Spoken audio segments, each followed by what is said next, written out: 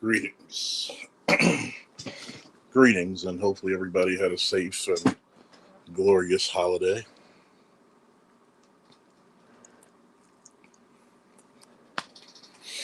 We got Snuggles Soft in the building. Snuggles. Ooh.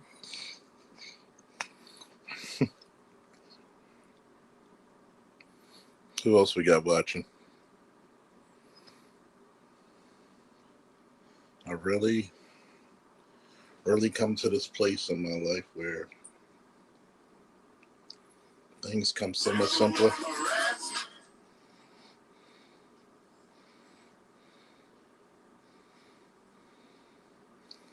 I think things become simpler and easier, as the time goes on.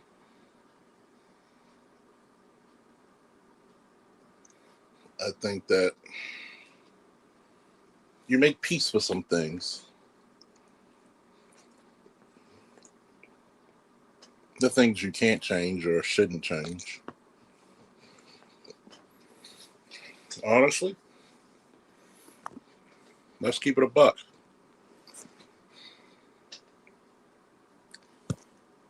Should we save or attempted to save this community that we never established? We just got used to it.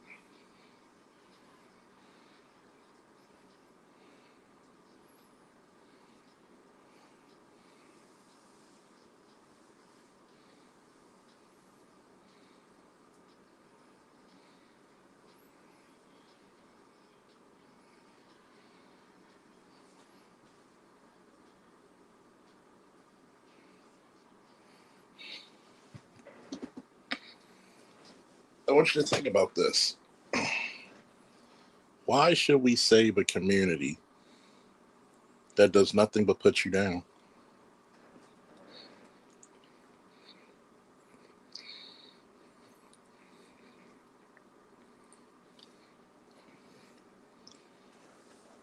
Why save a community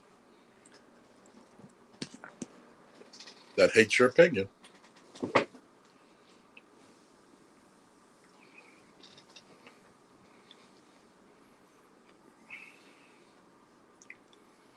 In the modern state of the black community, where do you even benefit? You don't lead it.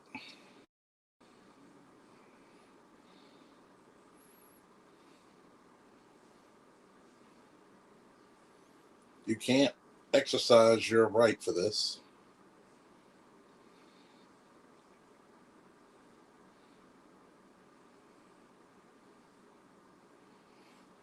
What do you get out of it? Masculinity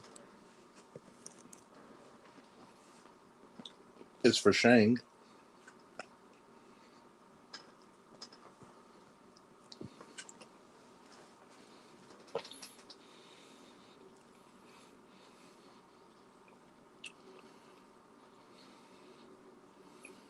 You're taught ever since you could remember to really be a simp.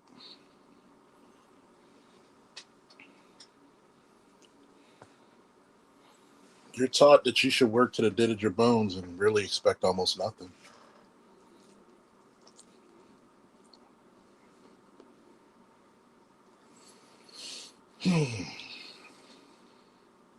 You're not even taught the pursuit of happiness. You're taught in the pursuit of coochie.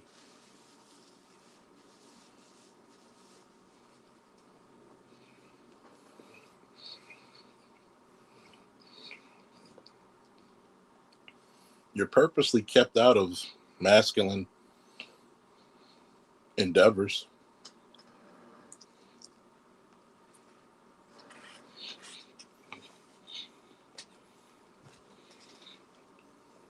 No one wants you educated.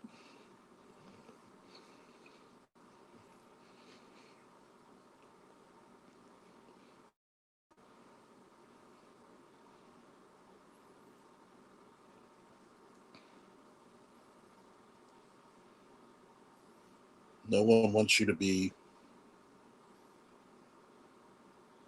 well with yourself. What's up, Louis? What's up, Nameless? Namer.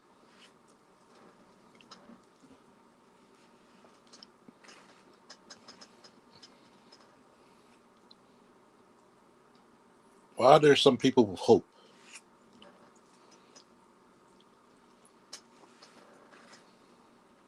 If we work hard,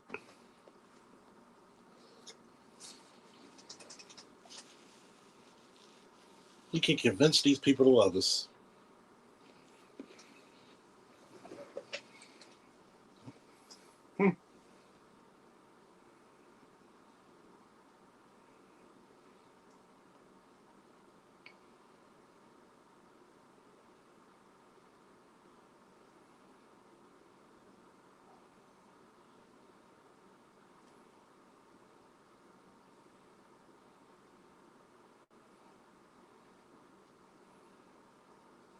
I want you to think about this.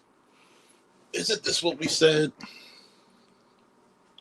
60, 70 years ago about racism?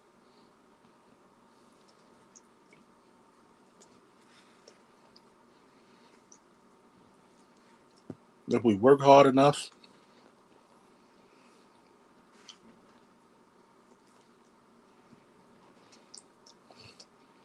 we can convince these racist bastards how much they love us. No.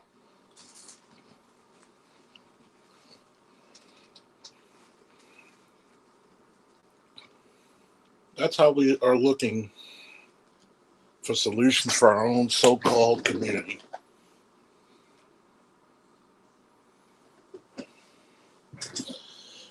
You have to really think to yourself how pathetic it has to be to try to convince somebody who innately hates your guts to love you.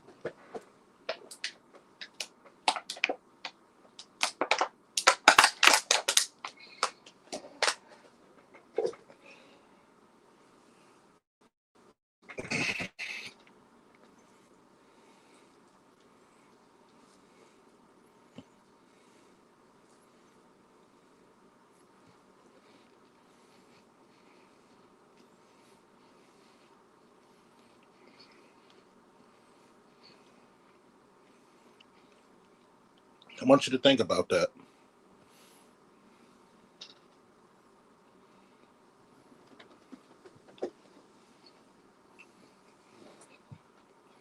Nobody's going to love you. Not the way you love yourself.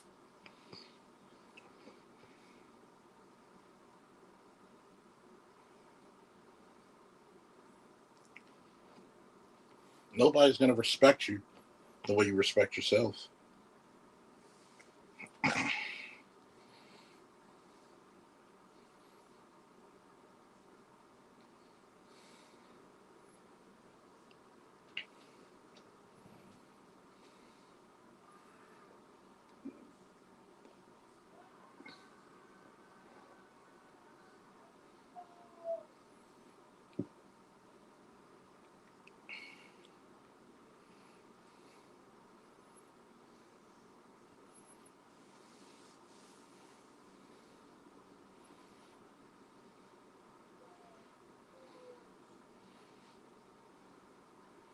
A lot of people don't even understand that concept of self-respect and self-love because you're taught that you should denigrate yourself to make others feel better about themselves.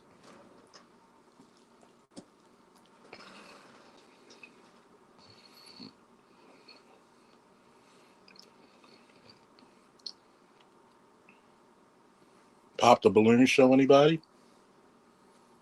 Look at how ridiculous some of the demands are from the women.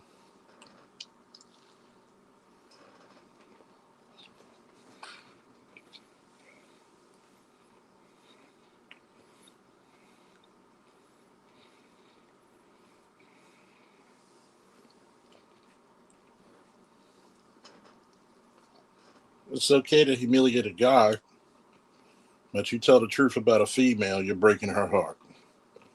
Oh,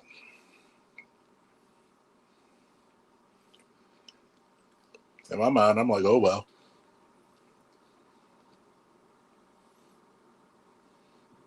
You can't come intelligent.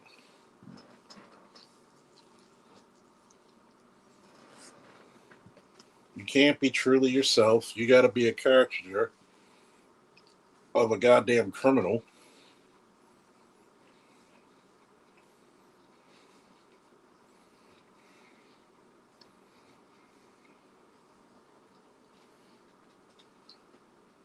If you're successful,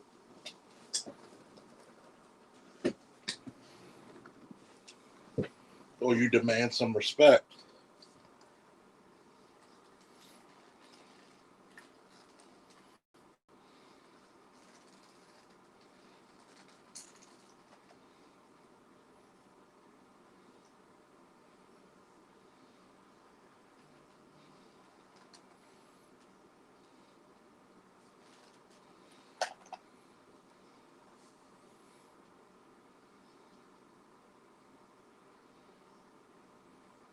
It's impossible for you to truly be loved.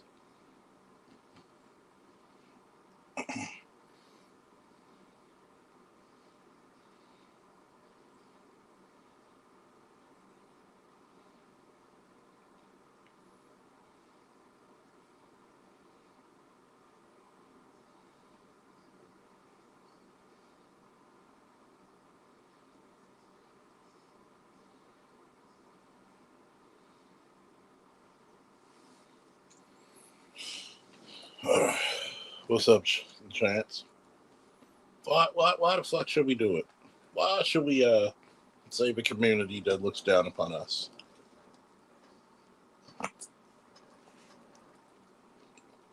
Humiliates us.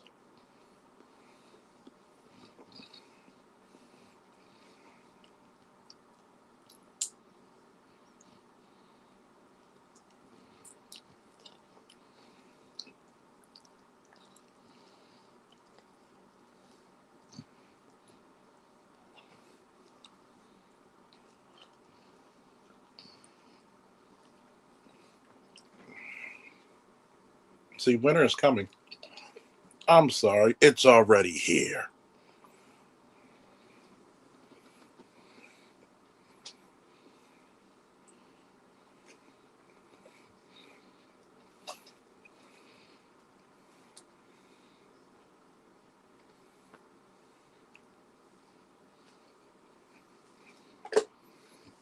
Winter's already here. If you don't have enough strength to tunnel yourself out of it,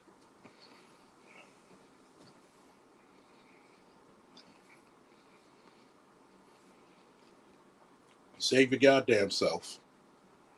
Look what happened to everybody who got furloughed for 40 days.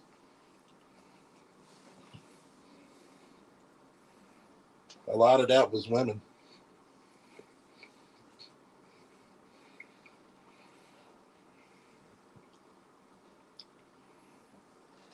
They're scared. You're used to being on the bottom, my friend. What do you have to lose?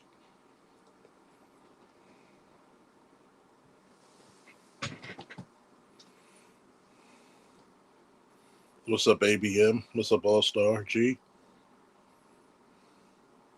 I'm not in the business of saving idiots from themselves. At least not anymore.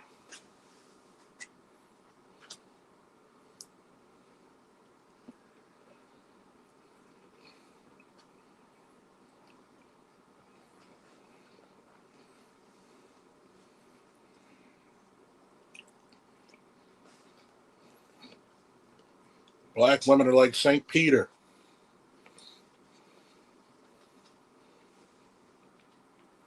who denied Jesus 3 times before the cock crowed.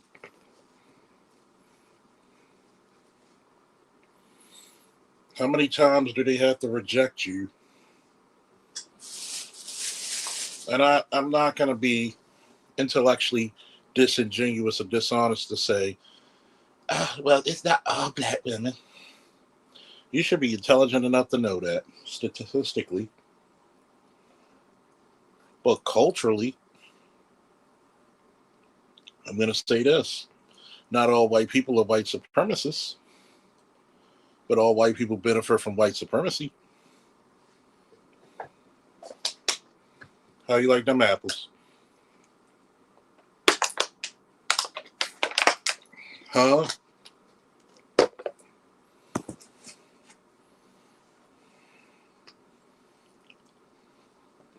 Not all white people are racist.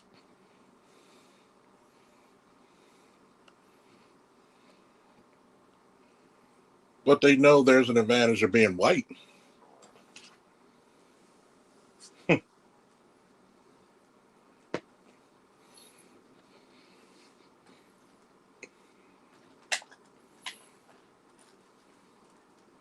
Just like black women know there's an advantage they have over you being black women and not being black men.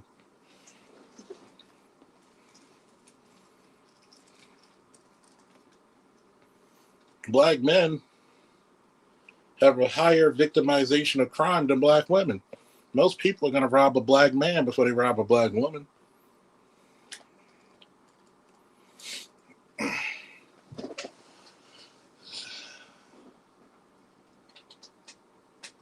Just like this statement. Somebody should put it in the chat. You heard it here first.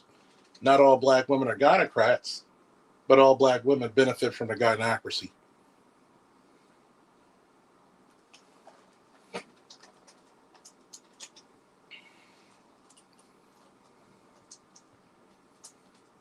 See, this is not words of a bitter man. This is not words of a man who can't get women. This is words of a man who just sees the truth. What's up? Ain't nobody come here to see you, Otis.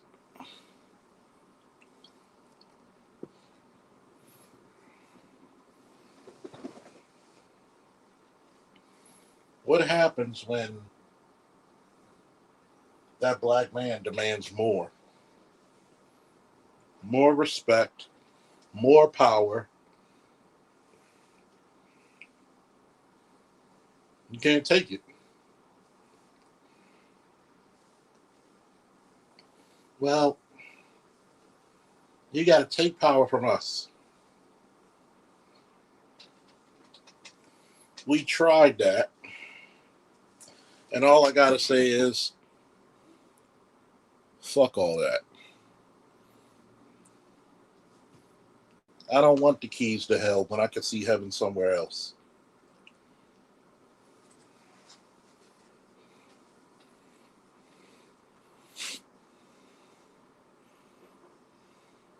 Remember, all, not many, all of them benefit from the gynocracy.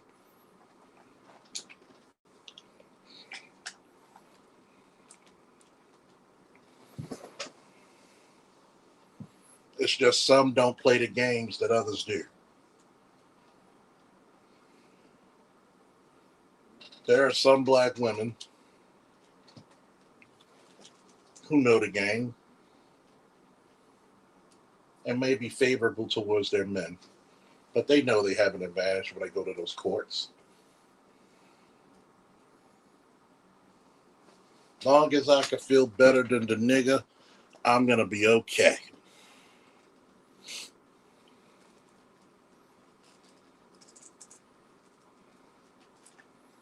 How many times do black women get called the N-word?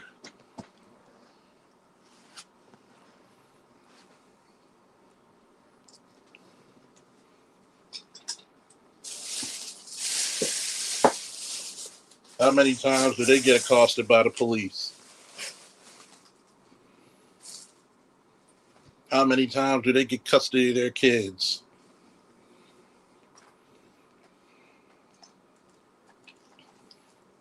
How many places will give us scholarships for their education?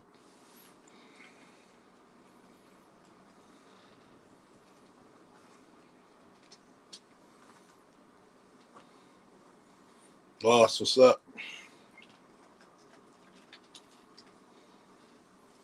How many times have we just seen injustice done to your own brothers?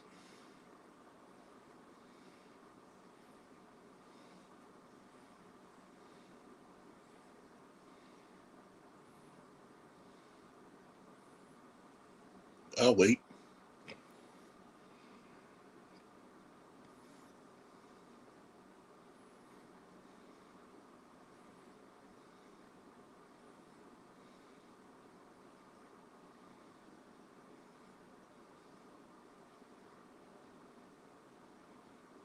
How many?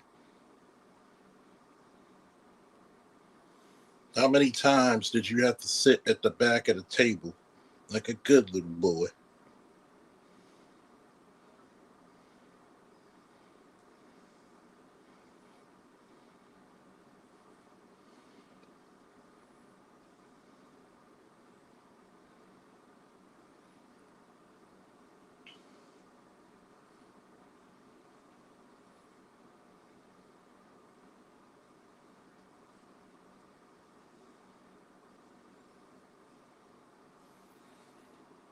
See, this community was never meant to be yours in the first place.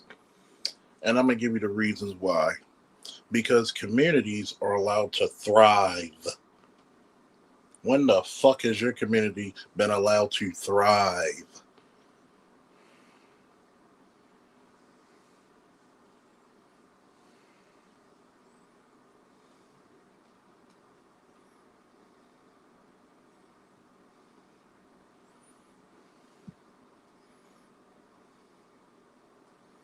When has your community been allowed to thrive? When did you have ownership over the kids? When were you allowed to get home and business loans?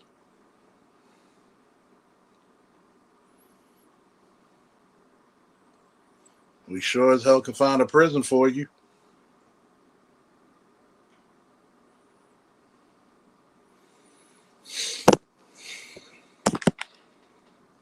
I want you to think about how silly this community shit is, right?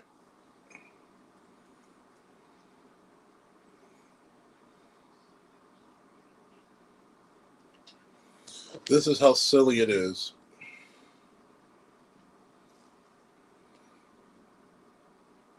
We will literally rather put money on a Negro's books in prison than buy him books for school or college. Everybody in the family can come out their pockets then, but you ask for help for some tuition or help for college books. I don't know. I don't think I got it, dude. Oh, my nigga, you got to come back next week. I ain't got it.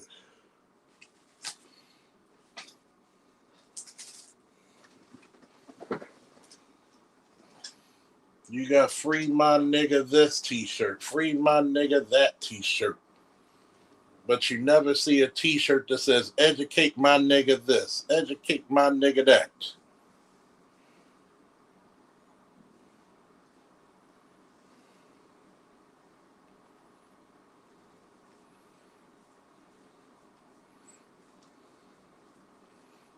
What's up, Chaos Smeller?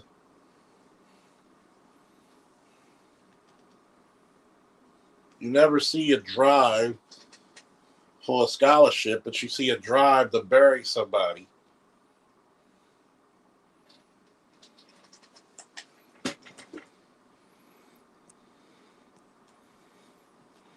ABM says this generation loves to go all out for prom, nowhere near the time spent on tutoring. Facts. As Ronnie Laws would say, because every generation of us lie. Often more than twice.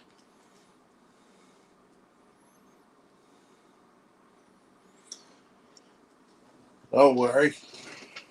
Before I start the panel, I'm going to just have random thoughts coming in my head. Things I need to get off my brain and my chest. But I just see the folly in trying to save shit that does not matter to anybody else. It's like trying to save a turd in a toilet, but it ought to be flushed.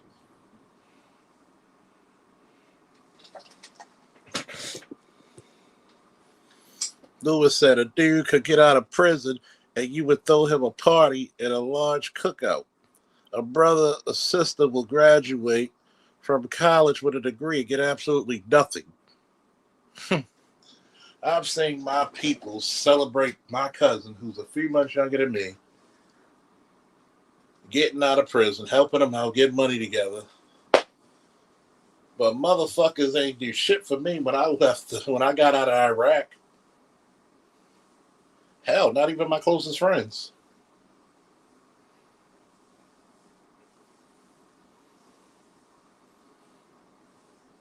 Like, damn, we gonna throw you a little get together. Some food, something. It doesn't have to be extravagant. Little get together. Your boy home, he from the war.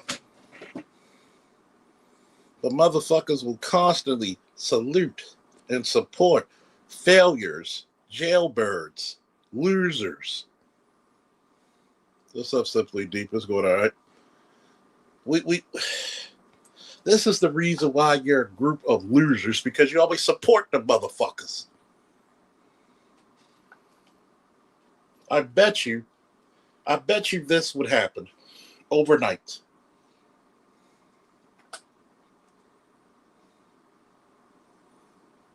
I bet you this would happen overnight. And motherfuckers start putting money on commentary and books and all this other shit. I bet you prison, when it feels like prison, will be a motherfucker. Fuck your snacks.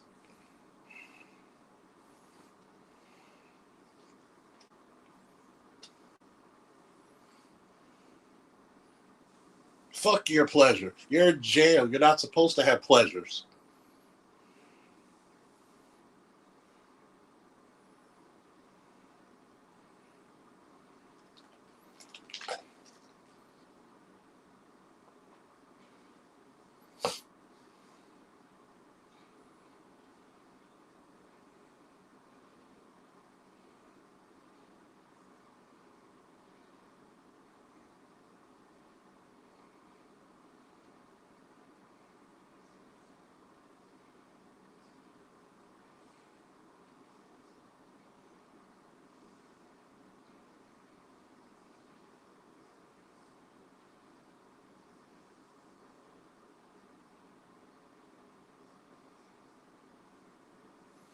I mean, really.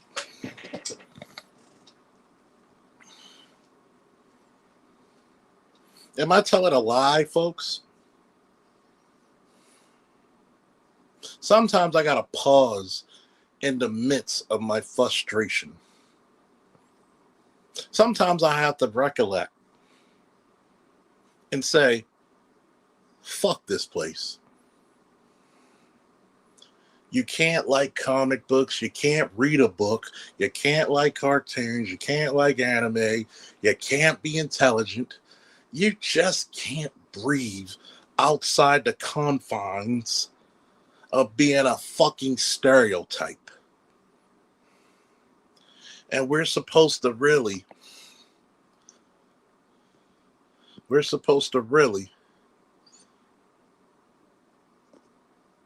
love and take advantage of shit. Goddamn right, quarter zip sweater.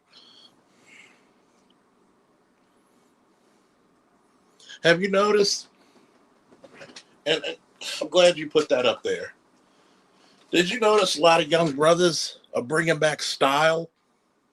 But you don't see that from the females, right? You don't see females dressing like elegantly. You don't see the females dressing like 1986 circa Huxtable, Cosby show, Claire Huxtable style, where she was stylish, but she wasn't a whore.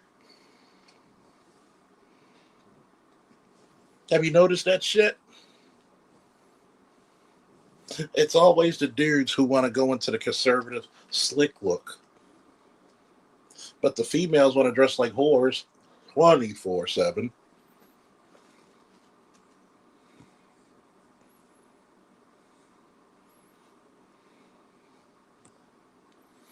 All Star G said they will send money to dudes in prison, but won't do shit for the dude in the universe. Apparently, you're gay because you like hot chocolate. See, shout out to Media Man when he did the statistic.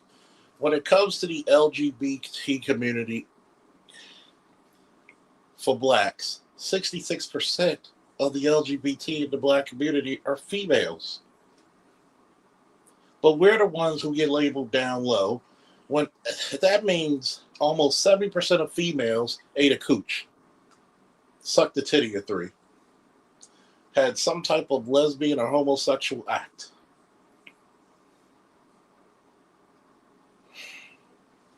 That's almost a 7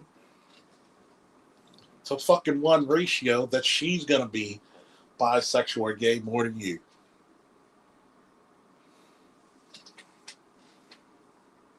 But we get called gay. You know, the next bitch called me gay. I'm gonna tell you, get your carpet munching eating ass out of here. You called me a dyke. You are. Well, you called me gay. Oh, it's okay for you to say it out your mouth, but if I say it in retaliatory fashion, this is another thing I'm on. Bitches will get mad. I'm not even answering that question today because I'm on one.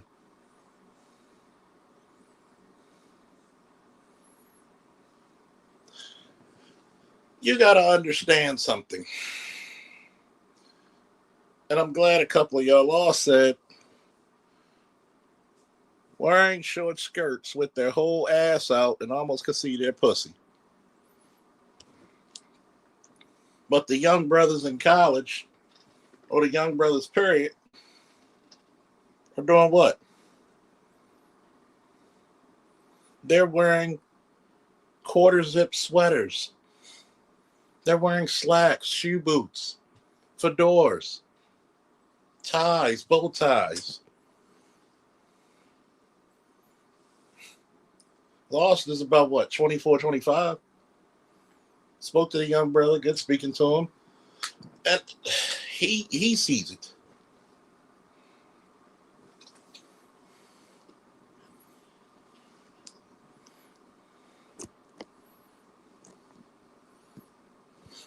Exactly. You get called gay for being clean. And that's by the women sometimes.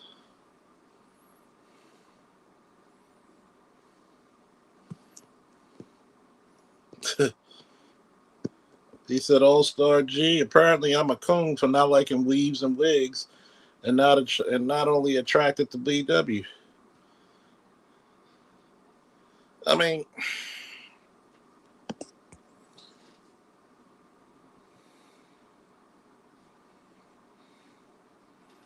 you got to understand something.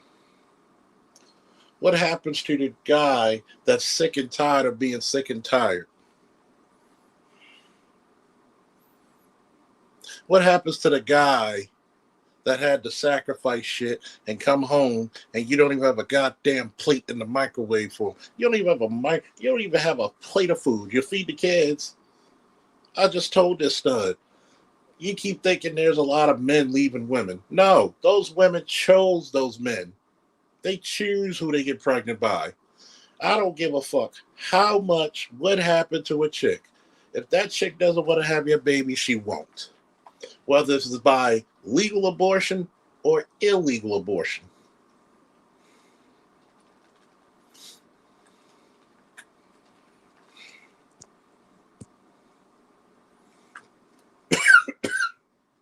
But yet, you call upon us to save this community. Fuck them. Like, share, subscribe. Get my likes up.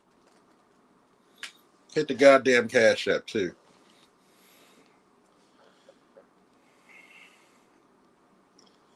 I'm the spirit of vengeance of this motherfucker.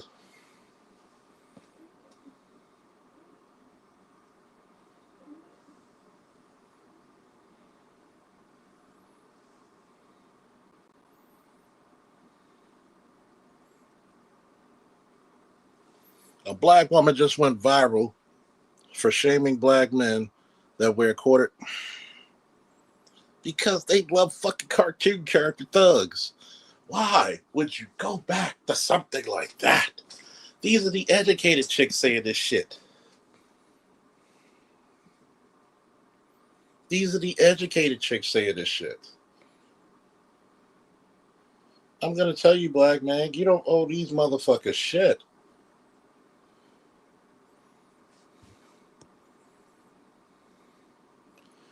You don't owe them shit.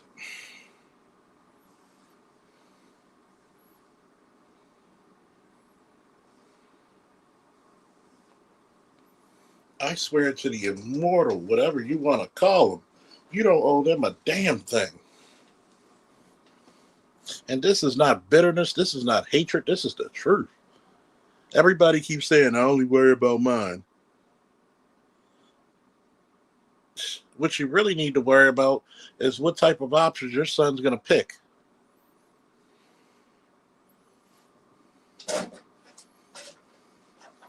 Motherfuckers will pick a Latina and don't realize that you're just picking a caramel skinned black woman. You'll simp for her.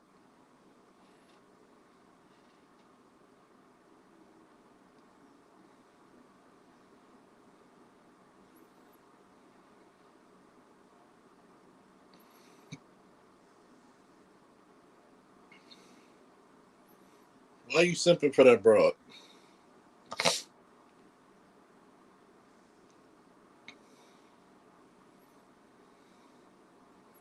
If you can't fucking put that woman in check, then what the hell are you doing it for?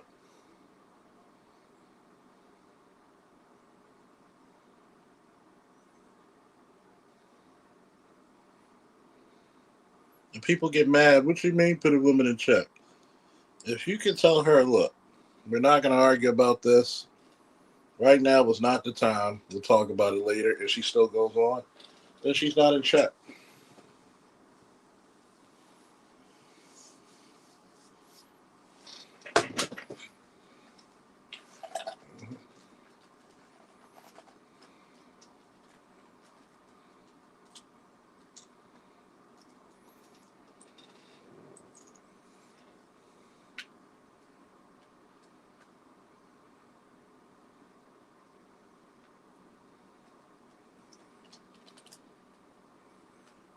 Think about it. Black men were the style of America. We don't all the time wear Jordans and dopes and all these gold chains and shit. See, this is what happens when you took the black man out the fucking household. If you meet a chick and she doesn't have her father in her life, she's either a fun girl or run. That's definitely don't get her pregnant material. Don't get her pregnant. When you see a coven of bitches, no father figures, no nothing, don't get her pregnant. Just a fat, especially if they overweight. Why are you always picking on the overweight women? Because overweight women show you that one of the biggest problems of the black community is not being disciplined. It's one thing if a woman just had a baby and she's losing the weight, but it's another one if she's immortally fat. I'm going to here to tell you this. I'm going to say what a lot of these simps are afraid to tell you. Being overweight is not attractive. Sorry. I just had a conversation getting a friend of mine's point of view. Being overweight is not attractive. Even he said it. A lot of black men think I'm going to deal with this fat chick. She has low self-esteem. Or, in my case, I said, let me put this up to you. I think it's the black men that have low self-esteem. You don't think you deserve more. You don't think you deserve better. So, I'm going to deal with this cantankerous, overweight curmudgeon. And yes, you could be a curmudgeon whether if you're fit or overweight. But if you ever notice something, the fitter women tend to have a better disposition than the fat ones.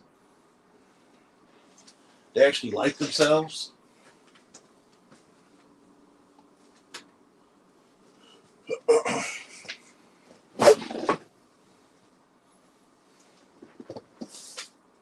Have we noticed that?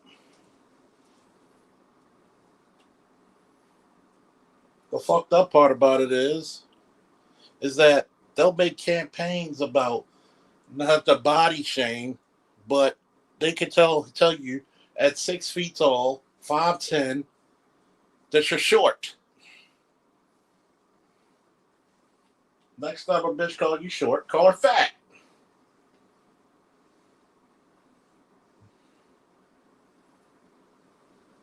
I want you to look at your image, black women. And if you think I'm saying some fucked up shit, look what the world says about you.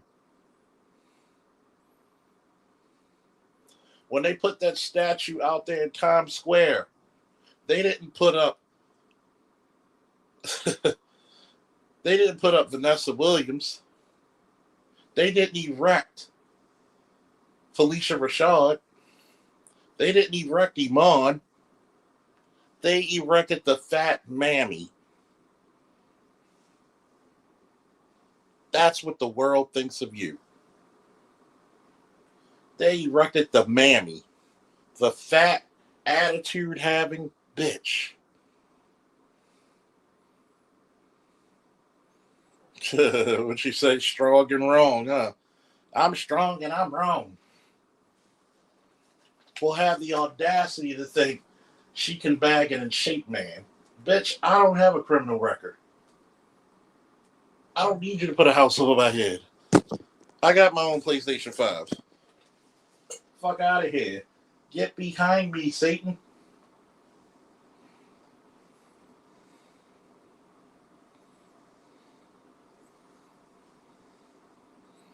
Think about it.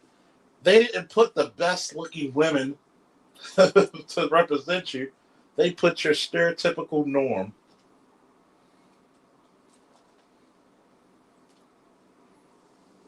A bitch built like Derrick Henry.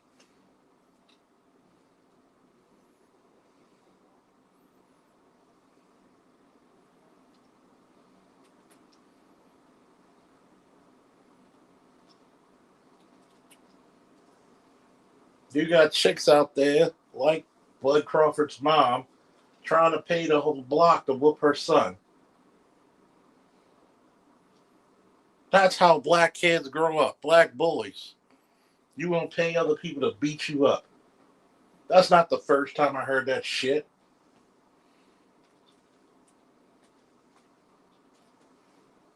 I've heard a grandmother say that to her grandson. I'm gonna play the niggas on the block to beat you up.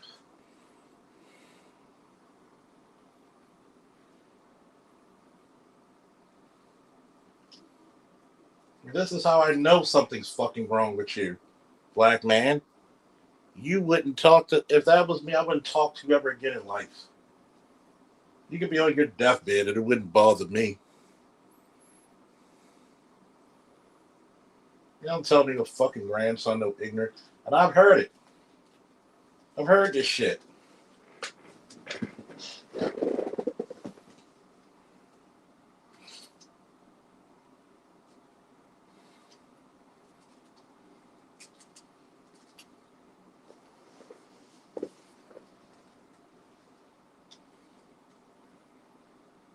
I'm gonna go pay the niggas on the block to beat you up.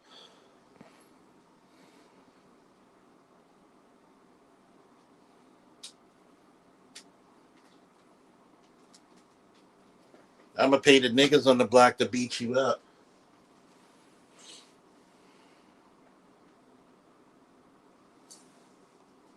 See, black men are not great because of, we're great in spite of our mothers.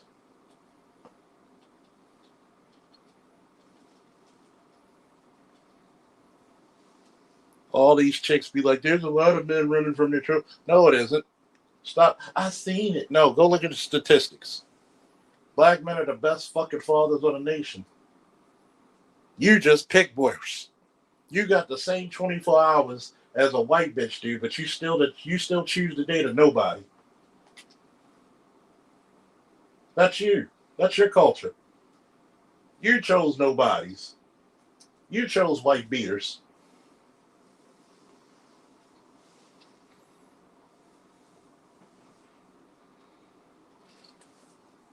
It's not a black man's fucking shit. It's not his fault. Y'all chose these bad niggas. You know goddamn well the good ones. You don't want nothing to do with that nigga until you had a full fucking rock of kids.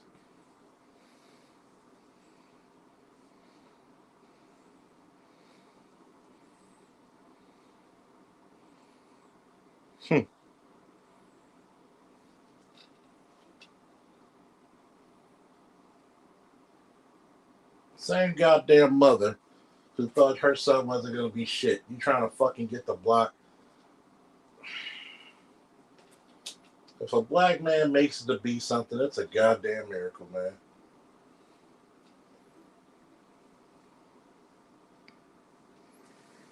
Yeah, they were mad at Pearl saying the same shit. Y'all chose these felons. Y'all chose these motherfuckers to have babies by. No, stop taking choice out of a fucking woman's fucking mouth. You want it to be equal. You want it to be an adult. Have at thee.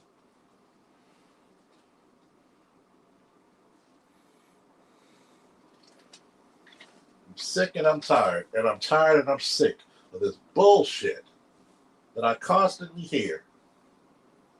Like you're fucking, like you're some retard. Like mentally, you can't fucking get what the fuck you're doing.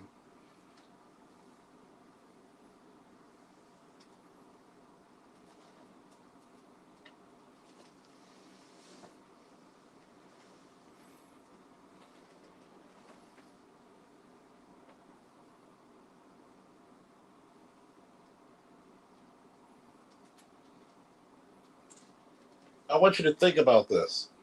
At some fucking point, you got to be responsible for your actions.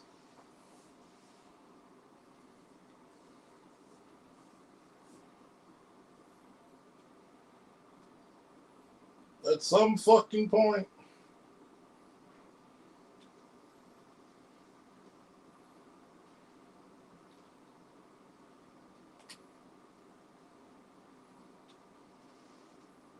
You're the ones who bring these bastard children in here and then get the audacity to miseducate them, disenfranchise them, keep them away from their fathers. That's you. That's you.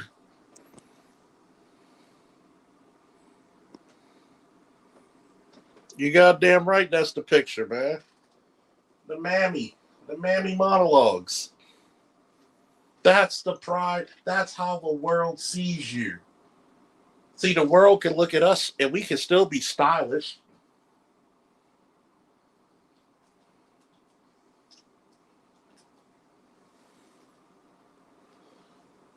One of the darlings of the intellectual world is Neil deGrasse Tyson.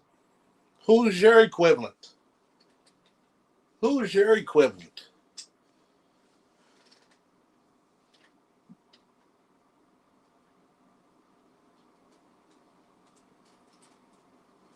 The WBA, the WNBA been out for 30 years. Who's your Michael Jordan? Who's your Larry Bird? Who's your Magic? Who's your LeBron? Your Kobe? You got a bunch of fucking whiners. Who's your intellectual fucking fucking what's her name? Bryant? The so-called doctor? Who's your intellectual?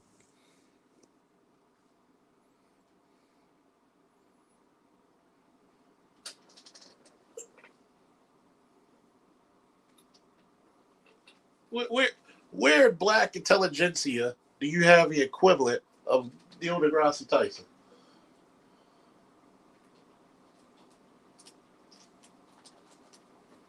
Who's your equivalent?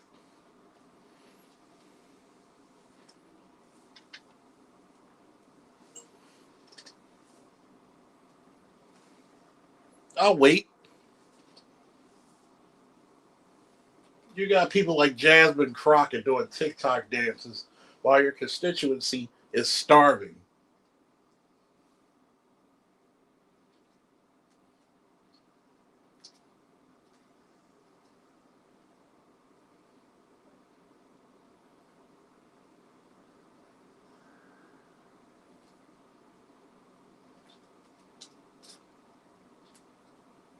Your constituency is starving.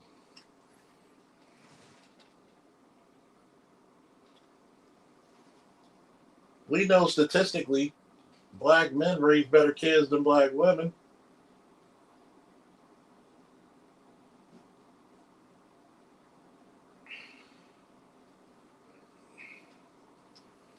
But yet you're hell bent on letting that goddamn boy go to jail.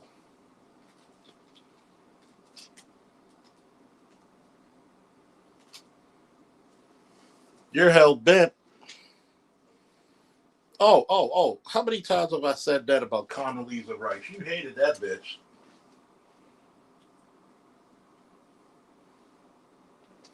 Y'all hated that bitch.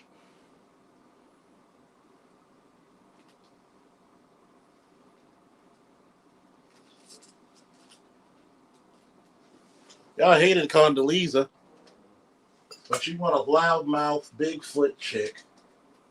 You know who I'm talking about.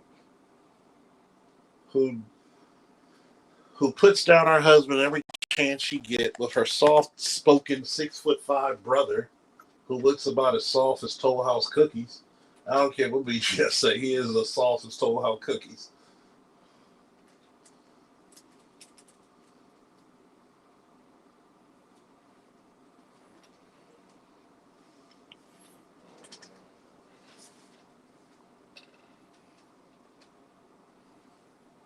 These are the type of people they want to exalt.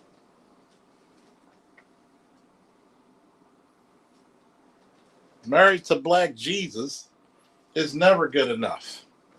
You can't even. I said this to Cerulean years ago. I don't care about the men they screw. Tell me about the men they create, they birth.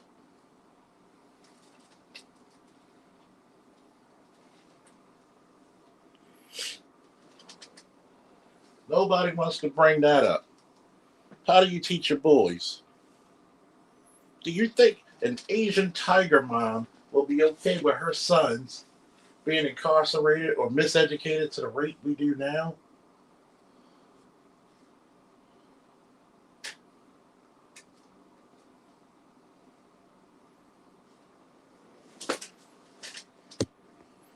But I'm just an angry motherfucker, right?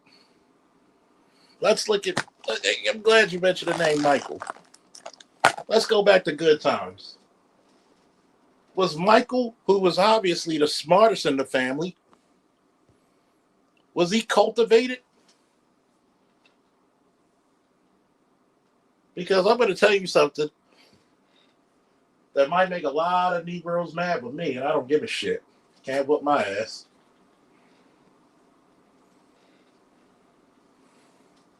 Have you noticed that Florida Evans was the true villain of that series? Any and every time the family had a way to get out, she was the reason why they stayed in the ghetto. Remember the time when they found the money? Well, you gotta give it back, James. James. You gotta do the right thing. The right thing is taking the fucking money and taking care of your goddamn family.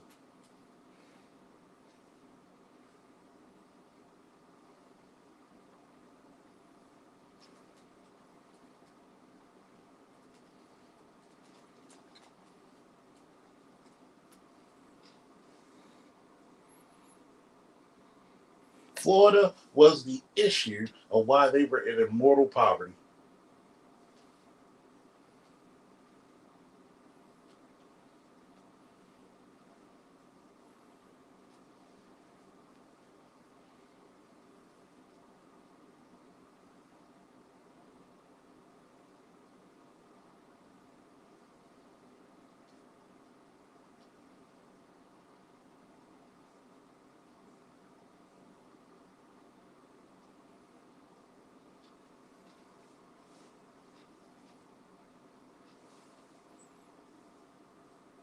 Even the white Jesus. I'm glad you said it. Even the white Jesus. Did you think the family who knew that Michael was gifted, who knew that JJ was gifted, if you really think about the Evans children, each one of them were gifted in their own way.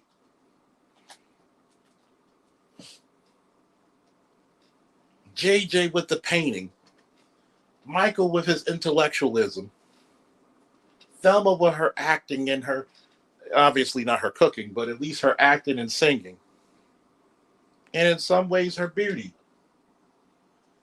But they never cultivated those children to the heights of what they could do.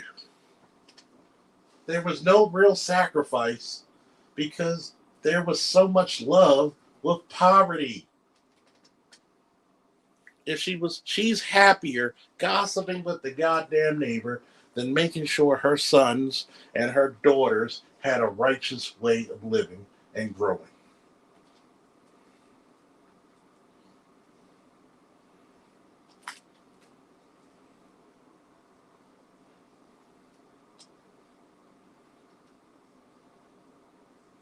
This is the why she is the enemy.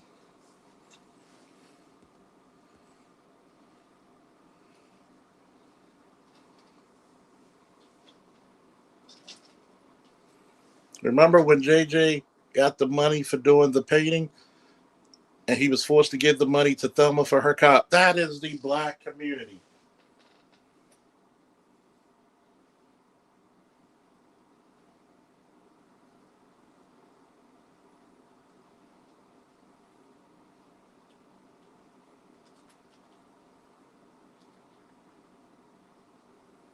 That is the black community in a nutshell. Tell me, where the fuck does the black community get this fucking money from? And where do we give it to? I'll wait. I'll wait.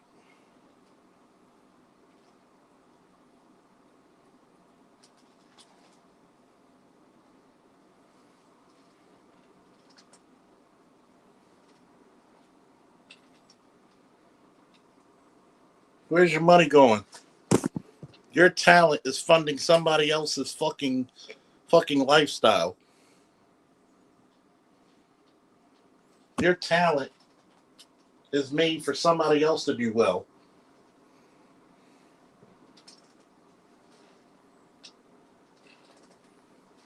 You don't have any dreams. You don't have any aspirations.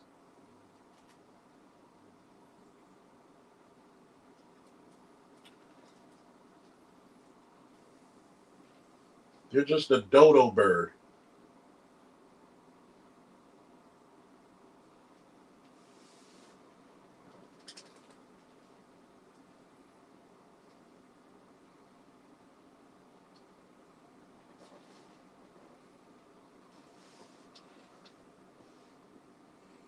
Hmm.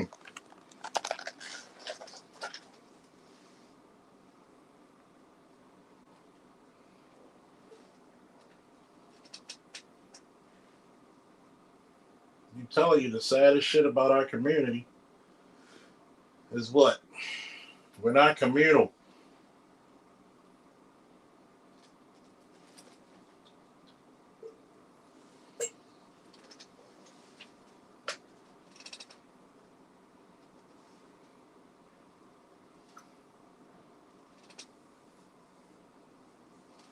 You're not communal. Everywhere you see single motherhood, you see death and destruction.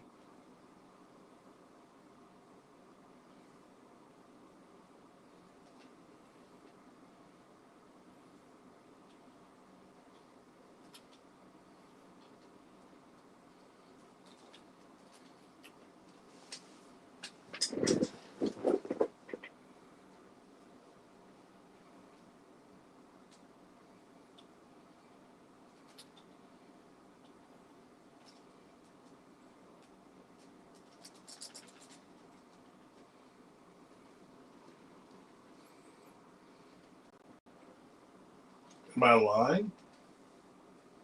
Because if I'm lying, Please correct me.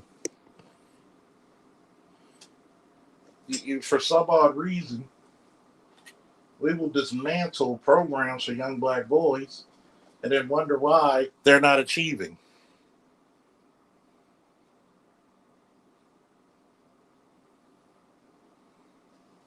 Charles, I don't think this is fair. Let it not be. But let it be spoken at least. Let it be spoken.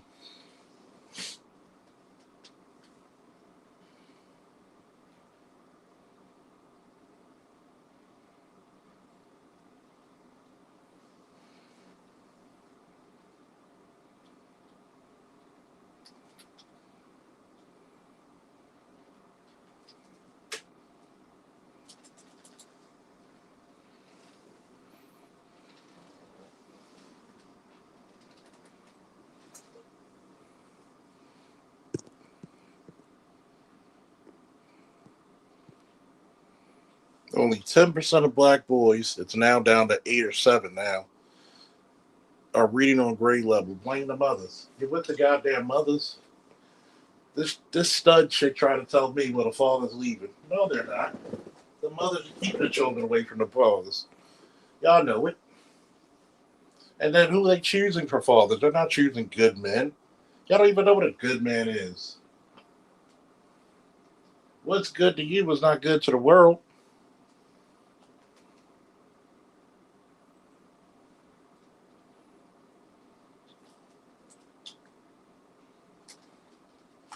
We're not pitching. We don't see this righteous woman. Got a whole damn community addicted to what? Poverty.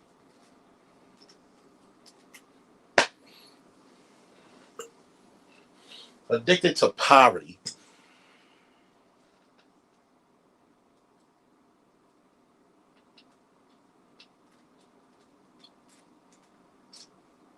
Addicted to fucking mediocrity. Obsolescence. We don't cultivate winners. We love our goddamn losers. You're comfortable having a loser son in your basement not working. Why? Because you don't need a man.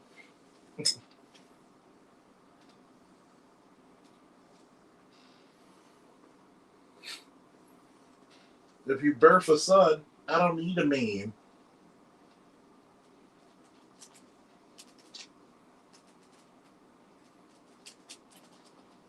I don't need a man now. Remember that? I don't need a man.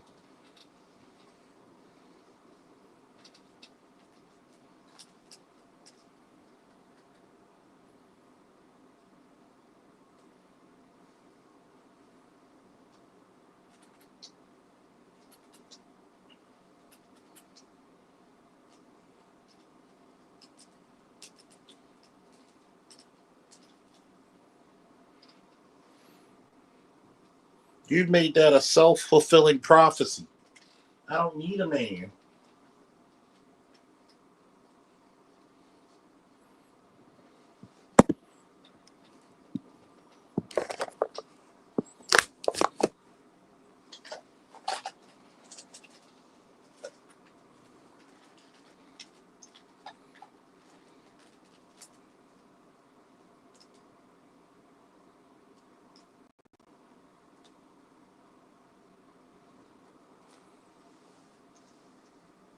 So you invent forever boys. You invent.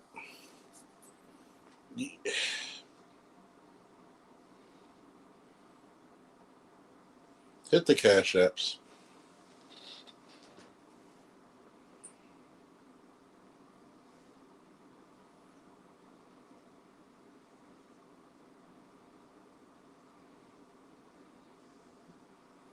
A lot of you don't even know why I'm frustrated.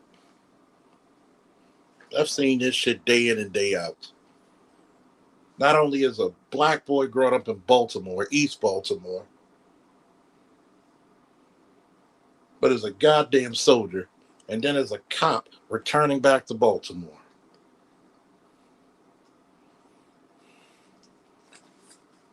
And I keep hearing these narratives that the father, the father, the father, the father. Who the fuck raising the motherfuckers if the father's not there?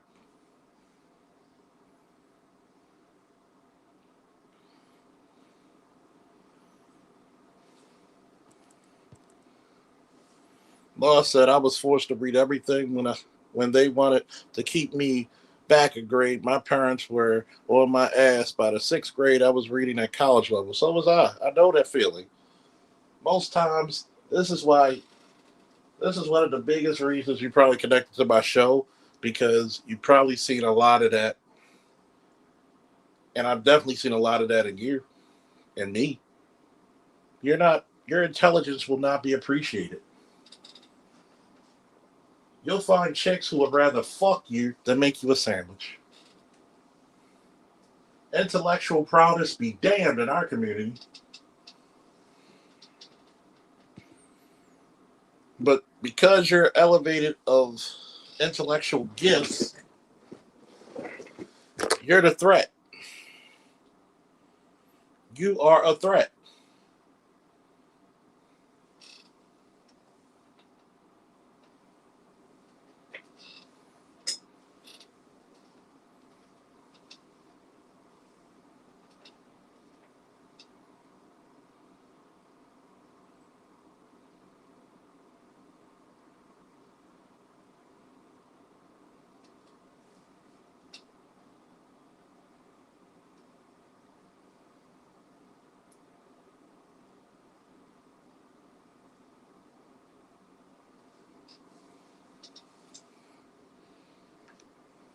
Who's ready for this goddamn panel?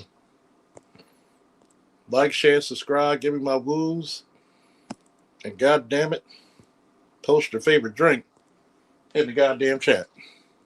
I like some audience participation.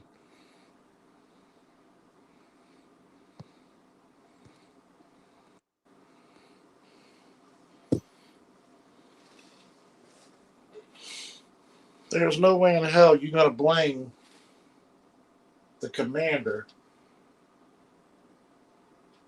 who's not there when the person who's commanding now is keeping the current bullshit going. What did my man say in South Park? I call shenanigans. I call fucking shenanigans on this shit.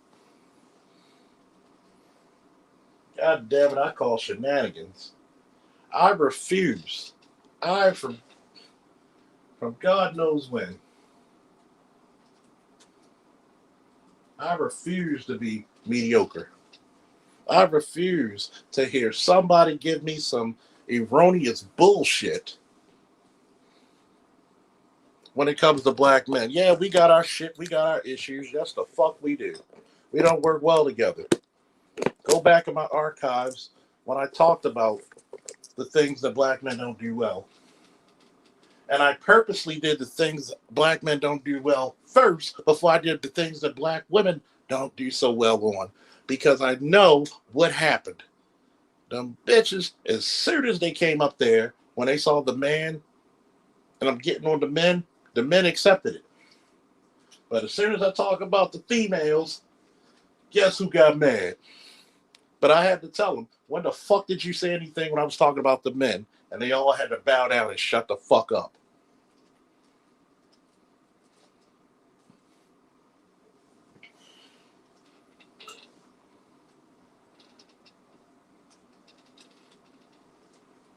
For some odd reason, people don't like it when the truth is being spoken. But they sure as hell can't defend it. Sure as hell not.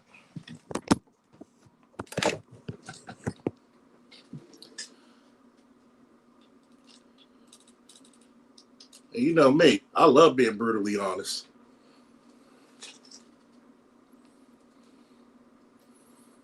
Hold me accountable, make me a better person.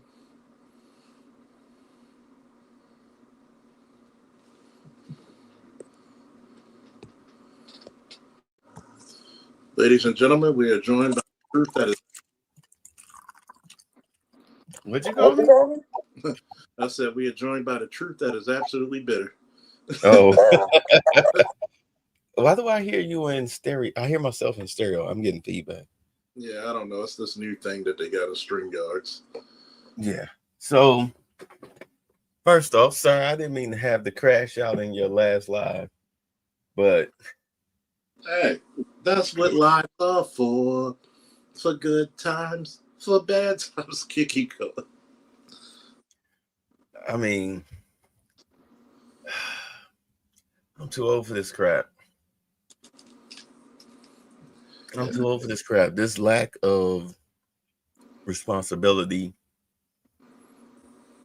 where you think that committing a crime is legal. You're talking about, I'm speaking in general. Your main focus is about people that either you don't qualify for or they feel that you're beneath them because you don't qualify for them. And there's no changing of the minds. This is the one thing that we fail to understand. I mean, look at how we try to talk to, or used to try to talk to Travis Hunter. Yeah. What good did that do? What good did that do? We're powerless in situations outside of us. You can inform all you want to. And I think this is where I get frustrated at, is because you can't, okay, disprove it. I try to be factual. Disprove it. If I'm wrong, I'll admit that. And, we'll go through it together. But the state that we're in right now, there is no survival. We are what they would call on the plantation useless eaters.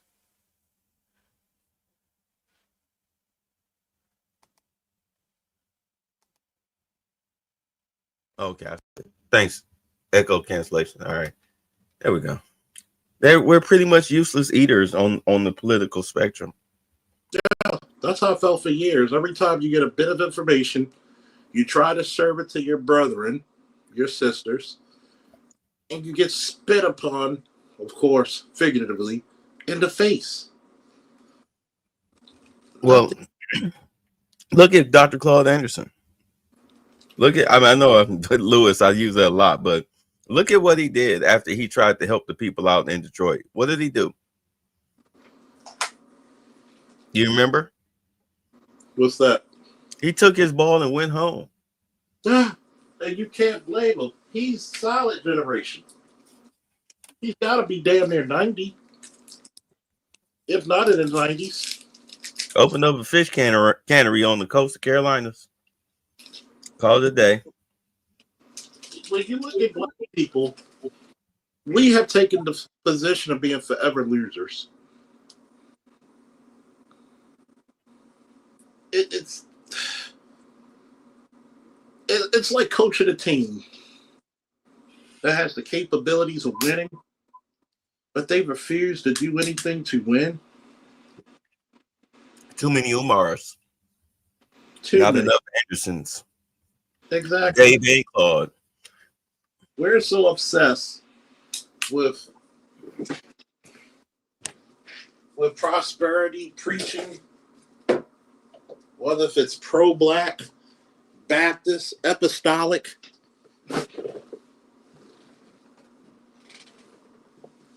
We're so obsessed with hearing the good news instead of getting the message through.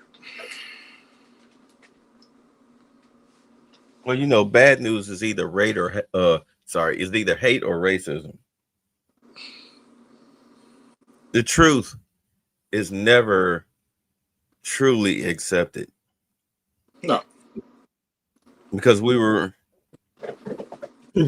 raised by people who failed to claim responsibility, and it's trickled down to us. This is why it's like it makes me giggle snort when you have people that quote what they call the Godfather, Kevin Samuels, but they're anti-female, anti-relationship, because Kevin Samuels is all about marriage and relationships and building the family legacy. So you quote him, but you don't really believe in his message. Does that make any sense? It makes sense. It's like that one time with Paul. You saw these group of people seeing Paul cast out demons, and they thought they could do it for profit and money. The demon actually talked to them and said, "I know Jesus, I know Paul, but who are you?" And the demon proceeded to whoop their ass. You're not a true follower of somebody's doctrine if you pick and choose what you're going to follow. Am I making sense? Yeah. Yeah. That's why you don't follow. Exactly. You can listen, you can learn, but to be a follower, that's a weakness within you, because you're looking at this person as a holy figure. You understand? Beyond reproach. Yeah. And it's like, hold on. Like, number one, your word is not law. Everything you say isn't true. If you can't take criticism without challenge, then that's, again, that's an Umar thing. You understand why sometimes I mention him? He's an allegory. Yeah. He's an allegory. He's a walking, living allegory. It's a contradiction. We can't have that. But unfortunately, that's all we have that is of the loudest voice. Now, Dave Anderson is starting to make some noise. You understand? But he's on that Lapeef network. He needs to come up off of that. There will be there would be no growth for him. Right. There's no growth there. I mean, I don't think he's yet to get into it with Jazz with her pro-blackness. I don't think he's yet to get into it with her, but I mean, it's just like what's his name? What's the dude's name? Where Mark Lamont Hill is now working for him. Yeah. Joe Budden. Yeah. There's no growth there for Joe Budden with having a Mark Lamont Hill on there, because his skinning and grinning coonery in idiocy will be the death of him. Yeah. Just like the dude told him, like, yeah, you trying to use tricky words. Like everybody knew what dude meant by that. Like, you're trying to slick talk me by using a bunch of, fancy words, $20 words. You not slick. Like, everybody here, bruh, I understand. I may not know the definition of what you're saying, but based on how you're talking to me, your tone, I know you trying to be slick. And don't make me get up and kick your ass. And that's the part that people are missing. It's the fact that we used to have the same discussions in the same rooms, but the difference was I can physically do something to you. Right. It could be.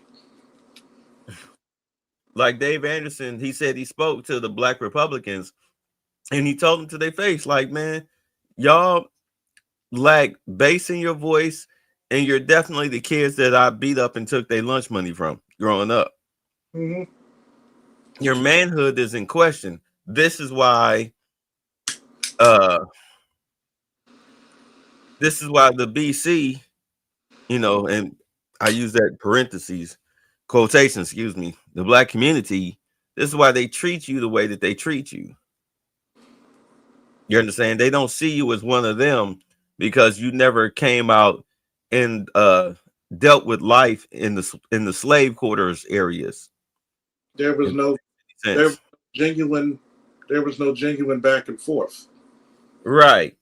They see you as weak and soft, not knowing that in all honesty, these are the people that you need in order to, get the jobs that you need and have the growth that you feel that the BC needs. But the thing is, you ostracize them as children, so therefore they abandon you. They, with reckless abandon, they abandon you. And had you been paying any attention, in all honesty, you should make peace with them and figure out how to get this money legally. So therefore you have value in society. But I don't know what I'm talking about. Nope, sure we don't. Another word from the Jigaboo Junction. It's a dichotomy. You have the so-called hood that has its values.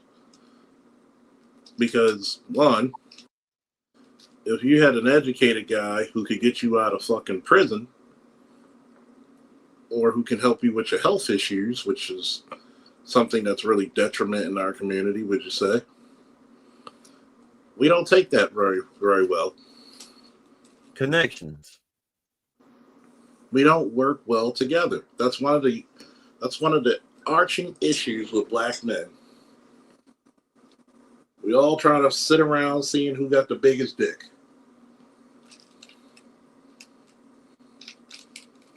We're all trying to fucking argue with each other. There's no connections. There's no working together.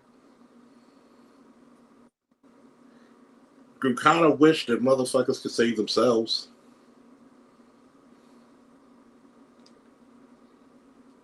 What did Jarrell say to Kal-El?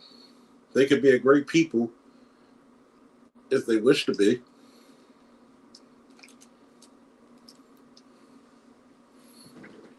But you get the notions that you like where you are. You like where you're seated.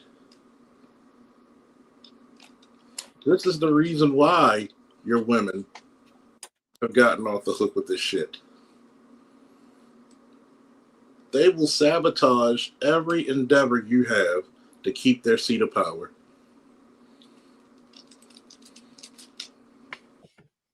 The beauty of that is that it's now been stripped. Come January 1st, they got 2 years.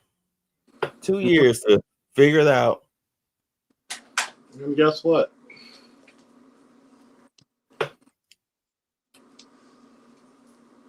It's already happening for some of them. Why should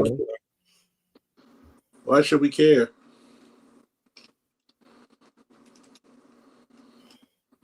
You know,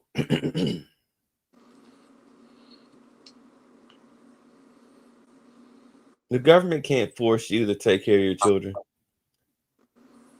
I mean, they can make it easier for you to see your children, wiping away that whole adage, why do I have to fight to see my kids? I mean, Kentucky did it with the 50-50 law.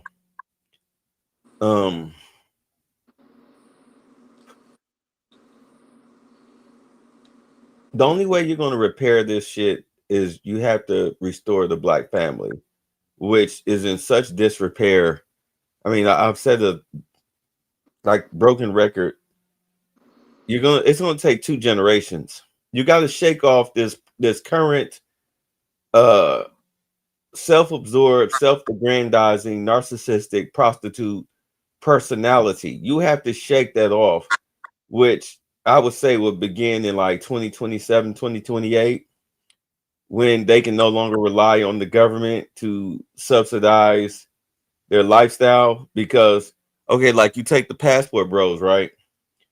Their biggest thing was going overseas to meet what they would call better women, better attitude women. They have the old school, old fashioned attitudes, because there is no welfare office in Beirut. You know what I'm saying? There is no safety net for adult females, whether you have children or not. You have to get it out the mud just like the men do. So it's best that you work together. So I get that.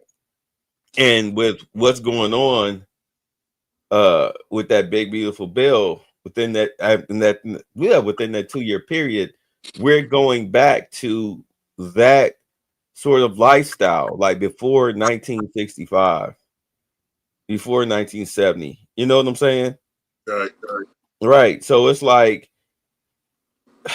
you're gonna see with the kids that are here today, degeneracy, mainly prostitution and theft. You're gonna see that depending on what they do with the crime bill, you'll probably see a lot more prostitution and negotiating, dating, or whatnot. But their kids will see the mistakes made within the past 2 generations and be like, no, fuck that. Yo, who told y'all listen to people say that y'all didn't need a man? Are you stupid?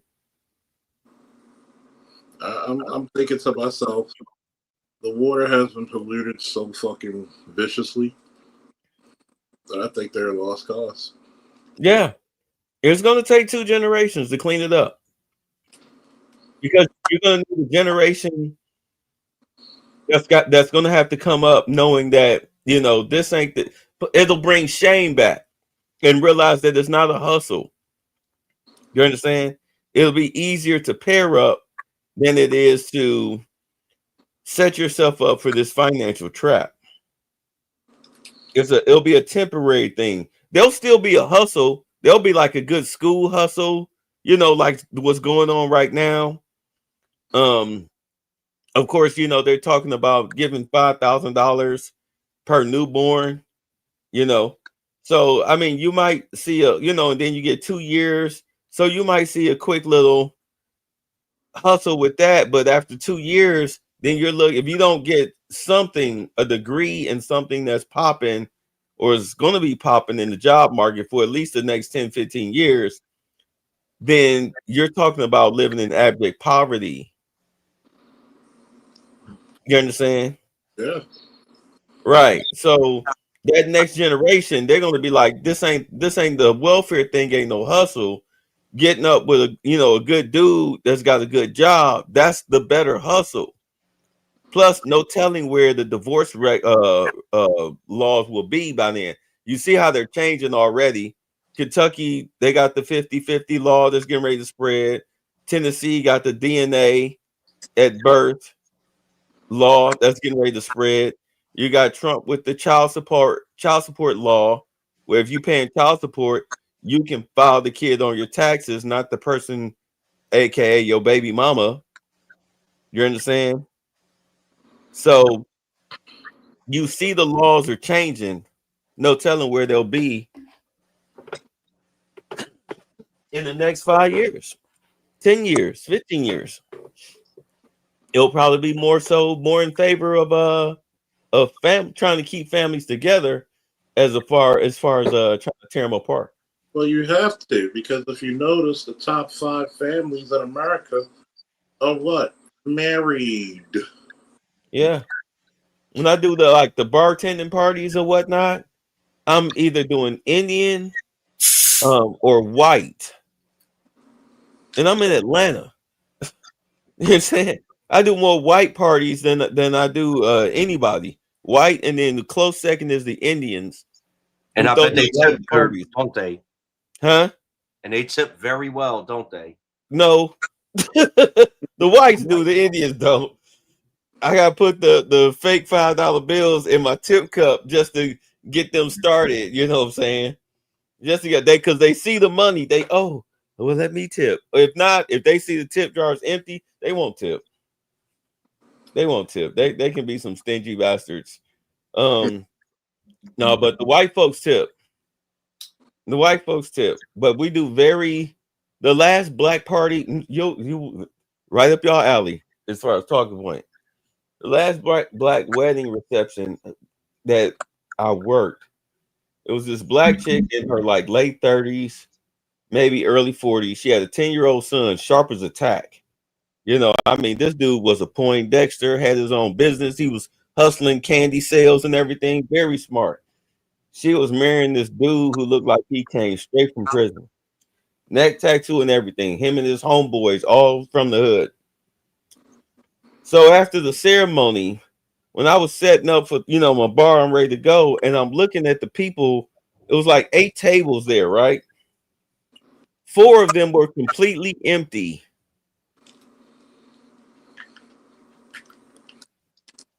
As was half of the chairs in the pretty much the whole side of chairs during the ceremony. Now, whose side of the family you think didn't show up? The wives. Why? Because bitches be hating and they pull. She completely alienated her people. And she's not from that. She's not from the same culture as her newlywed husband. Right. Like you like your degree, you have a good job, you got this smart son, he going to private school, and you marrying street trash. I disapprove. And this is the reason why I constantly say I will never pay for anything a lesser man got for free. Got what? I will never pay for anything a lesser man has gotten for free. Oh, okay. Yeah, it was like that was the most painful wedding reception I'd ever worked in my life. I mean, I've seen some doozies, some fun ones, but that one was painful because it looked like it was just maybe like her close friend, maybe her sister, and a coworker showed up for her, but the rest of her family straight up ghosted. I was shockingly amazed. Shockingly amazed. What's going on, Charles? Back when we worked. What's going on, Lou? What's up, Oh, Bay? look at Beige Ranger. Beige Ranger. I'm being white right now. With quarter with a quarter No, length. this is my V-neck sweater. Oh, I'm yeah. gonna make that great again. Your V-neck, I might put on the cardigan, might get a little pullover, a quarter zip sweater. Oh, For y'all that's not familiar, there was some chick, dark-skinned chick with blonde hair and some contacts talking about some black men in suits in quarter lengths are white supremacists to her. and guess what? How does she look? Was she attractive? Hell no. I'm gonna find a video right now. She was gross looking. She was the type of chicks that a lot of these dudes complain about because, in all honesty, that's their level. It's just that their level don't find them attractive. Yeah. It's crazy because I told this to a friend of mine. I hate dating apps because most of the chicks I see in my age group, I facially look better than. And it's sad. You're supposed to be the fair sex. What the fuck have you done to make you look like Dick Buckus? All that makeup, all that toxic hair chemical. All those pores and shit. Yeah. Clogging up your pores like a goddamn backed up toilet. You're right. Lost, you're right. Look like a multi-chin Snorlax. Yeah, it do it bad. That shit, it tear up a black woman's skin bad. It aged them real bad. I go to a goddamn college campus, or when I used to work at the mall, at the Apple store, all these 20-year-olds are hitting on me. And it was funny because one time you put this bowling shirt on because, I don't know, that was the uniform they wanted you to wear. And when I took off my shirt, because it was summertime, it was hot as shit outside, and I'm wearing like a t-shirt, like graphic tee underneath, and the coworkers at the goddamn Apple are looking at me like, my God, I didn't know. Yo, Charles, I got the video. You want to play it? Here comes Snorlax. I'm too woke, but I don't find the quarter zip shit funny because I also didn't find it funny a couple years ago when all those black men put on suits and then stood around in suits. I don't understand what men in general, but especially black men's obsession is with defining themselves by their clothing and not really actively doing any. It's not deeper than just like, well, we can put on suits. I can also put on a suit. What is the point that you're trying to make here? You look like you, it's like costume. Like, let's dress up you look as like you put on the a social football jersey. idea of success or productivity or decent, productive human being. I don't know. I don't even understand what y'all are trying to communicate to us. Y'all are constantly like essentially dressing up as white men. Like, that's But you kind got of blonde the hair. underlying idea. You Suits, got blonde hair. quarter zips, like associating yourself with this like stereotypically white style. Hello? Do y'all not see how that's one offensive to you as a black person? How was that a white style? Upholds white supremacy, but is also reductive of your like humanness. I don't know. It's like everything all the time with them. Nothing latches. What's good, y'all? So I'm gonna get right into it. Yeah. Go ahead, let him say it. All right. Let him say it. Part of me agrees with some of what she's saying, and part of me disagrees with some of what she's saying. I'm gonna start with what I disagree with. So, dressing for success is not dressing white necessarily. For some reason, we have a tendency to think that ghetto culture is the same as black culture, and it's not. Black people and black kingdoms in history, and then just black individuals, we have success all in our lineage. We have, at one point, some of these African kingdoms, the Mali kingdom, the kingdom of Benin, Oh, fuck Benin. these were highly regarded kingdoms in the world. It's some of the reason why West Africa was invaded in the first place. So success is not a white thing. Prosperity is not a white thing. It's also a black thing too. But what do you disagree any with? culture could be prosperous, any race. But the part that I do agree with Wait, is hold on. What I part do did he think disagree with? We do listen. I got. What part did he say he disagreed with?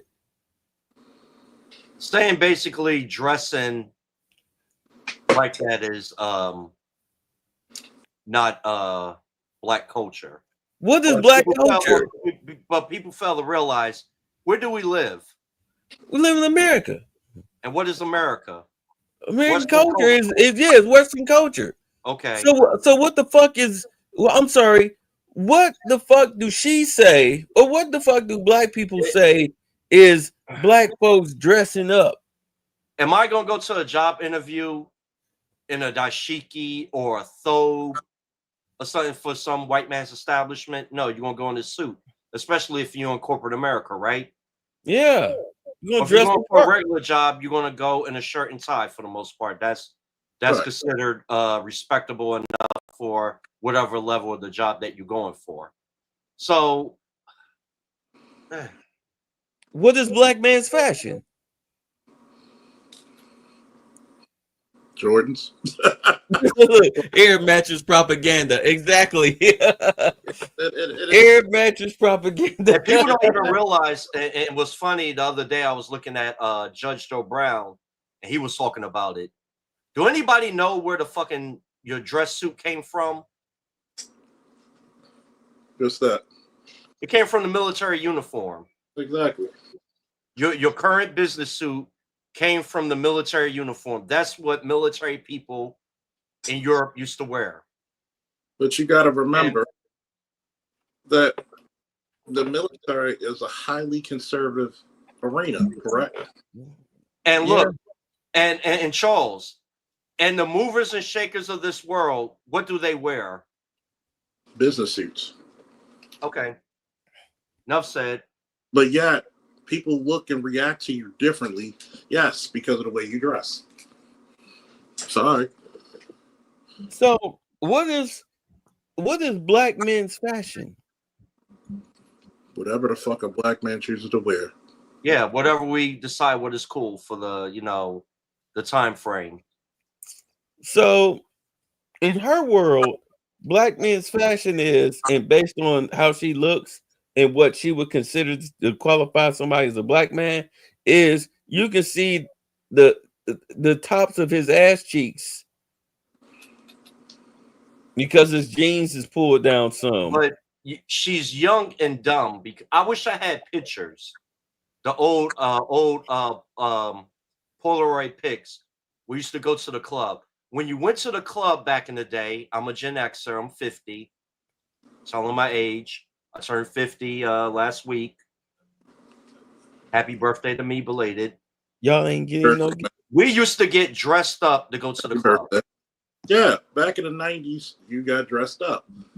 Now, if you're on the street, you wearing your jeans, your sneakers, or wherever, what area of the U.S. you was in, and whatever that uniform of streetwear. I'm from Jersey, so we wore jeans and Timbs and fucking sweatshirts and polos or whatever, and your fitted hat. But when you went out, you got zooted and booted.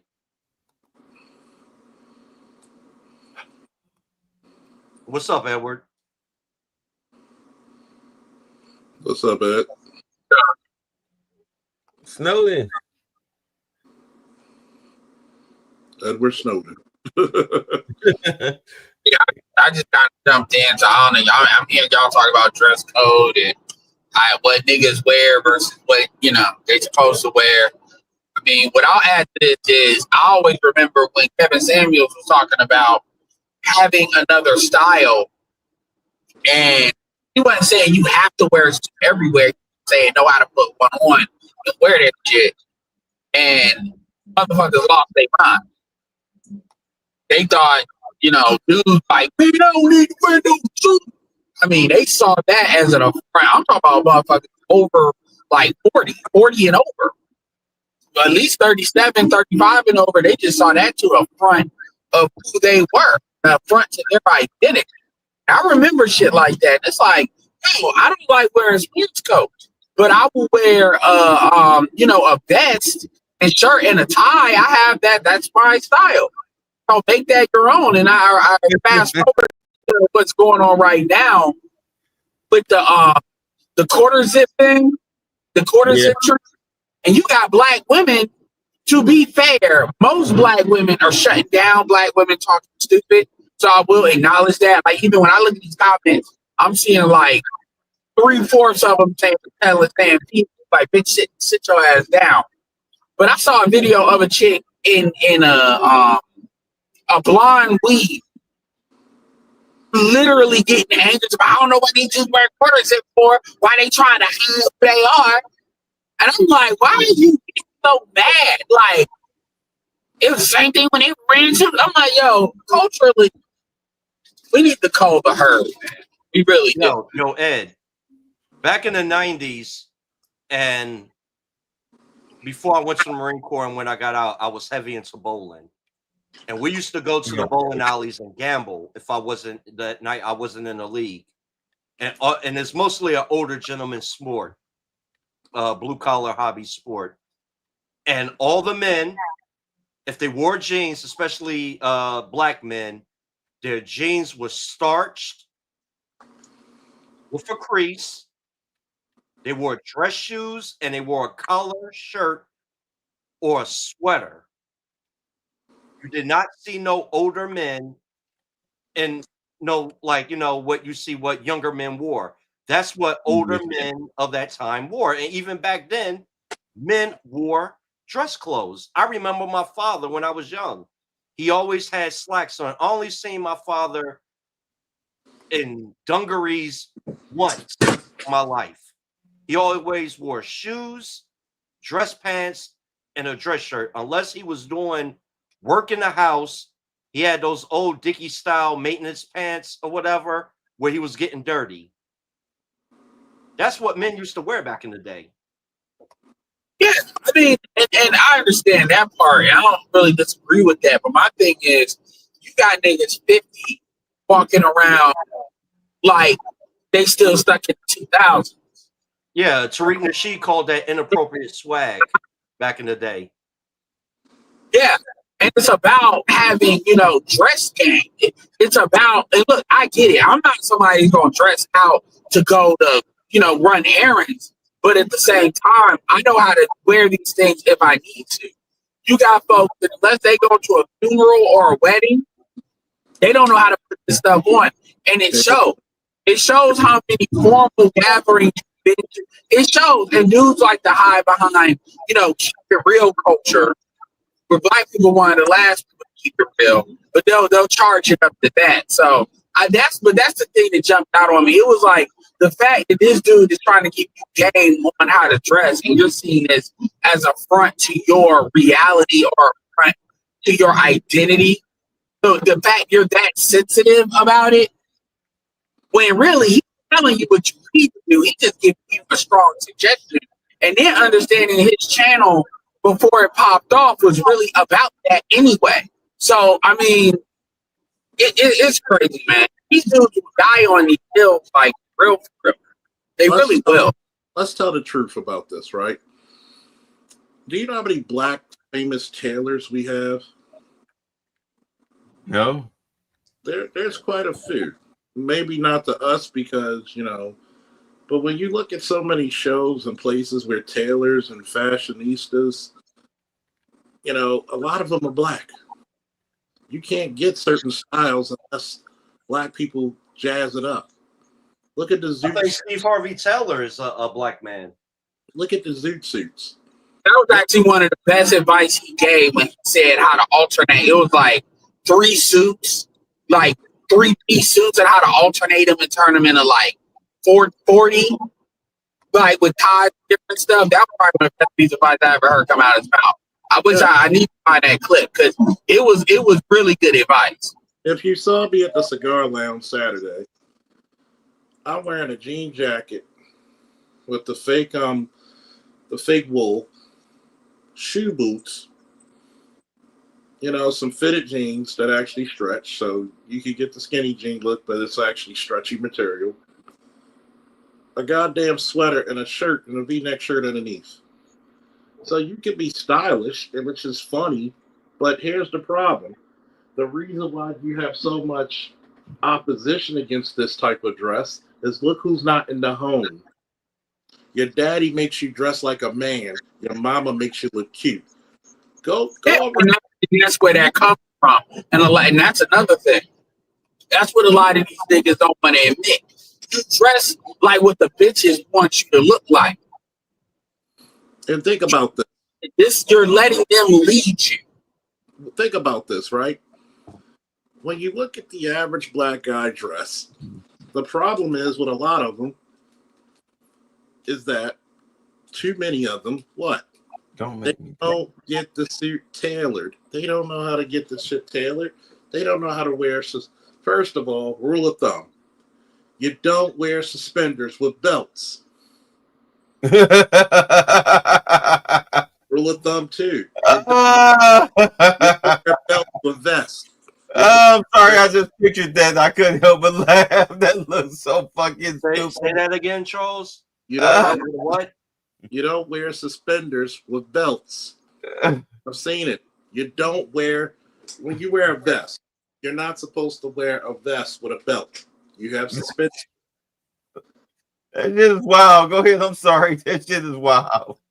There are certain types of styles from your American, your Italian, your British style of dress that a lot of you Negroes are not used to because guess what? You had 2 to 3 generations of women who can't even fucking sew. Nobody touches their kids' clothes anymore. You go into every time you go to prom, you see mom with them. You know how many times I have to tell mom, go back to the car? I'll do it. I don't like the way. This is the reason why your son will be a failure because you're trying to tell him how to dress in the arena of men. This is the reason why we have such delayed adulthood issues in our community. Oh my God. That delayed adulthood shit. A lot of that delayed adulthood shit is so they don't gotta be accountable. And it's really delayed accountability. That's really what it is. That's why these motherfuckers, because they still want to do what the fuck they want to do. But then they want to sit here and when they get in trouble about something, talk about, oh, I'm young, they're young. And they'll run that play until they're 30 and they'll try to push that past 30 if they can. But Yeah. Think about this. A lot of people don't even know you have a little device called a neck extender. If you have a neck like a cinder block, wrestler's neck, like I do, you can extend another inch to an inch and a half. And your tie will cover. Hell, I even know how to make neckties and the bow ties. Oh yeah, that's a lost art. Now, somebody had to help me. Their son put a tie on. I was like, he don't know how to put a tie on. I was like, damn, dude, 18. I'm like, really? Do you know, really AB, yeah. do you know how many mothers used to bring their sons to me so I could show them how to tie a tie? I'm guessing over 30 now. Since back in the day, because for the most part of my career, I always been in some part of management where I always had to wear a shirt and tie, and Right. people always see me in the neighborhood, and they used to bring their sons. I had so many ties, I used to give them away to the young kids. Like, here you go. Here's a couple. Damn. And to this day, like a couple weeks ago, I helped one of my co-workers how to show them how to tie a tie. Mhm. So I mean, that's things where they don't have fathers at home. Yeah. This is what happens when you take certain elements out your community. You damn it. Think about it. One time I had my wrestlers, and I said, for every time you mess up, you got 35 push-ups. about 170, they got that shit right. Mm-hmm. You know what? Well, I feel that if there's going to be a manosphere, it needs to focus on manhood. I don't give a shit about Sharkeisha. Nope. How can I be a better man to qualify for who I need, not for who I lust after? Right. But you know, I mean, just the simple fact that, and maybe it's too early, but just the simple fact that Kevin Samuels, you never see any content of him telling men what type of cologne they should wear, where they can go to get these type of suits. You never see any of that. Any true black male improvement videos, even though he got a lot of them, you never see them. But all you see is let's rag on women. All you see is those videos where, you know, a woman is getting checked. Yeah. Y'all been doing this shit for 5 years. At what point does the topic change? One of the best, in my opinion, Kevin Samuels videos. The video is titled "Things That Your Father Should Have Taught You," and that I think is like 3 hours. And he showed everything from hygiene to brushing your shoes, polishing them, and what to wear. And that video doesn't have the views that it actually deserves. Yeah. Because, like, you know, so, go ahead. this is like a new thing that's kind of coming up. At the end of the day, man, like, at least for my channel, you're not going to self-improve. I'm just going to say this straight up. You're not going to self-improve your way to a better community. The issue that we have at the macro level, the self-improvement is a micro concept.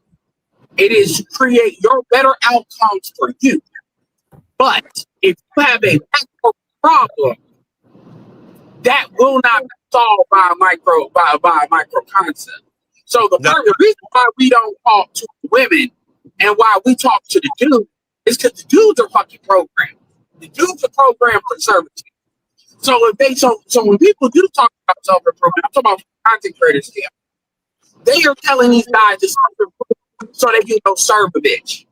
That's why they leave it. And I'm not saying that's what you're saying. I'm saying that's what content creators are really pushed at. That's what they're ambiguous about it, because they know what programming these guys have. So they're going to self-improve so they can go be a good stepmother. No, And that's not the hold on, Ed. That's not the end result. That's not the end result. The whole point is that you are look, in order for you to obtain your goals, the best thing, you can't obtain your goals by being the worst version of yourself. You become the best version of yourself, disciplined, polished, sharp. And then hold on. And then the things that you so want. what you're saying is, Wait a minute. Hold on. That way, whatever you want. Hold on. Bay, finish your statement, then Ed, you can respond. Now I'm almost done. That way you can get anything that you want, even if that may be your focus. And ain't nobody saying, well, go out here and be a stepfather. I don't even care what you do. But for those who are so concerned about Akeisha, well, then that's for them. It ain't got to be for, it's not for everybody. It's just for them who entertain that. You understand? but the problem, here's the real issue, though. The issue is there is, I'm one of the better ones when it comes to telling you where content is. The reality is, at the end of the day, people can talk about what the fuck they want to talk about. I don't understand. Like, it's commentary about saying, well, you niggas need to be telling these niggas how to fucking self-improve. The reality is, these motherfuckers need to go to niggas in their own family to do that. It is not my job. I do this damn near free. I didn't get paid a whole bunch of money to do this. And you know what? I'm gonna tell you something. I can't stand Myron or Fresh and Fit. But the reality is, even Fresh and Fit will have, what's the dude's name for Rich Dad Poor Dad? They have whole segments on getting your finances together. The problem is people choose to not look at that shit. So even if you put that out there, if they don't look at it, that's not our problem. That's their problem.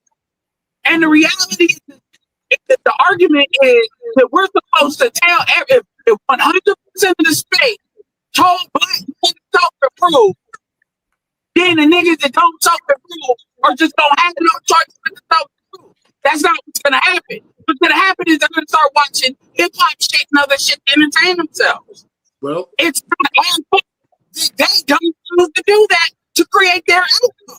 Because even BGS will tell you to make will tell you to take marketing calls in order to learn how to accept rejection, so you can go get the women that you want to get from a perspective of being able to handle rejection. Cousin T-Talk, I shared you by the name of the dump, which does a lot of stuff. The issue is not that people are not telling people to self-improve. The issue is they don't give a fuck about that type of content. Well, you got to understand this, right? Even Jesus Christ said, I'm not going to be able to save everybody in the world. And when we look at our best and brightest is not the 80 percentile, is it? No. We got to stop looking at it like that. Yeah. First and foremost, there's a reason why we have this space. Let me break this shit down for a minute. Because most of the niggas don't understand what the fuck we see, or they lie about it openly because they're scared they might not get pussy. Yeah, that's a cultural issue. And so saying, well, self-improve, that's the reason why I talk most of these niggas don't want to date outside their race anyway. So when you tell them to self-improve, you got to get real clear about where a lot of these guys are. And the problem is this idea of you just self-improve and date out. These niggas don't believe in that. They don't. Because most niggas, I just asked my homeboy, who's like a brother to me in the department. He was, remember the January 6th when I was giving y'all live coverage? He was in the midst of it when it happened. That's why I can tell you when the news was lying. Connections. Black man, do we got them? Now, what we have to see is this. When I ask, why are black men obsessed with fat women? And he says, maybe it's because they think fat women have low self-esteem. And I gave him another food for thought. Is it really because black men really have low self-esteem? who has lower self-esteem than a Negro? Nobody. I want you to think about that. The American Negro. The American Negro, when you mean Negro, that just means American Negro anyway, because they'll call it African by where he's from. The American Negro, the American Negro is a dichotomy among itself. You can't even compare these niggas to non-fuck back bitches. And this is the thing, because my homeboy was saying I would sound insulted because my wife's a bigger woman. You know what's funny? His wife had their last child when she was like 42, 43. Do you know she lost so much weight because of exercise and discipline in her eating, and she's a chef. She's a trained chef for her business, even though she works for, a Catholic organization. She was so disciplined that she lost so much weight, I didn't even recognize her. Hey, Charles, BGS is backstage. Hold up. Before we get you, we got to do it right. Got to do you right. I always like fucking with BGS. I think it's for 180 pounds underweight. That's what we're dealing with. Hold up. Here you go, BGS. Now for a lesson. You may have heard these words before, but I'll teach you what they really mean. Go beyond. Plus.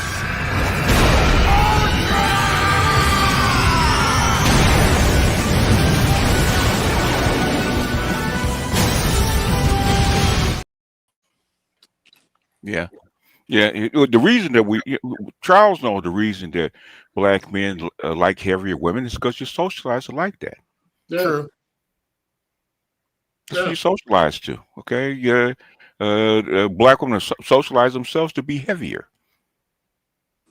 Well, the reason I brought that up was because of the self-improvement argument. So the why, I mean, but if you're dealing with a heavier woman, you're going to be less motivated to self-improve. Well, the thing is, okay. The thing is, argument. The thing is, okay. The thing is, what people don't understand, because I'm the one that gave Kevin the assignment to actually do this kind of crap. Okay, in the beginning, Charles was there when I actually did it. Okay, okay. The thing is, you're dealing with 200 years of socialization. You don't unbrainwash a whole group of people overnight. It doesn't start like that. Okay.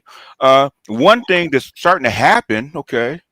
That you see that especially amongst the young people, okay, is that Kevin's message that he did for over 6-7 years is starting to take hold with the quarter zip movement. Yes, you're starting to see it, okay, but it takes time, okay. The whole people don't understand about the manosphere period, okay. Keisha is your fucking problem. Your mother is your problem. The women that run your society is your problem.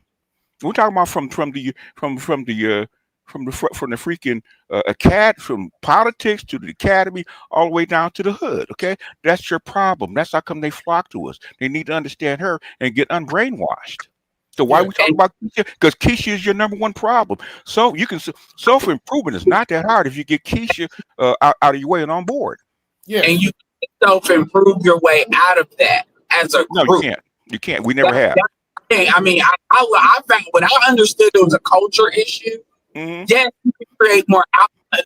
And see, this is where it's like people sound like they're anti-self-improvement. I've had people send me emails, I've got Discord. I mean, I got people telling people to get into IT and all of that to increase their finances. Yeah.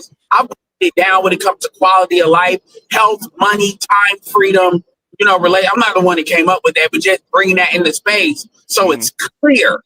Because when people say self-improve, it's very ambiguous. And that's what I don't like about that. People think that. Wait.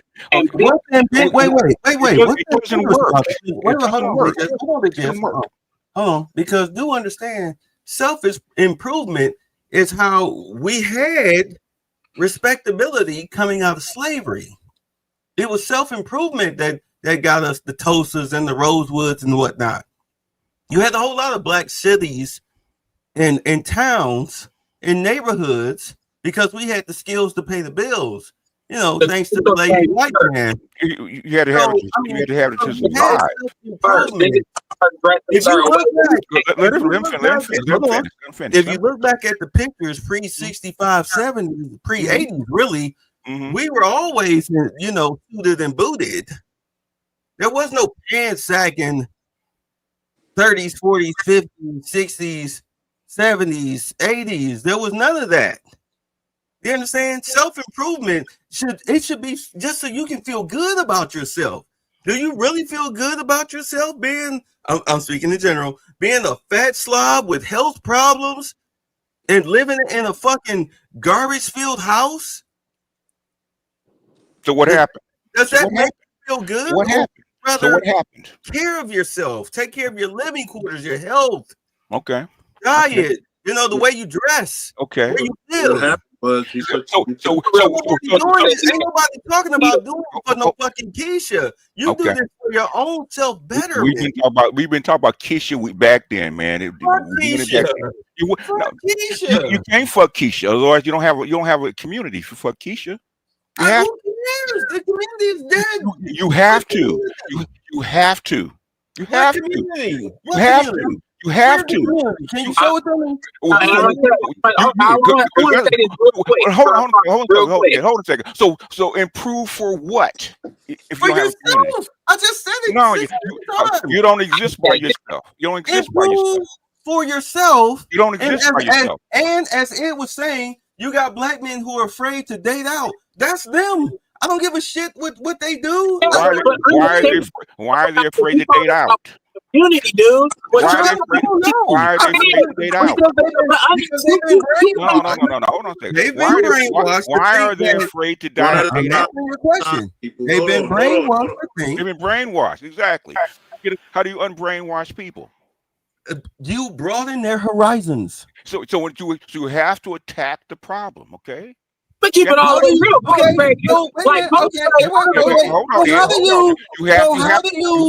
How do you broaden your horizons if you don't improve? We've already done it, man. The black manosphere has already done it. We've already done it. Yes, we have. We already done it. We already have done it. We is a small we. Yes, we have. Small few. The black manosphere has already done it. It's a small few. It doesn't matter because it's small. It doesn't take that many. Okay. It don't right because you know what? If you do it for yourself, you will improve yourself, right? No, your dating options will improve. Your social work will improve. Your job prospects will improve, right? Your neighborhood will improve. The thing is, the black manosphere and the manosphere has nothing to prove. We've already done our shit. Okay, it's already been done. What we set out, hold on a second. What we set out to do from 2015 on has already been done and exceeded. Okay? Then why are your voting blocks 72% Democrat?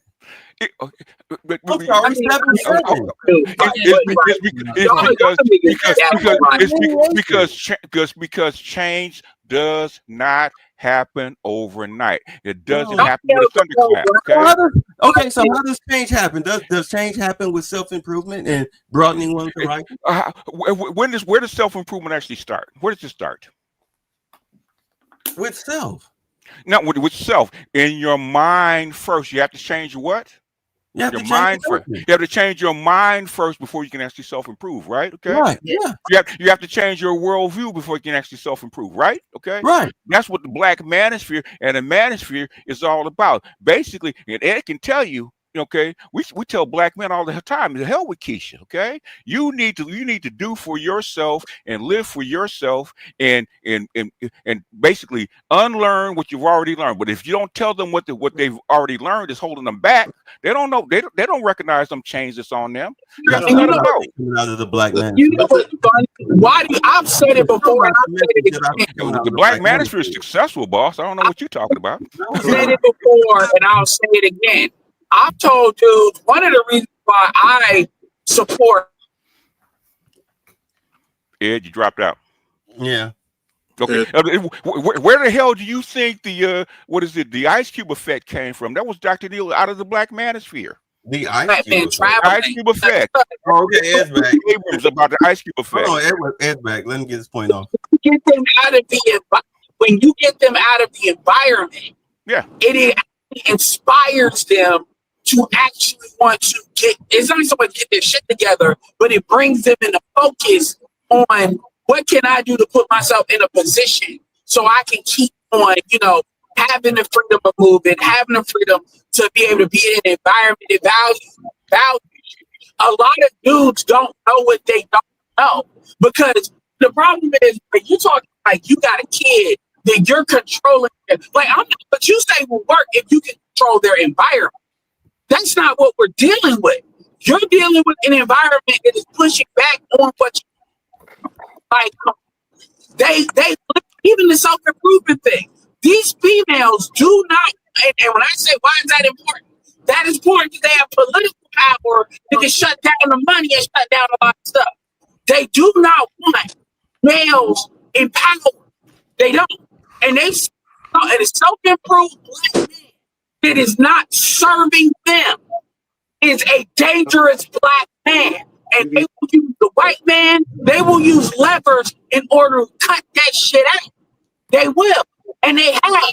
And so this is not something where, and so even when dudes say self-improve, that's why I brought the stepfather thing.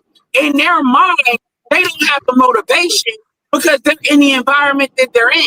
So it's harder to shock them out of the system. So you're making it like it's really simple. It's not. Saying self-improve is not going to change their brain chemistry out of Keisha. It's not going to defeat the winner's championship. Otherwise, that's what I would be pushing. That's true. Well, that's why we were talking about broadening the horizons.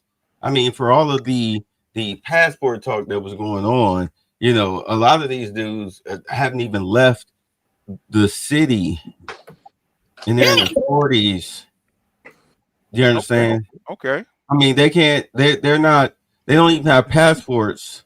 They're not looking to expand themselves. Again, that's why you got a 77% Democratic voting rate. What was it in the before? previous election. What was it before? Shit, it was probably more than It that. was not, okay. How much was it? How much was it for Biden? For black Biden, male?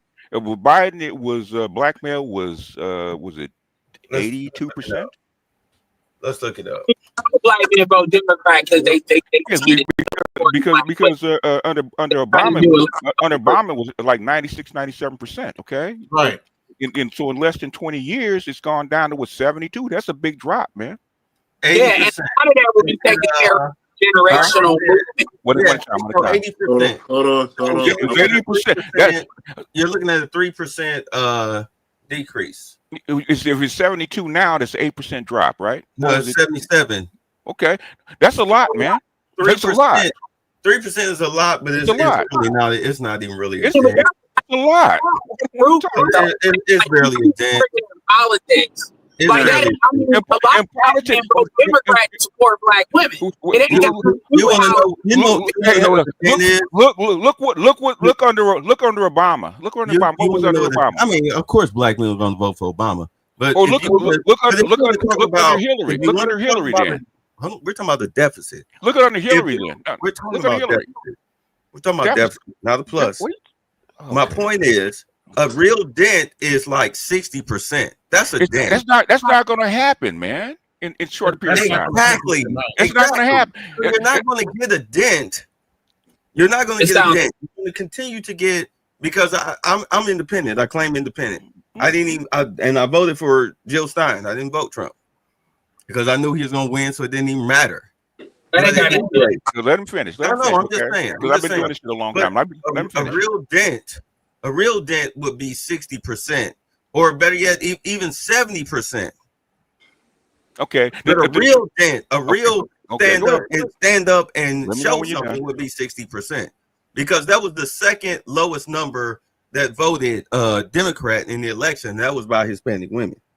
Okay. So why are the Democrats panicking right now about the black male vote?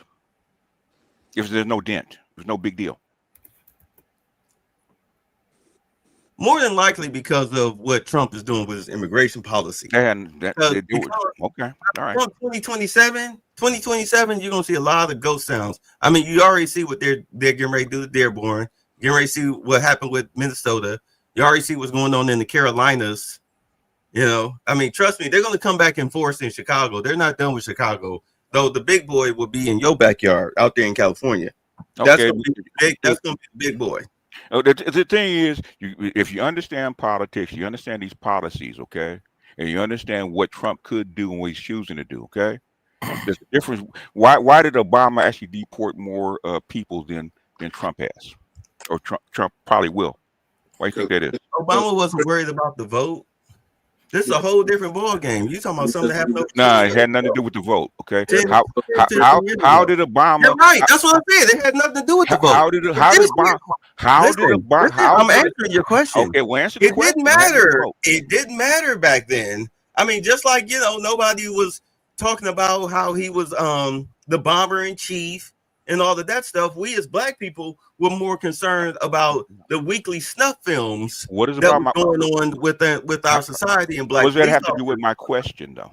I'm telling you that nobody was concerned about him deporting anybody because nobody cared about the vote. That wasn't the purpose. That wasn't the poor purpose of him not deleting, but deporting illegals back then. That had nothing to do with that. So how this is a whole different ball game. So how did Obama do it?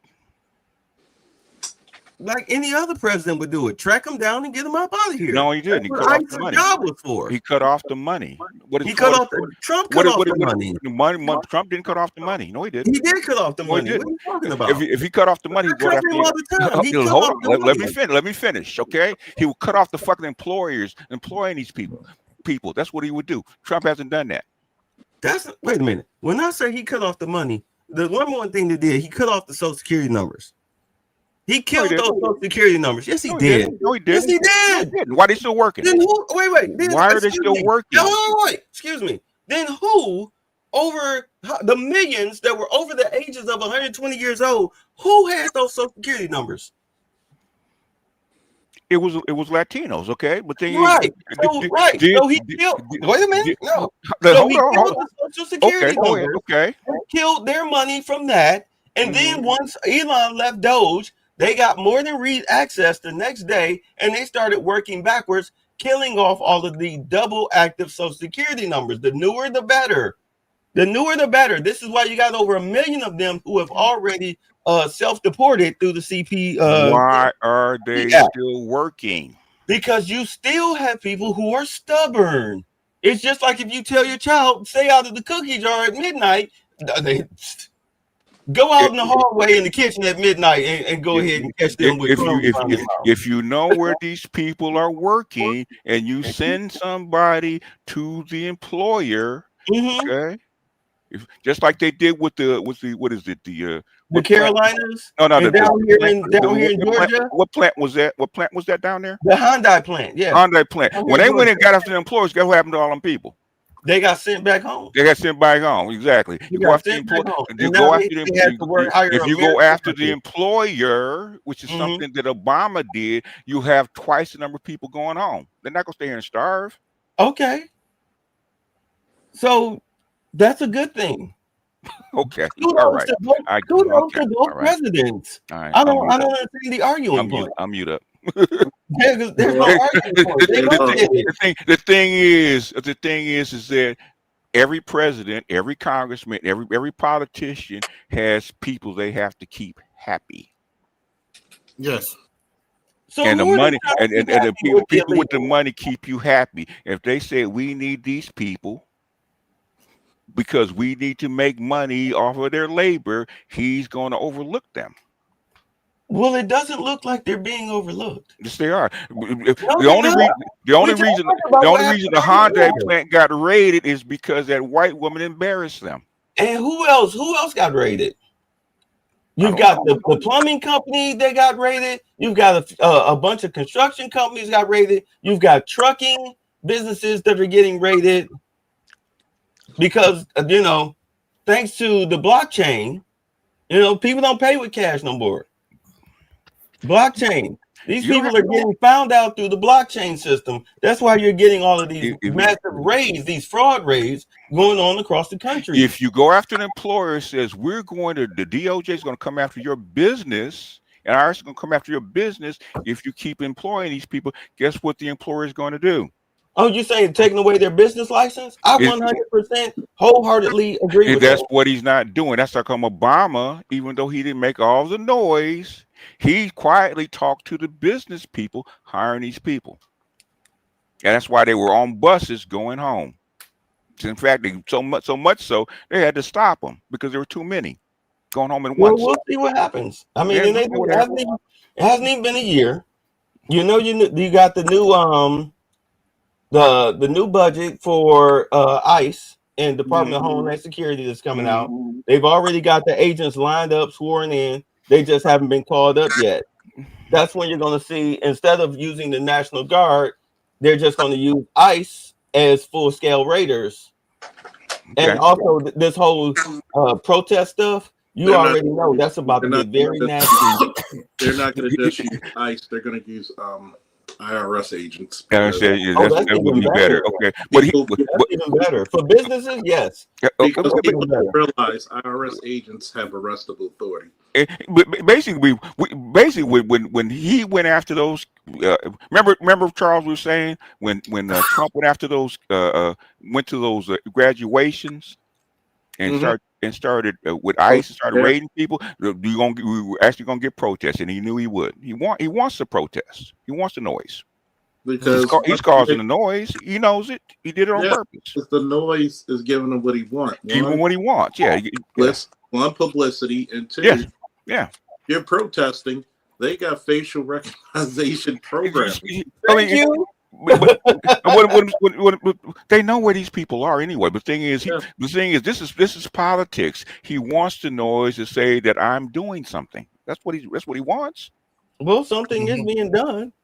It's not like they're just putting cuffs on these people driving around the block and letting them go. You didn't hear what I said, but it's okay. No, I know. I know what you're saying. No, you didn't. No, you didn't. You didn't. I'm just saying.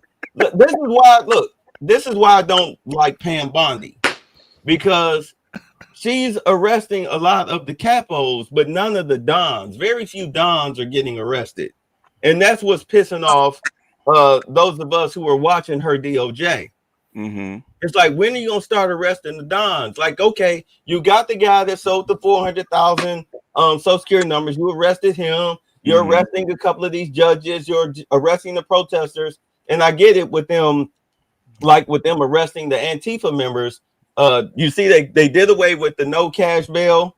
They did away with that. So they want to see who bonds them out, so that way they can just follow the money trail. You know, since quote unquote Antifa doesn't exist. But yeah, they're trying to follow the money trail because they're trying to go after the dons. Who protects the dons? The politicians. The congressmen protected them. Senators and politicians protect the dons. Unfortunately, there's not enough Democratic congressmen to protect these dons. You think it's only just Democrats? Really? Interesting. Well, I'm pretty sure there's some Republicans that are on the team. Just some. But you know what? Outside of like a Marjorie Taylor Greene or whatnot, I doubt very highly they would, in this climate, sacrifice themselves for these dons, because as you can see, the second you do that, you're under federal and quietly under federal investigation. Because dude's not playing around. Marjorie Taylor Greene only opened her freaking mouth is because they were kicking her out. She wouldn't have said that if she wasn't getting pushed out. She wouldn't have said a word. Yeah, she brought that on herself. Well, she might have, but the thing is, like I was telling AB, it's probably going to come out. It'll probably come out eventually. Here, I don't know what was in them files they got on her, but they showed that we got you on something. That's why she's leaving. Yeah, she reneged real quick. Probably she reneged quick. Otherwise, she just wouldn't run again. Who was the chick down here in Georgia that ran for governor? Stacey Abrams. Yeah. Probably got on some Stacey Abrams type of shit. Could be. Notice you didn't hear that name in the media in a while. I don't know what because she they destroyed her. Yeah, they destroyed all her nonprofits. She got fined $300,000 for that all.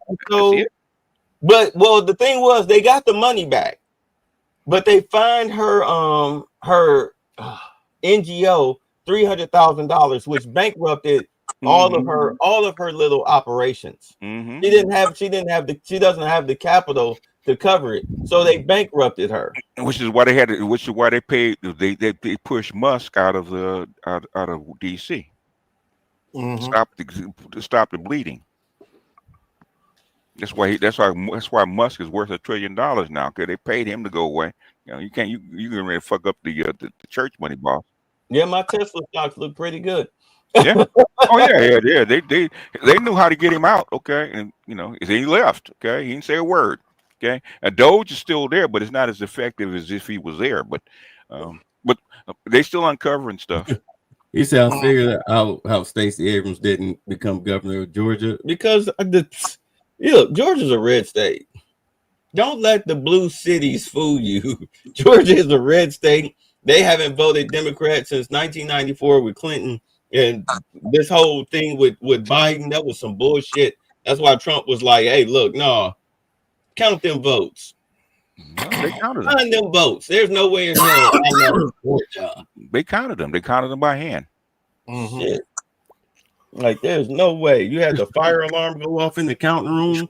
Trump was not going to get reelected with COVID raging like it was, man. You know what? It's fine. Actually, it's kind of prophetic as how it's turned out, because he definitely came back smarter and stronger and determined. And Republicans up to win the presidency for the next 2 terms. And your Democrats screwed up, man. You know, basically the Democrats, Trump really didn't win it. Okay, yeah, fuck the Confederacy. I care less about them. About the Democrats? Yeah, that's the Confederacy. I don't give a fuck about them. These people run your country, man. We don't care about them. Yeah, and look at the state we're in. It's so wonderful. I wish you knew exactly how bad it was, but it's okay. You think I don't know? Oh, you could. There's a lot you don't know. The petrodollar is dead, boss. Basically, 2026 is going to be an awakening for a lot of people. Yes, it's starting to happen. Okay, that's why you got the BBB. Huh? So you have who? Why you had the BBB? What is BBB? Big beautiful bill. That man knows what he's doing. All right. You know what he's doing. All right. You know what he's doing. I'm gonna say this, folks. We got Lash in the building. Hey, Lash, you want to get in? And Mel is here as well. Oh God. And we have That's so hard. That's a hard. In peace. And by the way, Jesus Christ. I just had a nice conversation. The $40 special is funny. Oh wow. I just talked to Lash the other day, and he was telling me about joining the military. But okay. I'll let you tell your story. So I'm reaching out to recruiters, and I'm getting emails back, and I reached out to my officer recruiter, and just for context, how old are you? 25. It's a little old. Yeah, it's okay. You're almost too old, but yeah. 30. What, for officer? Even for the military. I mean, I think once you get past 25, your stock starts to go down. Well, I know in the Marine Corps, 35 is the cutoff spot for officers. I think the sweet spot is 30 for the military. But as far as an officer, unless you have to be extraordinary, if you're going to be an officer, officer rank after like 25, 26. He can do it. But finish your story. You have to be exceptional to do it, okay? Because they want to. Mela, please. The story. So I reach out to the officer recruiter, and she hits me with like these long lists of like it doesn't make sense. And she's like, I gotta have like a master's degree. I gotta have like 7 years. Yes. And I was, you had to be extraordinary. Yeah. Yeah, and I showed it to like other vets, and then I showed it to like thankfully I hit up one of the brothers from the conclave who was in the Air Force. Mm-hmm. He got me in contact with like a retired recruiter. Mm-hmm. And I told her what the list of like what they wanted, and she was like, "This don't make that seems excessive." It is. She said, it is for your age, but for your age, you have to be extraordinary. That's what I'm saying. Go ahead. Yeah, she said it's possible that they're just trying to kind of persuade me to go enlistment and just like kind of just settle for anything. So She kind of Yeah, that's suggested what that I they're reach trying to out. do. She said I should reach out to the senior master sergeant. So the officer recruiter. So I reach out to her, black female, ask for a senior master sergeant. She kind of gave me the runaround to say like, hey, like, you know, oh, I can, if you got any questions for me, like, what you need to get in contact with them. And I was like, and I just replied like, hey, I just need to get in contact with them specifically, just to get some more details. And I've yet to hear back from her. And then Yeah, also, I had a guy that did. I think he was 26, and he went into officer school, became a captain, but he had a master's degree in finance. Mm. So what I'm saying is, after going through the process myself, okay, they want you young, okay. And when you get like 25, 26, okay, you should be on your way because the time that you have to actually learn is going to be limited. Okay, because if you want to be an officer, that means you in for at least 10 years. Okay, Yeah. and that's why they want them young. And what degree do you have? I got a BS computer science, and then I'm in Theo's class right now. Okay. I like to ask a question. Is it possible that a person can transfer into an officer from enlisted service? Yes, it is, but it's a process. It's called OCS. Okay. That's probably the best way to do it if you're going to be honest. The best way is That's the suggestion. The best way is JROTC or the service academies. Yeah. OCS, when you already have a degree, they don't have enough motherfuckers with STEM degrees, which is bullshit because I'm gonna tell you go to another recruiter. Yeah, that's what she told me too. So I reached out to another one right before the break, and I'm about to give him a call tomorrow. Talk directly to the find out who is the commander officer. Who recruits for the tech department, and talk to them directly. And also see if they have a need for you, because if they have a shortage, have a need for you, they can actually accelerate actually rubber stamp your paperwork. And where would I go to look? Because I've looked on the website and everything. You know, I've looked to so I want to go I remember asking you on your AMA hey, what should I go for? And you told me about you told me about, hey, you already in Theo's class, so maybe go for the money. So I'm looking at the cyber and intelligence department. I'm gonna put you in intelligence. Number one, look who the commanding officer is. Speak to them. Go speak to your Congress. Your senator. Yeah, that's true, Congressman. Because what state do you live in? Currently, I'm in Georgia, Atlanta. Yeah. If people are in charge of tech, they should. Basically, everybody that's in the government sector has to have a public presence. Okay, so you probably can go search it and find out who's who and what their job is, because it has to be public. So if you talk to somebody, especially your recruiter, they probably can go in on the website and look it up and see who the contact person is. Yeah, you can use Google AI. You can use AI to just look that up. Just ask the question; they'll find the information for you. And you have to kill yourself. And also surround yourself with a lot of black officers, because I'm going to tell you, with your degree, when you go to certain organizations, there's jealousy. Okay. And what was my answer to you when they said to go enlisted? Tell him go fuck himself. Exactly. Because if it was a white boy, they wouldn't do the same thing. That's what my pops told me. He said if you was a white boy, they would have scooped your ass up. Okay. Because they wouldn't have done that. Number two, if you're not talk to the senior enlisted person. I tried to reach out to get the information, but she just gave me the runaround. Once you give me the runaround, you lose my attention. You know, the other workaround that I've seen people use, and it's slower, but you probably can use, is National Guard. It's the same process.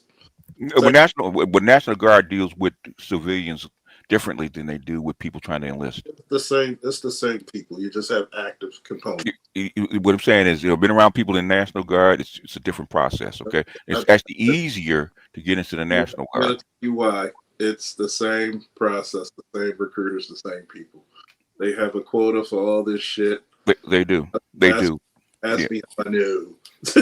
Yeah. Well, I'm saying, okay. I work with tons of these guys they're in the National Guard. Okay, the process is going to be different. It's actually an easier route.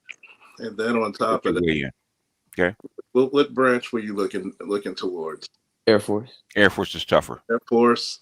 Air Force is going to be stringent a little bit. Very because much so. Yeah. They're gonna be a little stringent. I would You look better at pass that math test. Yeah, you. So in other words, air it's harder to get into. It's really hard to get, because it's smaller and it's basically more intellect based. It's going to be tougher. It's I easier would He's to look. gonna have go to down further do down. OCS. I'm gonna look for. I would That's look. what it sounds like. I would You look. might have to do OCS. I would look for personally. I would look for one, go to another recruiter because they're full of shit. The ones that you have are full of shit. And I don't care what nobody Yeah, says. that recruiter was terrible. They're full of shit because if you said I want to join the military, they're looking for bodies. Oh, you look fit. Would I go warrant officer? Well, it depends. Depends. That's the question. Why would she turn them away? Because she's a jerk. Well, Do you know how many women go to work mad? And they're just looking for somebody to take their frustrations out on? He was in front of the wrong person at the wrong time of the month for her. Why would Period. he target? Get you because he's black and male. Maybe and he reminded her of her name, her somebody. last name is Little, just so. Yeah, and seeing is okay. The thing you got to remember, you're 25 and you're outside the profile. Okay, basically recruiters looking for kids from 17 to 22. Okay, and the further you get away from that profile, the less they look at you. You know what, BGS? I wouldn't be surprised if she just didn't want to do the paperwork. It's possible. What I'm saying is we don't know, so we have to go by what the profile is. What are the candidates that they actually really are looking for first, and then what do they go down to? And the further you get away from 22, the further down you go. The more you have to have more as you get older. If you're saying to me, but you got somebody 20, the only reason I would tell somebody go enlisted if you need to pay it back. Now, here's my thing. When you have a candidate who basically has a STEM degree already, which you should take them. If they wanted to, they will take you.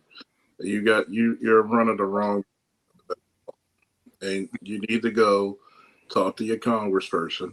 Get them involved, because once that congressperson talks, everybody listens. Because they're gonna that motherfucker and say, okay, give me one reason why I don't have them. Or she can put you in touch with the person that can say yes. But the thing is, just like any other recruiter, if you go for a job, it doesn't matter, right? Okay, you have a profile of the employee that you're looking for. Okay, that's why I'm saying he is outside that's why I said you're 25, you're outside the profile. Okay, were you 22? Okay, they probably would have took you already, but you're 25. Okay, you're outside their profile. So the thing is, now we have to dig into who you are, what you are, because one, you're not as malleable. Okay, that's number one. Okay, you've already been to college. You haven't been through. Had you gone through like ROTC or ROTC classes, you'd be inside the profile, but you're not. So the thing is, you're gonna have to. That's why I say you're gonna have to go find somebody on the outside, like a former recruiter, that will actually give you the deets. Is because of the inside. Is because you're outside the profile. Yeah, so one of the brothers from the conclave, he got me in touch with a retired recruiter. Retired. That's why I said retired. Yeah. Crazy enough, she's the one that recruited him. Yes. And so now that she already saved my number and everything. Yes. And then she just told me like, hey, just keep me updated on what's happening. She told me that she's the one that told me to reach out to the senior master sergeant. Yes. And then find another recruiter. Find a contact person. Okay, because you want to go into IT in the service, right? Okay. Yes, right? Yes, cyber and intelligence. Cyber intelligence. So try to find the contact person that's in charge of it, or somebody that's associated with it, because they can give you the insight of what they need and who they're looking for. Okay, and then you can actually update your resume and your profile to match that. And just like anything else, when they said, okay, we need this and this dude matches what we need, so let's give him a shot. I'm gonna tell you this one. One, make sure you're in pristine condition, which you train, so you're in good condition. Number two, get your senator, write your senator, send them an email, let them know what your aspirations are, because guess what? You're at an advantage. Guess what season's coming up? Yeah. Voting season.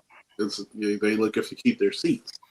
Oh yeah, next year elections in November. So yeah, and also look while you're at it, when you're on the outside, also see if you can get your talents into a place. The CIA and NSA are always looking for people. Okay. Yeah.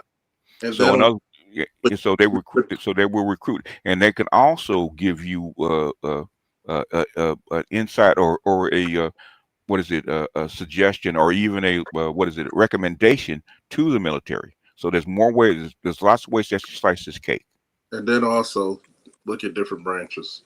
Yes, yeah. Air Force is the toughest. I would, I would go Army. I would go Army first. I would go Army because that's your largest branch that Yes. needs intelligence people. Yes. It's your largest branch, period. But they need people. Well, let's ask him how he feels about that.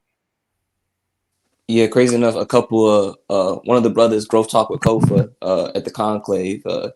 I kind of consulted with him about the situation because my pops, he was like, hey, like he's been kind of negging me about still pursuing the officer branch. I was like, because I kind of gave up on it a little bit, but then as I did more digging and everything, because my gut was like saying like, hey, we should probably still pursue this a little bit and still look into it. Mm-hmm. And I've been doing the Mandelas like you told me. So I've been communicating back and forth between myself. And so I hit up Kofa, and then he told me like, hey, if we're gonna try our best to do with this Air Force, but if not, because he's currently in the Army right now. So he said like, if not, if you set on officer, I can help you transfer all that, and we can get your process started with the Army. As somebody that's gone through the process, okay, I'm gonna tell you, okay, and just taking the ASVAB test, okay. Basically, the order is Marines, Army, Navy, Air Force. Okay, Air Force is the hardest. And probably Space Force. It sure is. Well, Air Force is Space Force, basically. Okay. They're gonna separate the little branches of branches, even though they're part of the Navy. Having Air scored Force came after me because I maxed out my ASVAB.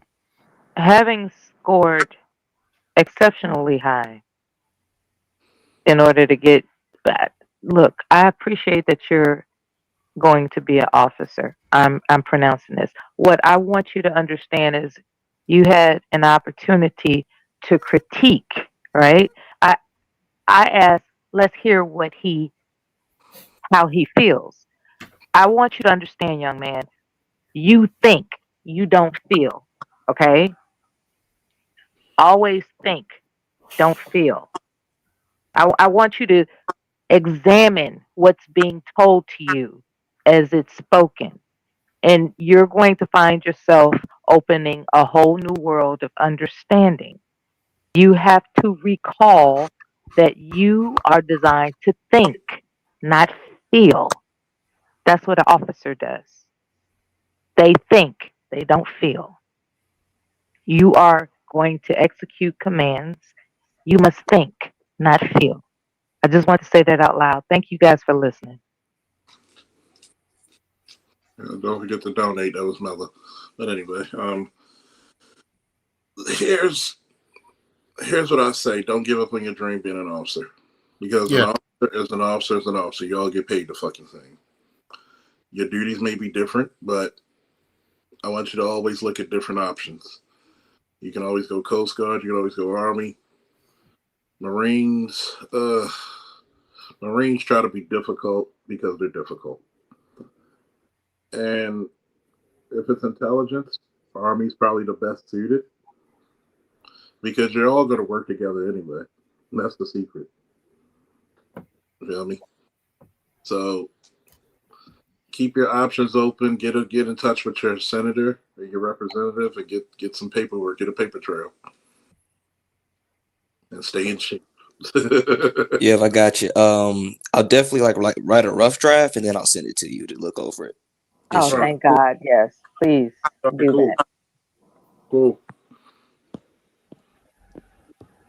Remember what I said? You give up on that dream, I'll kick your ass. I got it. I got you, OG. I Hang in got there, you. young man. I might be getting older, but I'm just as dangerous, if not more. You just have to go through the process, man, and talk to the right people. You'll get there. Yeah, Hey, you're right. hey, Too damn smart. You're too damn gifted now. Turn your determination knob to the zenith of its Yeah. capacity. Yeah. hey, Stay Nap determined. Town, born and raised. Shoot, they What, never what, told me not to quit. what you want to find out is what profile are they looking for and match the profile. That's what you really Yep. want, if you can. Yep. But it's harder to do. Yep. You got to think about it, right? There's places that turns me down for executive protection jobs, but guess what? You got to remember, there's no people reading these profiles anymore. AI systems. So when I put executive protection and with schools I've been to, and literally I could be a chief of security anywhere. Mm-hmm. And when they look at my background, you want a chance for them to see your background and be like, holy shit. Yeah, in other words, your profile. Remember I was telling you, Charles, your profile actually matters? Yeah. Yep. Your profile, your resume, and your skill set, and skill your set, yeah. certification in degrees. Yeah. It rolls up into one. Yeah. For me, I could see you in Army Greens. If you had more of a, if you were a pilot, I would tell you to be a, I would tell you to go Navy. He's Navy or Air Force, one of the two. You know, because Navy has the best pilots. Yeah, my pops, he was in the Navy, and he was like, I don't know, he didn't suggest the Navy, just to keep it at that. Give them all, try them all, but thing like I said, there's a ranking order: Marines, Army, Navy, Air Force. Okay, in the order of difficulty. Yeah, and when it comes to physical difficulty, it's always going to be Air. Yeah, it goes the other way. But thing as far as, and basically, there's not that much physicality in the Air Force. It's all brains. So that's what they go Totally. by. Totally. And it's believe it or not, the budget, the Department of Defense budget, is the greatest in the Air Force amongst all other branches. Thereby, you can expect a level of comfort when you get off work. You know, if you can get into the Air Force, if any event that you are able to make that choice, aim high. Wasn't that the commercial? Bullshit. Get out of here. Ugh. Yeah, you're from the Army, aren't you? Oh, no. We actually do work. But anyway. Oh, boy. But, but on a serious note, don't give up, because we'll all catch a fight and kick your ass if you don't see you with a fucking yellow bar or golden bar on your goddamn shoulder. There's got to be a way for him to achieve what it is he's looking for. There's got to be a way to do it. Determination is the key. Yeah, Never give up. Not only that, get the motherfucking senators on your side, especially when it's their time to look for votes. Oh, yeah. I'll be your patsy as long as you give me what I want. Shit.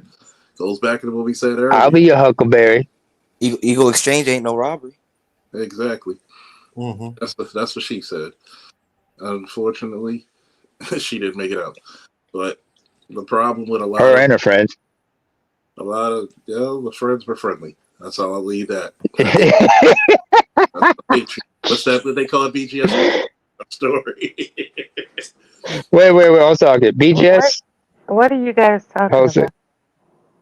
Yeah, it's a guy. Okay. Locker room. Yeah,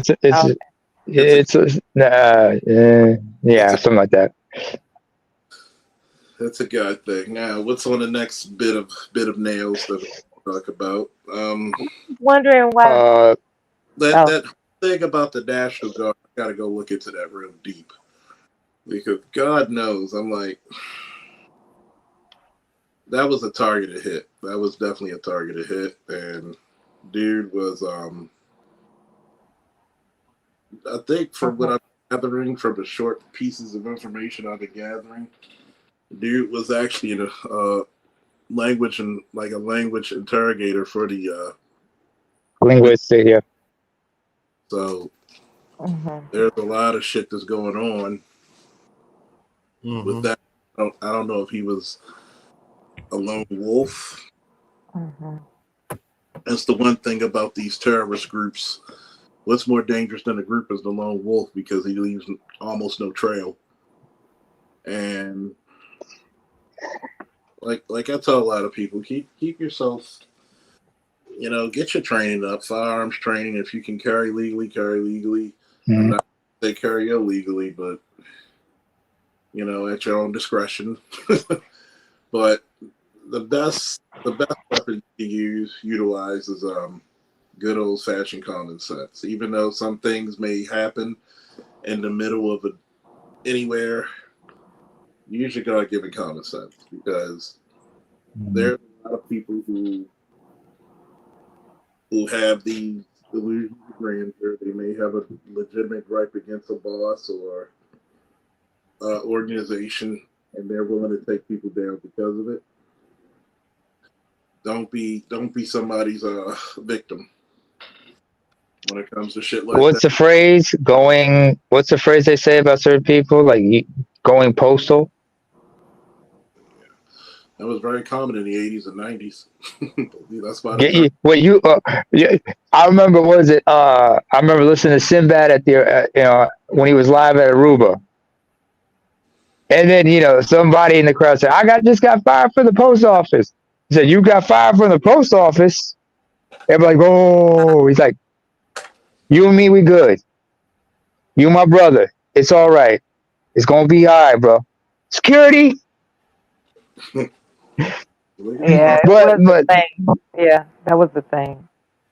Yeah, just like I remember, was it like, so as far as like, you gotta ask. I get everybody gets paranoid about such shit like this, everybody just gets their hackles raised a bit, if I can use that term. If I even have But, oh, right, you're not a porcupine, my bad. Everybody just gets a little, everybody just bugs out about stuff like this. I'm like, common sense, unfortunately, isn't common. Paranoia is one thing that's always, and people's fears are always going to get the better of them. Mm-hmm. Like, yeah, fear is the enemy of oneself. Yeah, absolutely. It absolutely paralyzes. It's not productive to be in fear. That's not productive. What I have is something quirky to suggest as a discussion, if not now, in the future. Now that the penny is discontinued, are any one of us actually going to look through our pennies to find out if we have the coveted ancient penny somewhere? Pennies are discontinued. That tickled me. I was at CVS and I'm watching a customer before me, and she said, "I'm sorry, do you have $1 so that?"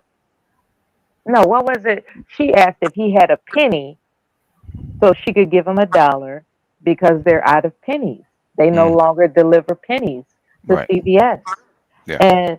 And that had me thinking while I'm standing there, like, are we really going to go through our pennies to find out if we have anything that, because they're primarily, the common ones are primarily zinc and copper, but let these enthusiasts tell you they're copper, but they're not. They're zinc and copper. And plus, what it takes to melt them down is not only illegal, it's toxically dangerous. So there's no melting them down. So the best that you can really afford to look forward to is going through all those pennies to see if you have some valuable ones, And from what I understand, from 1980 on back are your hopefuls, and or maybe 84. Yeah, I think 84. 84 and earlier are your hopefuls to examine. Anything past 84, don't worry about it.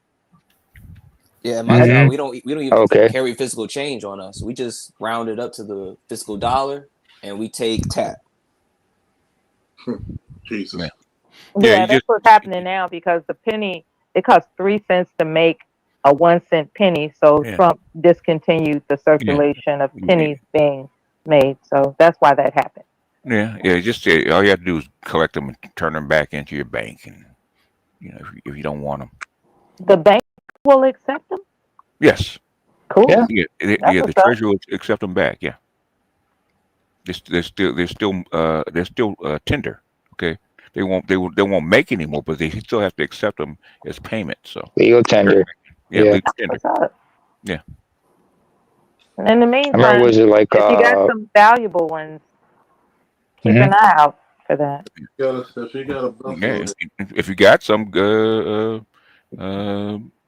hell, sometimes sell them to the store. They might take them and give you a little bit more for it because they don't have Yeah. any.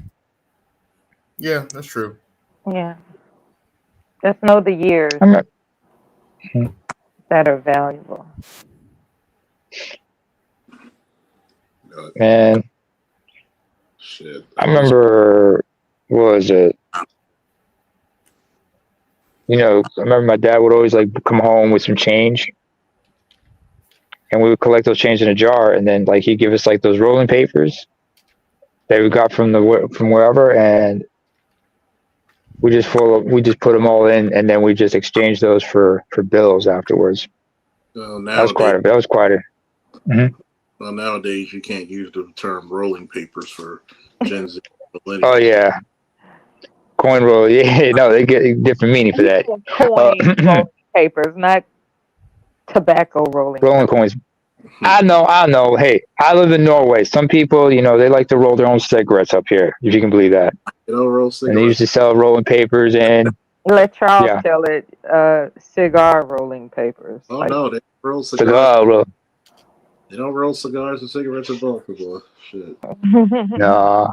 What's the most If they did, they'd be cigarellos.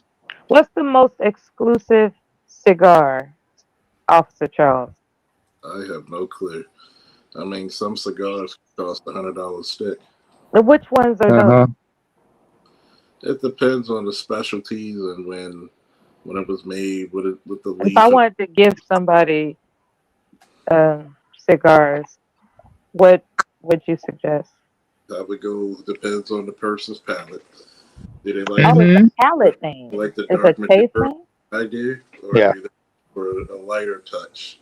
Because me personally, instead of giving me $100 cigar, I'd rather you give me give me about $5 or $6 $15 cigars of the LFD Maduros that I'm going to smoke an hour each. LFD Maduro. LFD. Okay. Yeah, I had my first cigar at the Conclave with the brothers. Like I had me like a sweet tip one. Huh. Yeah, like that's a lot. That's the thing. Like men are smoking cigars, and it's like I don't even know what to do about that. Hey, there are women who smoke cigars. There's some women who smoke with cigars. Oh yeah. I haven't met one, but I believe you. Hey, I don't smoke cigars either. However, I took the time to learn about cigar etiquette and everything. There's some YouTube channels that talk about how to be how to clip a cigar, how to light one and everything, how to hold one. Even though I don't want to smoke, even though being around Charles, sometimes I have my hand, where I don't realize it, has my fingers look like they pretend they're holding a cigar, and I'm like, why do I have this urge to want to pick up one? I'm sure. Damn you, Charles Faulkner Sr. Damn, damn Charles Jr. You got bad influence on me. My father should thank you for that. You're influencing him. Okay. Well, don't inhale. You're supposed to. You're not supposed to inhale. You puff it. You're supposed to puff it. I know. Yeah. Like I said, I studied the etiquette of it. There are silly beings out there that are actually inhaling it. And I'm like, that's dangerous. Don't do that. Like, you can inhale it. Yeah. You puff it. You don't inhale it. And make sure to eat beforehand. Yeah, you ain't gonna inhale it too many times. Oh yeah, yeah, it'll break you from that habit. Oh, yeah, it's not a good thing to do. Turning green and getting sick, yeah, you'll stop. Yeah, well, you, oh yeah. Your eyes are bloodshot and you fucking. If you don't do it, don't start it. Yeah, it's been feel like you've been tongue kissing a fucking. So what's it gonna take for you to stop Smoking cigars. Hmm. It's more of a treat for him. He That's doesn't do them all the time. Nothing. It's a treat for him. Nothing. That's how he enjoys it. Go ahead. What's it going to take for you to stop being attracted to men? I don't know. I have no idea. So hey. Dun, dun. Oh man. Yeah, that's a question I cannot answer. That's like asking Charles to stop to put the bottle down. Put down the cognac. You know, I gotta show if I ever come to Baltimore, I gotta bring one of those from the duty free, the VSOP or higher. How do you pronounce it? Yeah, that too. I've been to. There's like a liquor bottle store chain here. I've been in there once, and when I saw the VSOP, you came to mind. I'm like, Charles would have had fun over here, although the prices would have killed him. He's probably a green bottle man. That's what I tell people. You know, Johnny been walking, so Charles can run. Anyway. Oh man, everybody loves Johnny Walker. Where I'm from. I'm glad that we were able to diffuse your anxiety about the hard work it's going to take to earn your entrance as an officer in the armed services. I anticipate successful results. It was nice to have met you. Very, very nice. LXT, what up? Nice to meet you the first time as well, myself. Yeah, I was like, I gotta pop on the panels before the year ends. I was ghost watching for a long time. Finally been in the chat for like 2 years. It's like, okay. Let me start getting involved. Oh, okay. So this is your panel cherry, huh? You just busted your panel cherry. Nah, how sweet. It was art. That was art last night. Yeah. So Art new style? Yeah. I gave him the link. Okay. BGS knew who he was. No harm. Yeah. Wait, where did BGS go? He got tired. I was hoping he got tired of hearing my voice. Bomb, so you know, you know what? You know what? He was right. He was right. BGS always right. No, he wasn't talking out. He's just sick of this shit. He was like Bernie Mac, just sick of this shit. He could have asked me to leave. I respect him enough to obey. No, he was I was helping. like, okay, Melody, I've had enough of you. Go to bed. That's all he had to say. That's all he had to say. It's not Go to bed, Mella. Go to bed. It's not you. It's the people. I said BGS, not you. He was helping out. You know, and I think it's funny because, you know, I like to have a moment. So, you know, we're gonna look at the favorite drinks of Mella. Last time I picked on him, and he probably didn't want to humiliate me tonight, and I appreciate that because he's capable of doing it. He's just helping out the channel. Yeah. Helping out the channel. I was hoping we could work. I was just hoping, you know, if he still remember the mantra I taught him, the new mantra he needs to have. Hey, did you listen to the earlier part of the broadcast when Edward Anderson was on the panel? Who, me? No. Yeah, it sounded like he had a couple of espressos. He was really. No, that's just him. That's how he is. He's always there, so that's naturally him. He's Hurricane. That's just how he is. Hurricane Anderson. Hurricane, man. You know, you gotta respect the Hurricane, man. The Category 5. I've been introduced to these spaces for a decade. I'm familiar with a lot of different types of people, and I have a soft spot for veterans. So I'm glad to be here. Thank you, Charles, for allowing me to speak. I appreciate that. I'm going to be quiet unless I'm spoken to. I'm going to mute. Okay. It's to me, I think it's very important. I appreciate it as long as you behave yourself.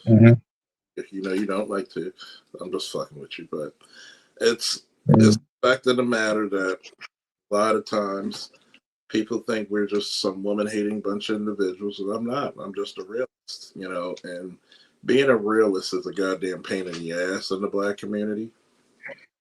especially when you have dreams and aspirations. Because let's face it, in our community, dreams die. They die horrible, miserable, grisly deaths. And when you The only way for them to live is to leave. They got to get out of there. and most of the time, they would tell a young man like Loss to go basically, well, I wouldn't go to no white man's military. Shit, go get that goddamn money. Shit. Yeah, my pop said, "Hey, there's too much money on the table for you to just be going in E3, E4." You got a 4-year degree in a STEM. I'd have kicked your ass. Man, get that. I should have kicked his ass. Wait. First of all, hey, youngin, let me ask you a question. Had you ever thought about going, before you thought about enlisting and everything, had you ever thought about going to junior ROTC? The thing is, like, I've never been to public school. I've always been like in private or charter schools, and it was really never an option per se. Like, okay. ROTC and I said junior ROTC. You know, that would have had, you know. Hey, Jay, what do you think the J stands for? But I was in the Cub Scouts. Yeah. Fair enough. So you can't. So a lot of times in private schools are not, because it's a public. That's a public school thing. They don't. Oh, okay. In private schools. Yeah. Right. The exposure. Wait, Alex, how do you pronounce your name? So originally it was Lost, but Dr. T and BGS, they spelled it out, and I was like, actually, that sounds better than just what how you say it. So I like the spelled out version better. So you can either call me Lost, or you can hear Lost Infinity. Or you can call me Lost Infinity because you have the infinity symbol. Yeah, and then LX. Some people just say LX, or they say LXST. You know, like I always like when Dr. T always go on stream and he says it out loud. The way he just says it, like LXST, I was like, okay, like I kind of rock with it. It's a Cali. That's a Cali brother for you. But my question to you, first of all, your father, was he in the military? Yeah, my dad was in the Navy, and my grandfather was a training officer in Germany during World War II. Oh, okay. But I never got to meet him. Black men of his generation. He died of his heart just gave out because he had to. God rest his soul. Yeah, he had to feed 12 children. And my grandmother stayed home, so he was the only income.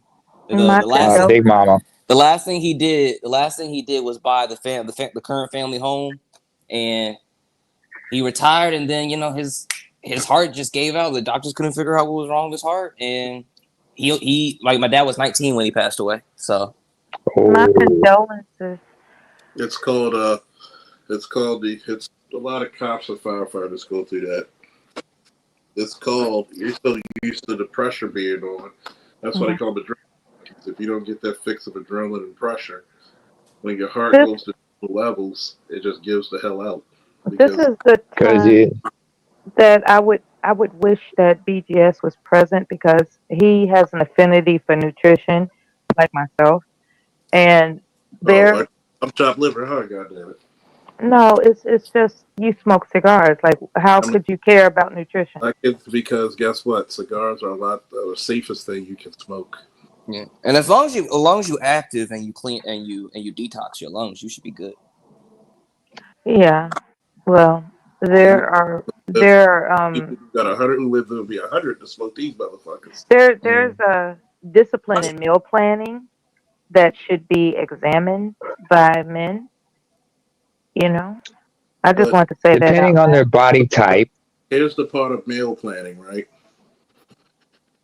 And this is what I don't like currently, which RFK Jr., why are we making healthy food more expensive? Yeah. And for some fucking reason, it's a hustle, baby. We get mad when citizens are dying of certain shit that we should be living longer. How do we have one of the life expectancies in a first world country? That doesn't make any sense. I mean, when you look at the medical system back in the day, like it used to be holistic, and the common narrative was like, hey, you need to get your diet right, you need to work out more. Now it's just been flipped on its head, where it's more based on like more pills, more drugs, and everything else, more profit based. It's what's Pharmaceuticals. Do the hustle, and then you got to look at it. People were more active. Like you had your grandfather probably had 4 to 5 times the amount of testosterone than the average male now, because one, when you take away physical labor and working out, there's a reason why your grandfather could be 50, 60 with fucking abs. He'll even working, he been doing labor all his goddamn life. And have that grip strength like a fucking bear. now you shake a fucking average 20-year-old's hand like shaking a goddamn thing.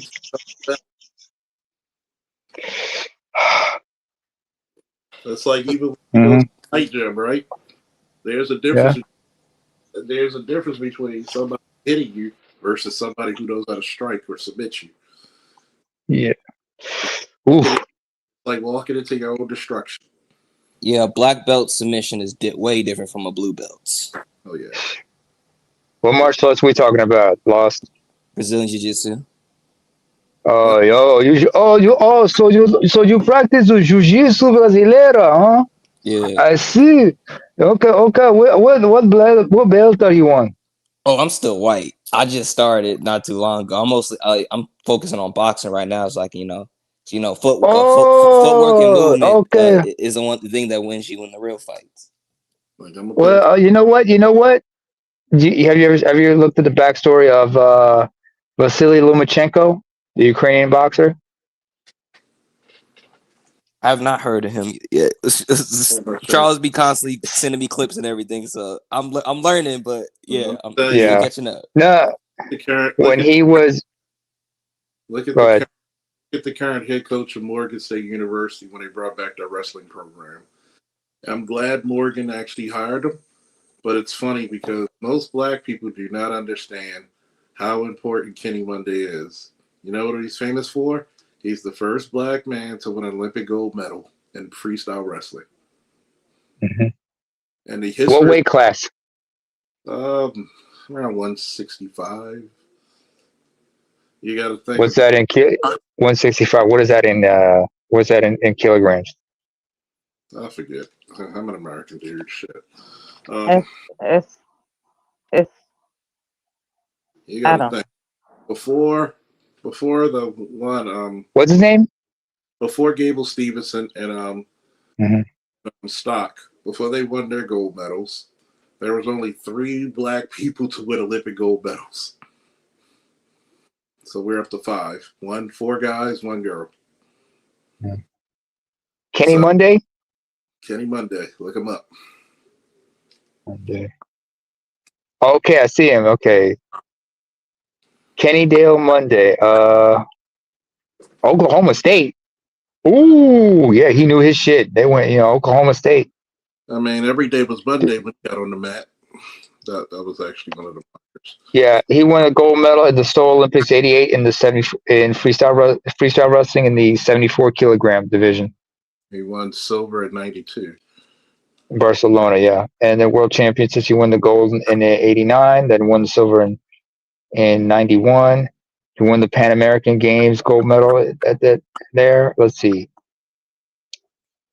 2-time silver medalist, and then he became a national champion in NCAA Division I, 150 pounds.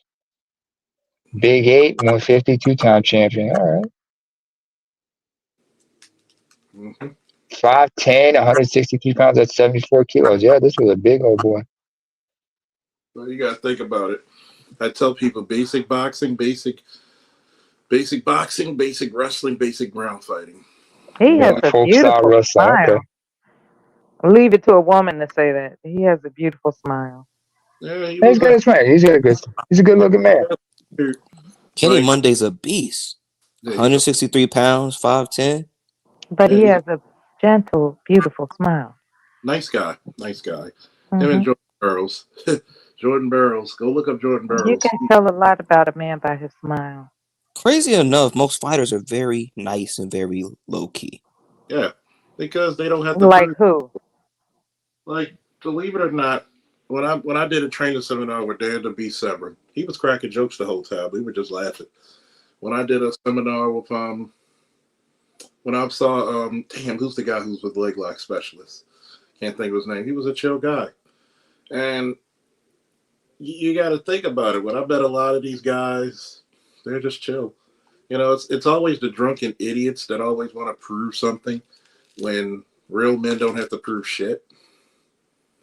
It's like when I first came onto the scene in the Black Manosphere, guys had this bug about their ass about police officers, and I'm like, dude, that's that guy, not me. Oh, I'll fight you. I'll fight you. You will not like me in an alley. I promise Oregon you that. State Bears. Okay. I'm sure he's teaching Betty the Bear how to do double legs with ease. Oh yeah, because you got to think That's a mascot for Morgan State, folks. both his sons are accomplished wrestlers themselves and also get into MMA. Wrestlers are less likely to get concussions. Is that true? You want Charles to answer it, or do you want? Yes, sir. Wait a minute. He trained the Black Zillions? Mm-hmm. Yeah, What, man? I mean, the Black Zillions were great until they were defunct in 2017. But so many great guys came out of that. Yeah, R.I.P. to what's his name? Glenn Robinson. If he hadn't passed away, the organization would have still been there. The camp was still there. Because because they were crossed away from American Top Team. And man, him and Dan Lambert couldn't stand each other. They couldn't stand each other. I mean, okay. You gotta look up. Here's another one. You want to look at you got guys like Lloyd Keesner, the first black man to win a gold medal at the lightweight division in '73 in freestyle wrestling. What's the one with the guy? Mel would probably start dreaming over this motherfucker if I showed a picture. Oh, don't show me. He's a black guy with blue eyes. Lloyd Keezer. Lloyd Keezer. Oh, you think because he has blue eyes, I'm gonna drool? No, it's not just the eyes. He can have brown eyes or black eyes. He's just a naturally handsome guy. Oh, I thought that, okay. I thought you were suggesting that I'm attracted to colored eyes or something. What? Attraction's attraction. Yeah, Lloyd Keezer. He's still around. He's 75. He lives in he's from Pumphrey, Maryland. Okay. Where is that? How far is Pumphrey from Baltimore? I have no clue. Maryland. There are some places in Maryland that could be 2 hours away. He went to the Naval Academy. Okay. Yep. Oh. The people don't know. He was in Navy. Okay. He his college was Navy. Okay. He wrestled out of Navy. Ooh. Montreal, he won a silver. First medalist, Montreal, 68 kilogram freestyle. He won the world championships in Tehran in '73, the Pan American Games in '75 in Mexico. Lloyd Keezer. Lots of accomplishments. 75 years of age. This guy was in the Navy. That was a good smile. He's a very, very, very warm, very inviting smile he has on him. Well, you gotta don't get on his bad side. You gotta think right. Guys, I mean, they will fuck you up. I mean, don't. They will. It's funny because I used to be in a relationship with a chick who went to Oklahoma State. Oh shit! And she lived literally across, her dorm was across the street from the National Wrestling Museum. So Oh shit! You had to go in there. You were like a kid in a candy store when you went there, huh? Oh yeah. You were like a little kid at the Museum of Natural History. So you got a couple of people for Black Champ. Look up Jordan Burroughs and look at how many golds he won. His Twitter and his and his Twitter and his Instagram tag is all I see is gold. And for a minute, he saw a lot of gold. He still did.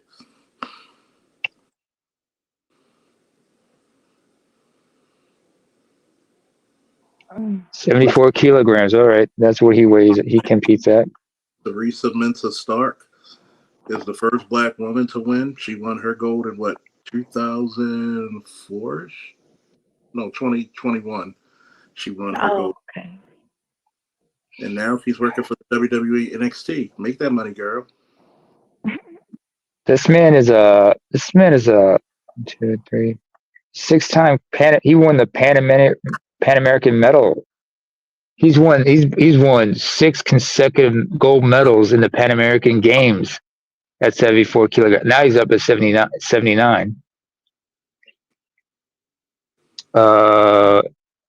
He's won 1, 2, 6 gold medals and a silver in the Grand Prix. 4-time national U.S. champion.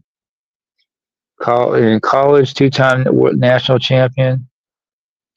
3-time Big 12 champion at 149. No, in different weight classes, excuse me. Yeah. Like Guess he's getting heavier and heavier, huh? Hey, Charles, do you know anything about Alexander Karelin? Oh, I do Karelin. Karelin.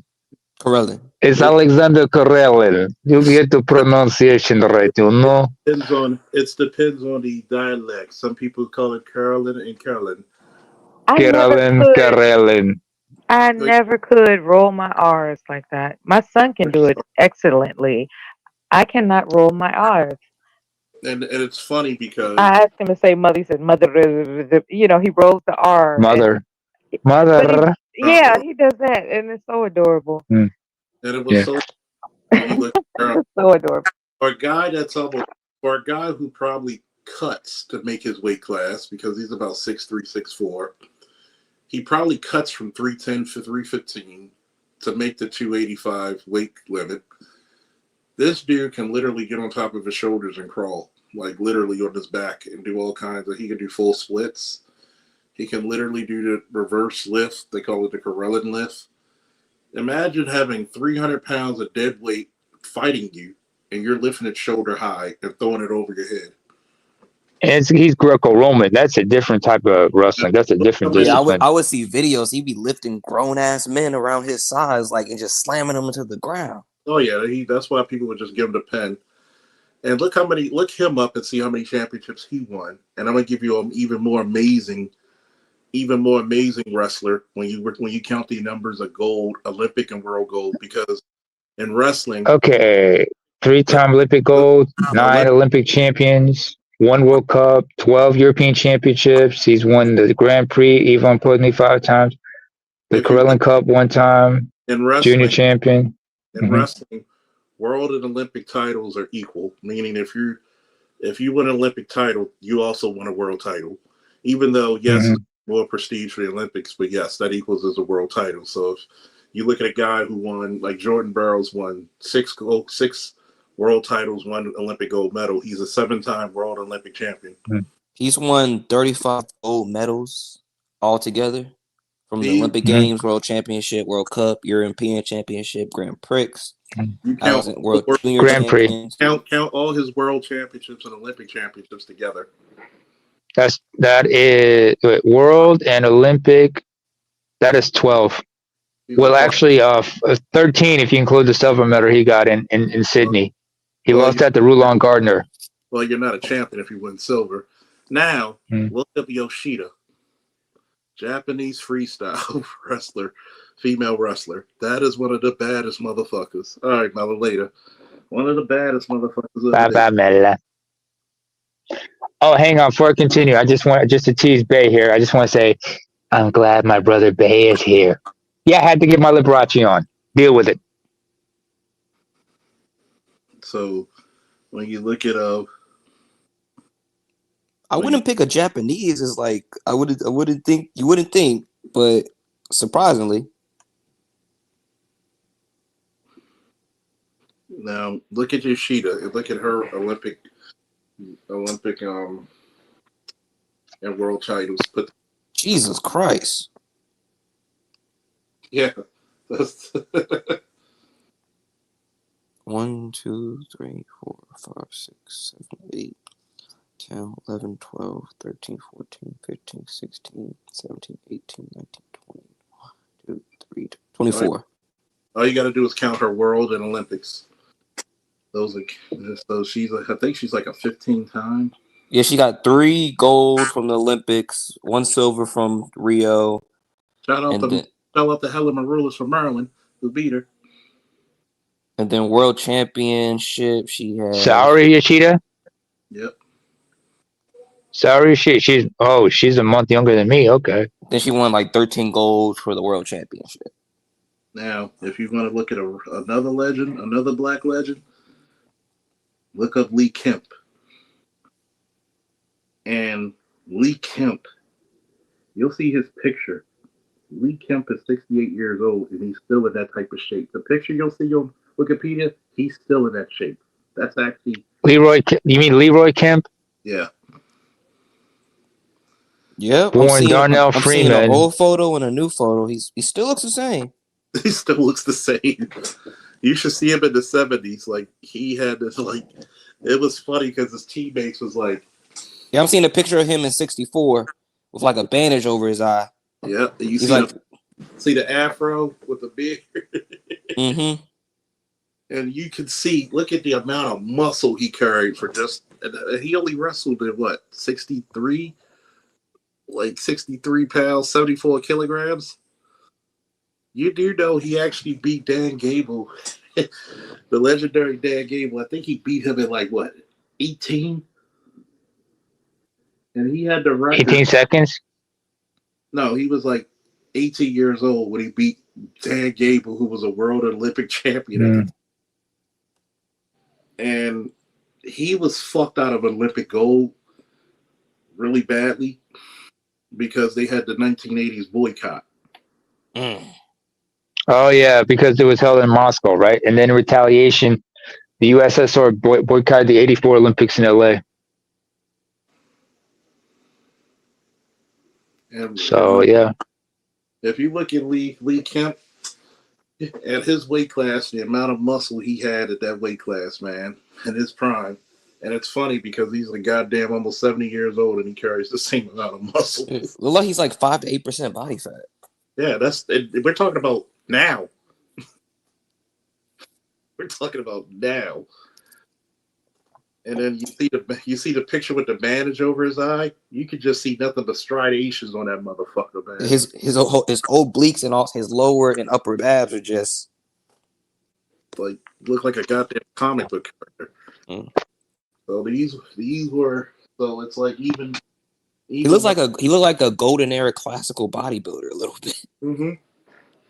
That's why I said Mella. She would have saw the picture. She would have fallen in love with his ass. Like handsome dude, and then God gave him sea blue eyes. A black dude with sea blue eyes. My godbrother has deep blue eyes. And you'd be like, you know what? God just likes to see you win, doesn't he? Even though I'm. Wait, how tall is Leroy Kemp? 5'7", 163 pounds. God damn, he's a lot of people don't understand. The most dangerous fighters are not the height you think they are. Like if you look at a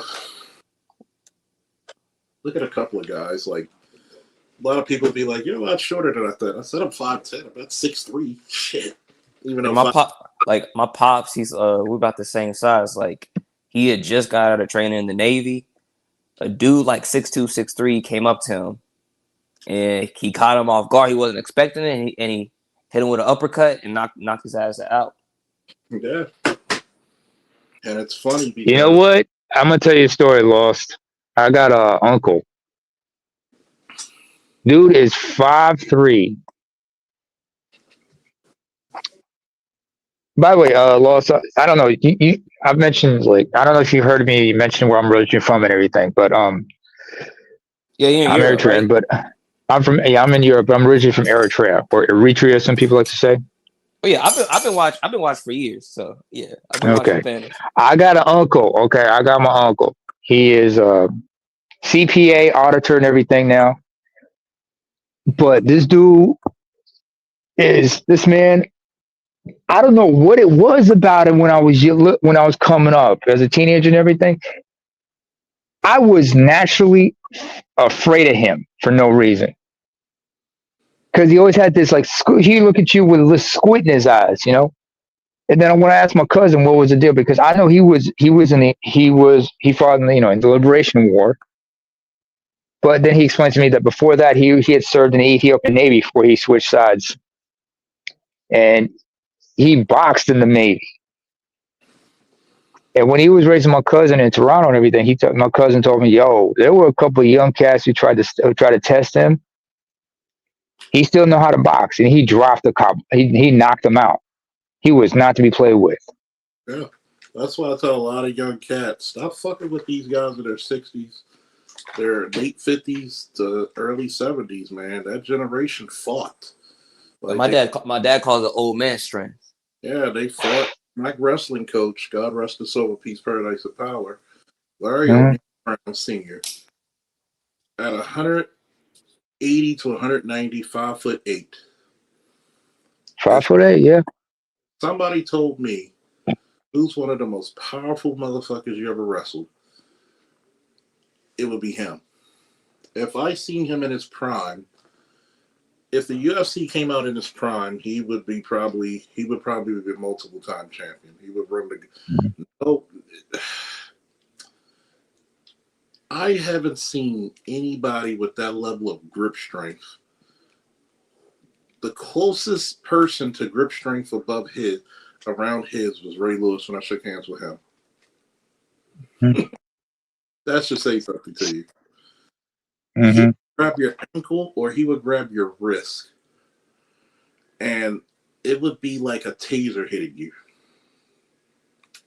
Like, God damn, it was powerful. And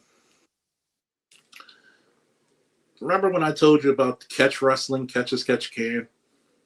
Mm-hmm. A catch is a hold or a submission. So when they talk about catch as catch can, that means if you can get me, you might be able to submit me. And a lot of people don't understand. Hold for hold. Yeah. That when you look at some of the old Ken Shamrock videos, go look it up on YouTube. Just look up Ken Shamrock knee bar. And when you put bar on Boss Rutan, that's a 220, 230-pound man moving that quick into a knee bar. And you can hear, and everybody knows Boss Rutan is tough as shit. But when he screamed, El Guapo. When he screamed, when he was in that hold, you could tell that shit was legit. Like, oh, fuck no. Oh, yeah. You mean the pancrase competitions and such? The king of Japan? Pancrase. Oh, yeah. Yeah. Oh, man, I love the fact that Pancrase called their champions kings. Yeah.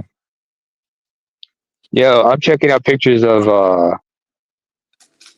Neil deGrasse Tyson, right? Because a lot of people didn't know. He was a college wrestler. He wrestled, and there's a picture of him when he was wrestling. That dude was no joke. He's still in great shape even now. The pictures of him with the mutton chops and everything. Oh yeah, the mutton chops. Oh yeah. He had them. No, actually, not the mutton chops. He had them triangular or sideburns. Oh, the pork chop sideburns. Well, you got to think about it. There's a lot. No, he had the boot burns. Actually, his called the boot burns. He had the boot burns, the big ass boot burns from back in the day. Damn. Well, there's a lot of history when it comes to combat sports that black people participated in. Look up Victor Moore. Damn, Neil was ripped. Yeah. So he wasn't just brains. No, there's no such thing. There's no such thing as a dumb wrestler. Just the dumb shit we do. You can't be stupid and be a wrestler. That's the one. Oh no, he was highly intelligent. This brother from the Bronx. You know who was one of his mentors? Carl Sagan. I want you to look up Victor. Anybody who's in the martial arts community and you want to talk about one of the greatest martial artists of all time, I'll put him against your Joe Louis, not the boxer, the karate guy, your Chuck Norris. Victor who? Bill Superfoot Wallace, Victor Moore beat them all. That's why Victor Moore karate. Yeah. Wait, Victor Moore, Bruce Lee, right? Yeah.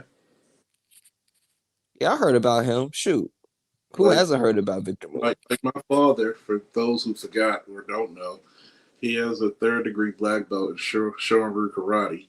He got his first black belt with Raleigh Hawkins in Baltimore with the Avengers. Also notable names who also has a black belt, former Mayor Sheila Dixon. Matter of fact, a lot of people don't realize, guess who used to visit Baltimore pretty often because of the martial arts scene? Victor Moore. Bruce Lee and Chuck Norris. He actually met him. There's a picture of Victor Moore with Chuck Norris. He's got the Hulk Hogan handlebar mustache, although his is kind of angled in a way. Yeah. You got to think, Victor Moore beat all your favorite karate guys in tournaments. God damn. You got to think about it. When you want to talk about legitimate fighters, you know, to this day, there's no fucking fight in movie history that was better than Jackie Chan and Benny Yaquidez. You can't think of one. Shoot, Bruce Lee said Victor Moore was faster than him. Yeah. So if you're amazed by Bruce Lee's speed, think about it. We praise, not saying Bruce doesn't deserve it before I get the hate, but we don't praise Victor Moore, who beat all your guys in legitimate fights. Not on the movie screen, legitimate fights. I mean, they don't want to Vic Moore. They don't want to put the big black hope on Front Street. Oh no, because the big black hope was Okay. Like Shuri-ryu karate, Kempo, and Shotokan karate, and then Chito Ryo. All right. Oh wow. 10th degree black belt. Oh, he's a 10th degree black belt in because you know Shuri-ryu and 10th dan in Kempo, first black in Shotokan, 3rd degree in Chito Ryo. Oh, notable students Chisato Mishima. you know those are hard styles of karate. Yeah, but Charles, like the more I'm learning about more fighting, the more I learn like it's definitely you definitely got to integrate the Trinity, mind, body, and soul. Yeah. I always call it the 4 parts of the human being: the physical, the mental, the emotional. Mm-hmm. Because what your spirit tells you, the body moves, the mind thinks, the heart reacts, and the body does. My little philosophy, you know, old great confuse us. Yeah, that's why like I mostly will say I think, but then you know when BGS talks about the what do you call it, the talked about the Mandelas and the anima. That's why like, hey, like, you know, I gotta kind of feel this out with my gut a little bit, you know, so in certain occasions. You gotta, and I tell a lot of people who want to get in combat sports, you gotta develop a little bit of your psychopath. People be like, what the heck thing? Your psychopath is the guy who challenges people, because there's people who I've seen a lot of great wrestlers who should have been multiple time champions like myself, probably more than me. And I would give them the credit. They were probably better. But the difference that separated us was how I viewed the challenge versus how they viewed the challenge. And yeah, when you view a challenge and you're not saying, I just want to see who's the best versus, oh man, this guy's good. Fuck if he's good. That's the reason why I want to see him. Yeah, let's go. Let's go. Finally, a challenge. You know, and you have guys like the last guy I could say who had a bit of psychopath in him was Bud Crawford. So for him to fight, I mean, shoot, you could look in his eyes. He's just hungry. The hunger never stops. You look at guys like Ray Leonard. Sugar Ray Leonard. God rest his soul. Sugar Ray Robinson was a psychopath. He was Sugar a Ray, When Mike Sugar Ray Tyson said, like, Robinson. when Mike Tyson Yeah. said, I'll beat you and make love to your body," I was like, whoa, this man is crazy. yeah. He's trying to intimidate you because he's scared. A psychopath is looking like Evander Holyfield's a psychopath. He will literally I'll give you a pray. psycho. I'll give you an actual psychopath. This is a mixed martial artist. Fyodor Emelianenko, the last Russian emperor. Oh, see, Fedor. That dude, Fedor was like something wrong. Something was so wrong with him, it just became right. Yeah, it's a psychopathy. You ever looked at him? He's a very religious man, though. But if you look at him, they say he's his expressions, everything that just like you think is stoicism. No, it is a level of psychopathy in him. He's an actual antisocial. They put him on a test. They did a test on him. They realized, yeah, he actually is. Yeah, It's just that he's pro-social. He's pro-social. You got to think about it. Most of your greats have something a little wrong with them because they got to change. They got to test the waters. I mean, I remember Dr.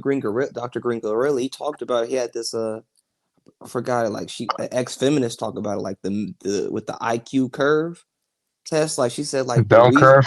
Yeah, the IQ bell curve, like she says, is the obsession factor that men have. That needs to be better. That needs to strive. Yeah. Yeah, it pushes us to literally break the limits of what we have. Well, if you think about it, man, if we stayed with women, we still be living in caves because it's safe. Okay. Technology moves forward for the daring. What's the SPS motto? He who dares wins. Fortune favors the bold. Yeah. And if you think about it, you better bring. Oh, is that Sand Dog down there? Captain Jack, you better bring your ass up here. You talk about God, put Yeah. not where you want. Yeah, I was on the phone with him earlier. We had quite a conversation. Good to talk with that man. Sand Dog. If we recorded that shit, I probably have like over 10,000 views, man. Yeah, come on up, man. Come on, do it, bro. You know you can do it. The man, the myth, the legend has showed up. Well, you meet the legends today, boy. Yeah, I still remember you and Nameless. Like, I still gotta watch the rest of that stream where y'all talked about like the art of war. People don't realize how philosophical I get about war, even though I'm an Aries. April 1st, shout out. I fight myself, and it's funny because I guess because for so many years it was tamped down because of private school, and you probably experienced it yourself. Yeah, like I kind of have that same complex that Chris Rock has. Like, I'm afraid to get angry because I'm afraid that I'll lose control. And I had to learn the Gohan method. It's okay to lose control because what if I like it? And I want some more. It's like how do I say it? It's like me and women. There's a reason why I'm a relatively late bloomer than most. It's because, one, if I was involved with women early in my school career, I probably wouldn't graduate. I'd probably have 12 kids. And it was thankfully you just have one. I would have a lot. And a lot of times the focus can be off because of your weaknesses. And if you're not strong enough to take that, and most young men are not even yours, especially if you're getting the girls that like you, and these are some very fine motherfuckers. It can be distracting to your dreams. Oh yeah, that can be a huge hindrance. Because Namor, I don't know if you saw the Patreon stream. BGS did my chart for my birthday. I'm a Gemini like him. Taurus rising, Aquarius moon. I got a Gemini sibling, so yeah. We gotta start them off right with this one, ladies and gentlemen. Sand Dog. by the power of Grayskull.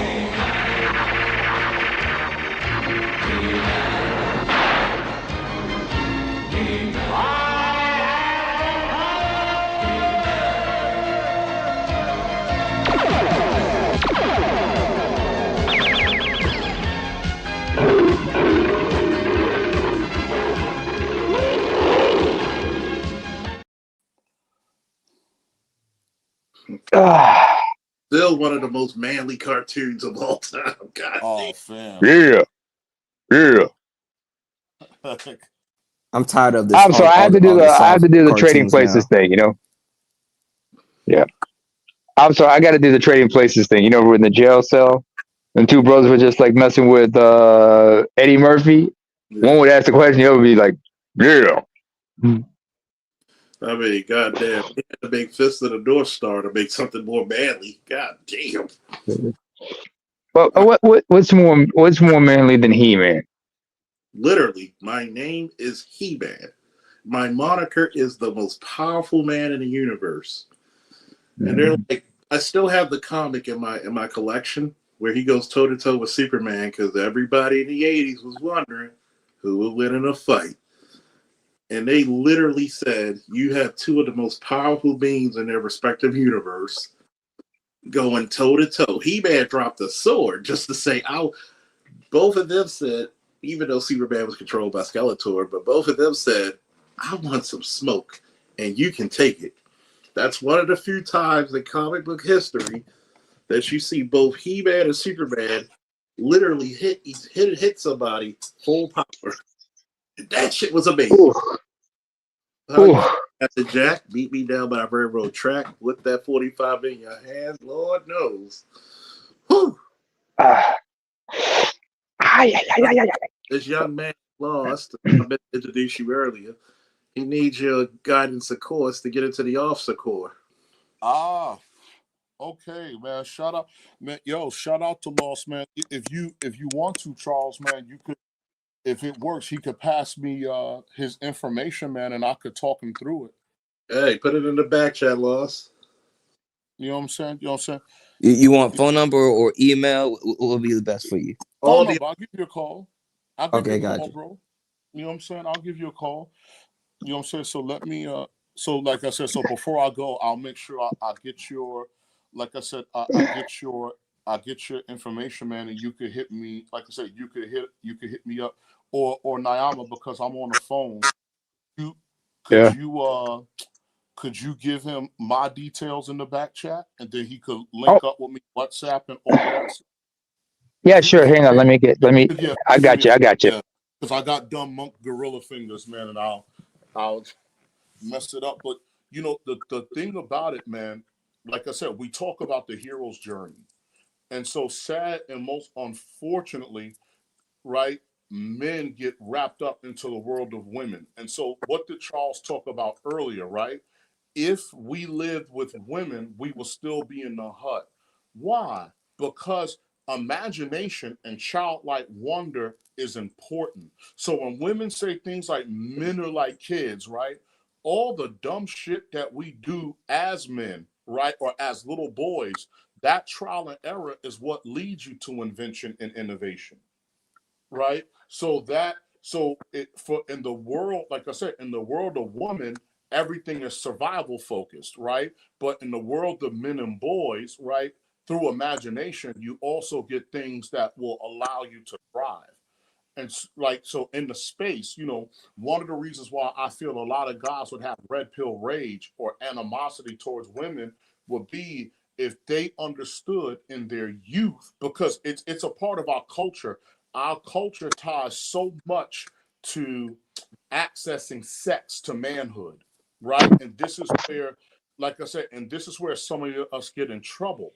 But if you were to be childlike, you would find out that what's more important to you as your youth and a man is to answer the call to adventure. And if you answer the call to adventure, that is where you're going to find your purpose.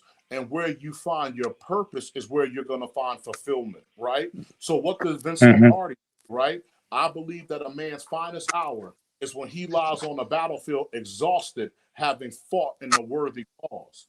And so what happens is that women are a byproduct of success, right? They are not success. And so what happens is when you watch your rap videos, when you watch what people are doing out there in the world, in the street and everything else, they make it seem as if women are success, and they are a byproduct of it, right?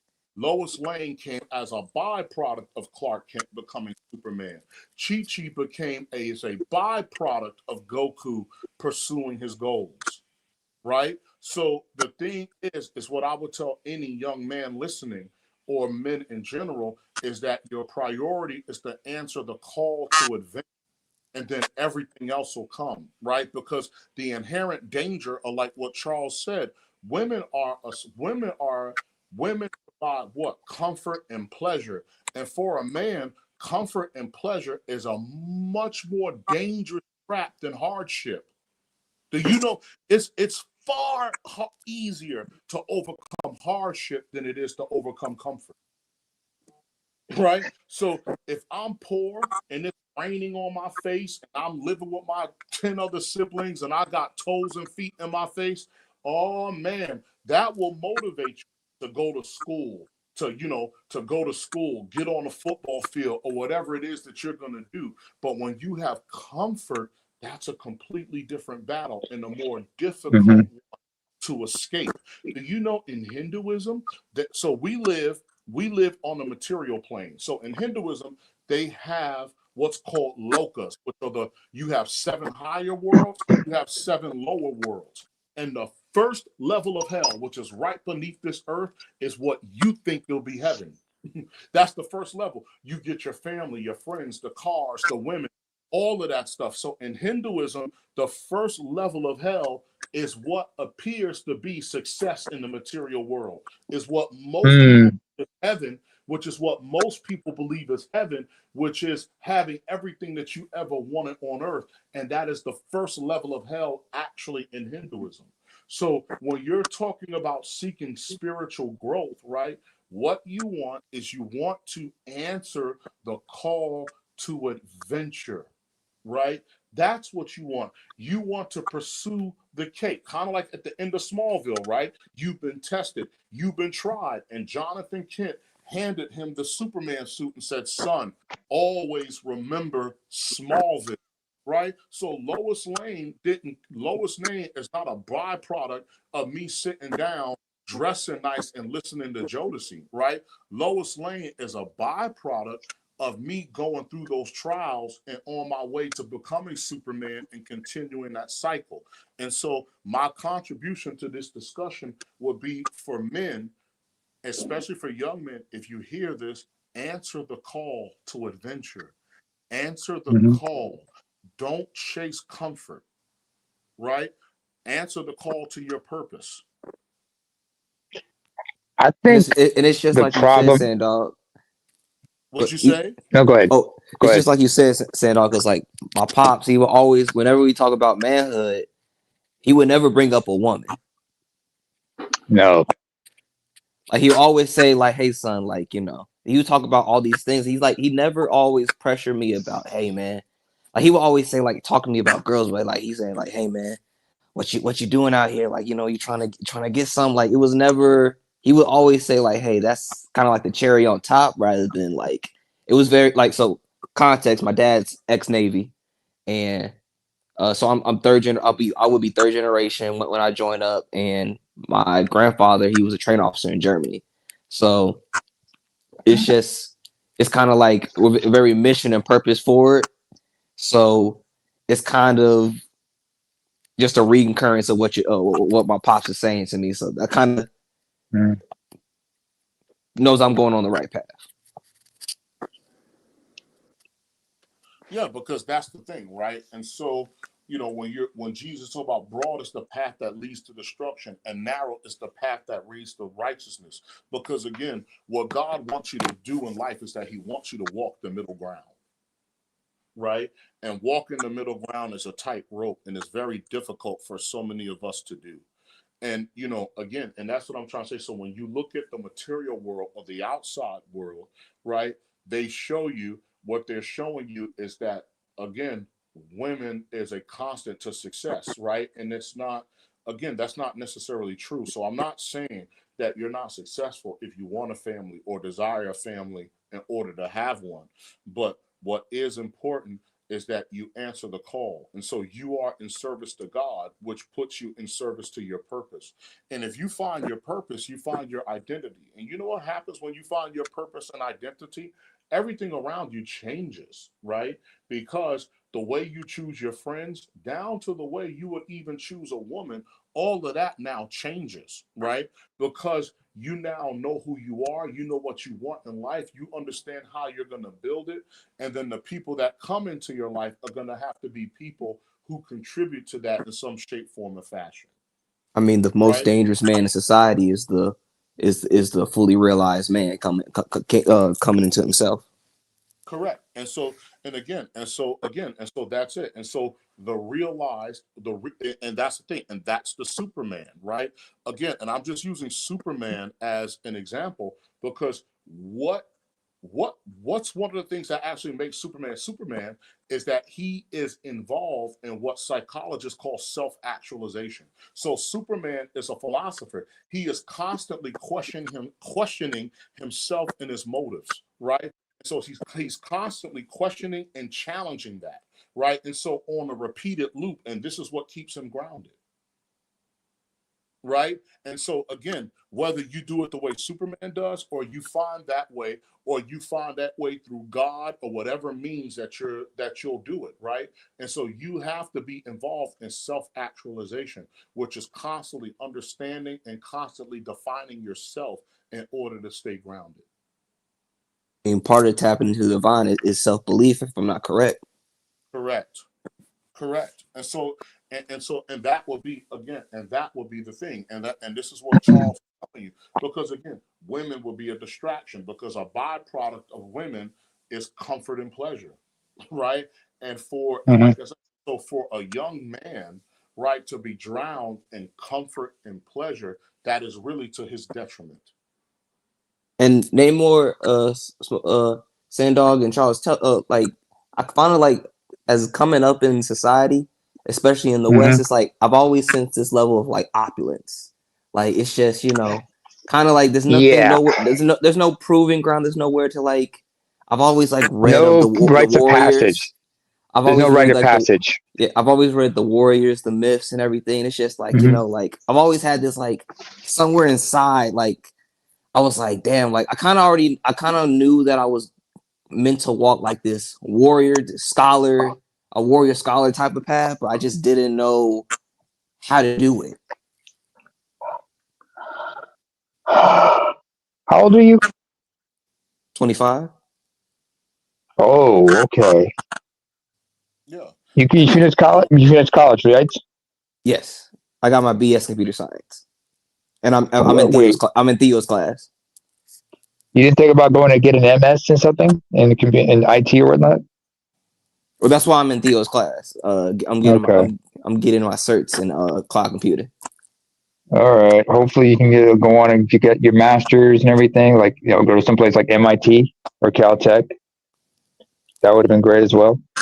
I did tell BGS I do plan to go to Yale at one point. Okay. Yeah, well, better sooner than later, but first things first. Wait, which branch are you enlisting in, first of all? I'm going for Air Force. Air Force, okay. If it don't work, don't work. If it don't work, not to be a homer, but try Army Corps of Engineers. That's all I'm gonna say. Yeah, so exactly. So he'll be able to make it into the Air Force. He has a computer science degree. He should be fine. Uh-huh. What is it that you want to do exactly, Lust, in the Air Force? So I've been looking at as intelligence officer, but also I've been looking at warfighter communications operations also. But I'm like that's like kind of my top 1, top 2. But I do definitely want to go in intelligence because I'm already getting the skills on the tech side of things, And so, you know, I was talking to BGS a little bit on like between the email and the chat. We were going back and forth, and he said like, "Hey man, you know, that's where get some skills and get so you can get your money right." Correct. So let me recommend this to you, right? When you and I talk. So there's another thing that I'm going to recommend to you because there's now a new service called Space Force, right? So just to give you my background, if you don't know, I'm a retired Army captain.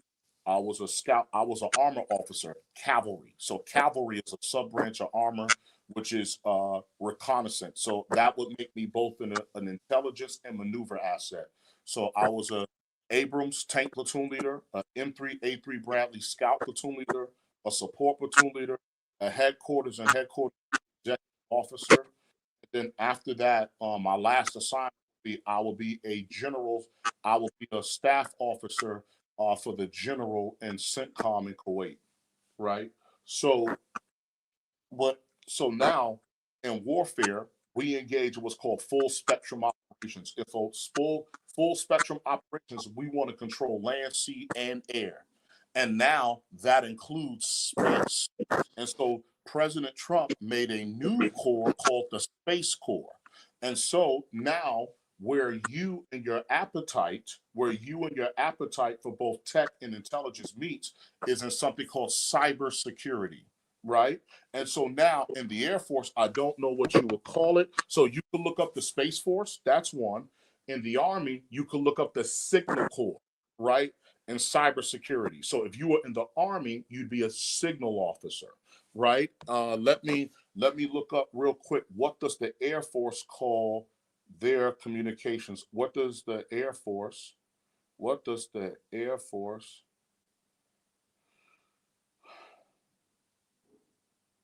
call their, hold on, just give me a second.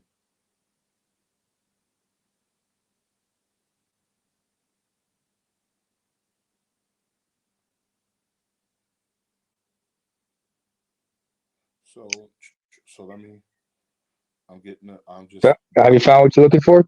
Yeah. So the U.S. Air Force calls its cybersecurity officers cyberspace operations officers, right? Ooh. Mission officers in the Air Force, cyber intelligence branch, right? You'll say it. And so their role, plan and execute missions in cyberspace, operate and defend Air Force networks, satellite communications, and cyber weapons systems, advise commanders on cyber risks and mitigation strategies, train and supervise personnel to ensure operational readiness. Right? So this is, so you would have that, and then, hold on, what is the same called in the equivalent? Yeah. So I'm just looking it up for them, right? And so hold on. So again, take your time. Space Force is called Cyber Operations Officers, right? They serve as commissioned officers responsible for defending and conducting operations in cyberspace, protecting satellites, communications, and mission systems from cyber threats, right? And again, like I said, safeguard satellite communications, GPS, missile guidance, and command and control systems. Conducts both defensive and offensive cyber missions. That's sexy. Assess vulnerabilities, plan cyber missions, and advise commanders on cyber risks. Ensure secure integration of space and cyber domains. What are your thoughts on that, Lust? I'm definitely interested. I'm just listening to what to the full details of everything. Yeah. So. Oh, you hear it in him. He's getting giddy. Yeah, because I'm also on the website too, so I'm just looking down the list. So if you are a college student, what I would recommend is for you to do this, right? So what happens is there's ways that you can go. So one of the ways that you can become a commissioned officer is you can go through the Reserve Officer Training Corps. So now, if you are looking to be an active officer in the Air Force, then you would have to find universities that have a Air Force ROTC program, right? And so you could find a university, and then you can find a particular university that you're interested in, right? And if that has a Air Force ROTC program. And so once you find that particular university, you can call their ROTC department, and then their ROTC department will take everything from there. right? And then you will be well on your way to choose active duty, reserve, or National Guard.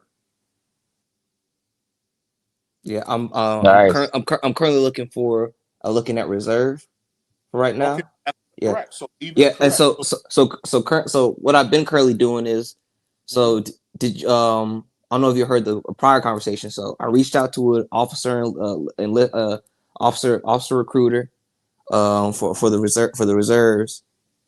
Okay. Kind of snubbed me in the email me. I put it on my online application, snubbed me through the email, kind of like to deter me. So I've been working with the enlistment officer currently while I prep for MEPS. I've been off my medication. Got a doctor's note. I'm about to go to a lung specialist in like about like 10 days.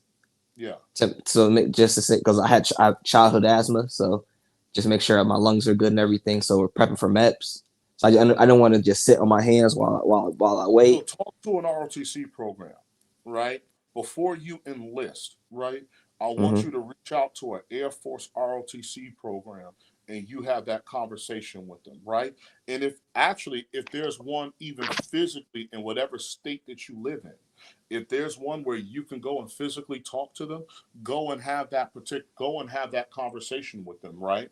And again, and if not the Air Force, just like I told you, there are other branches. So remember, there's the Space Force, which is relatively new, right? Mm-hmm. Which is relatively new, who would be looking for people of your skill set. So you got the Space Force, the Air Force, and the Navy. Those are the three ones that I would start with first. Space Force, Air Force, and Navy. And look up their ROTC programs,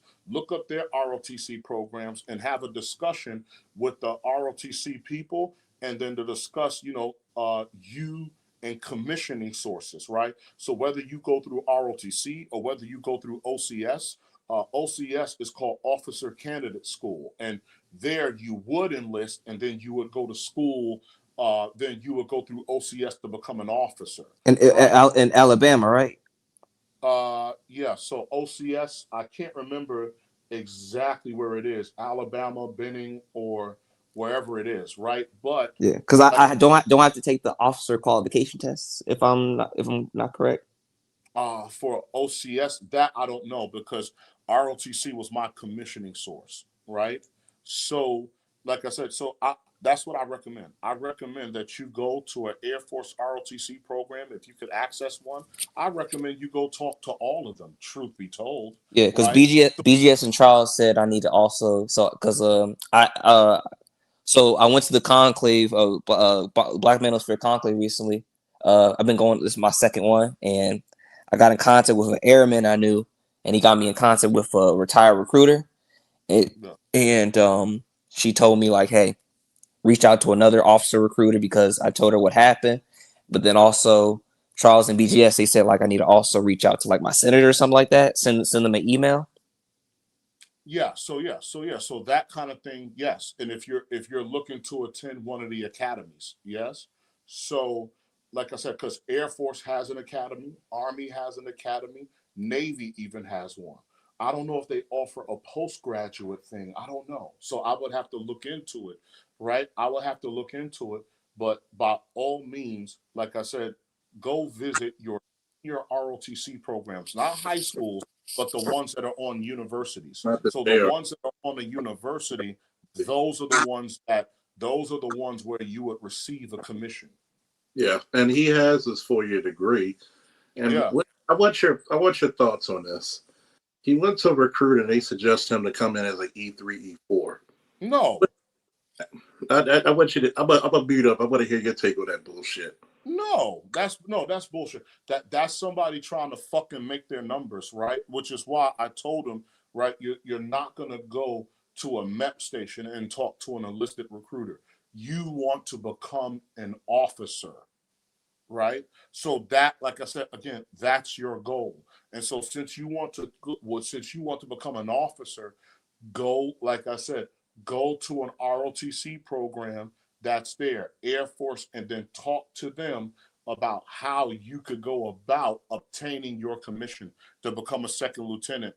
And shit, since you already have your degree, because certain jobs in the military require you to get your master's before you can do it, right? So let's say this requires you to get your master's, right? So now ROTC will pay for your master's degree. And then when you get commissioned and start your job, you'll be a captain instead of a lieutenant, right? So let's say, for example, if you wanted to be a lawyer, right? The Army will pay for you to fucking go through law school and all of that other stuff. And then by the time you go into JAG, you're a captain. Same thing if you were any kind of medical doctor. By the time you actually go in, you're a captain. Your lieutenant years, you may spend in your postgraduate education, right? So like I said, Lus, if I could impress anything on you, right, for further information, I would highly recommend that you visit especially since what you're doing is high tech, look at the Space Force, Air Force, and the Navy, and go and visit those 3 ROTC programs, and then go have a discussion, right? So if that guy snubbed you, F him, right? There's 1,000 other people that you can talk to. Yeah, I because I left a message for the right before the holiday for the other officer recruiter, so I gotta follow with them, and now I gotta I got so much homework from y'all now. I gotta go to the ROTC programs. Yeah, so do that, and then once you do that for me, then I will connect you with my fraternity brothers who are also in these services, right? So I will connect you with my fraternity brothers who are officers in the Air Force. I will connect you with my fraternity brothers who are officers in the Navy. You get my point? I can connect you with my fraternity brother who was in the Army as a signal officer, right? You get where I'm coming from? Yes, sir. Yes? So Yes, please, yeah. So like I said, go in and then do your homework and everything else and do your part. And then if you need anything further, then I could connect you with people who are still active duty. And the people that I could connect you with now, those guys are captains and colonels, Navy captains and colonels in the Air Force, Army, etc. Yes, sir. Yes, sir. Okay. So, fair enough.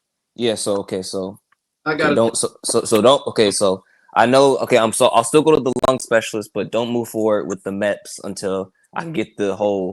Nah, I'm going in as an officer, right? Then. Okay. Yeah, Gotcha. Because I'm gonna tell you what it is. If you were a white boy, they would have never done that. Correct. They would have never. I've never had the privilege of being an officer. That's why I said I can only give you the military aspect. I can't give you the officer because I've never been one. The only time I took command was 2 times. As commander as a police officer, and when I took command of my own security agency. Yeah. And the thing is, Sandog, I tried the retired recruiter that I got linked up with. She had told me to reach back out to the officer recruiter and ask for their senior master sergeant, and they just gave me the runaround. And then even when I asked for the details, and I'm still waiting for them to get back to me with that information. So I might have to.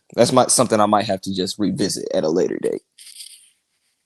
Yeah. So go and you visit, like I said, visit those ROTC programs and check it out, right? Because if you're going, like I said, if you're going to recruiting stations, like looking to become an officer, they're looking to enlist people, right? Because when I was in high school, all day, every day, right, there were people there to get me to enlist, right? And I'll never forget, there was a Marine Corps gunny sergeant who tried his damnedest to make me a Marine. And I'll never forget, after my freshman year of college, he saw me in my Class B uniform and said, "Oh, you want to go the officer route, huh?" And I said, "Yeah." Right? And so, like you said, again, it's like what Charles says, right? So there are people out there, sad and most unfortunately, that don't want to, lend a hand with certain types of information and everything else. So please, like I said, that's all I have to tell you for now. I'll start you there before I go deep into anything else.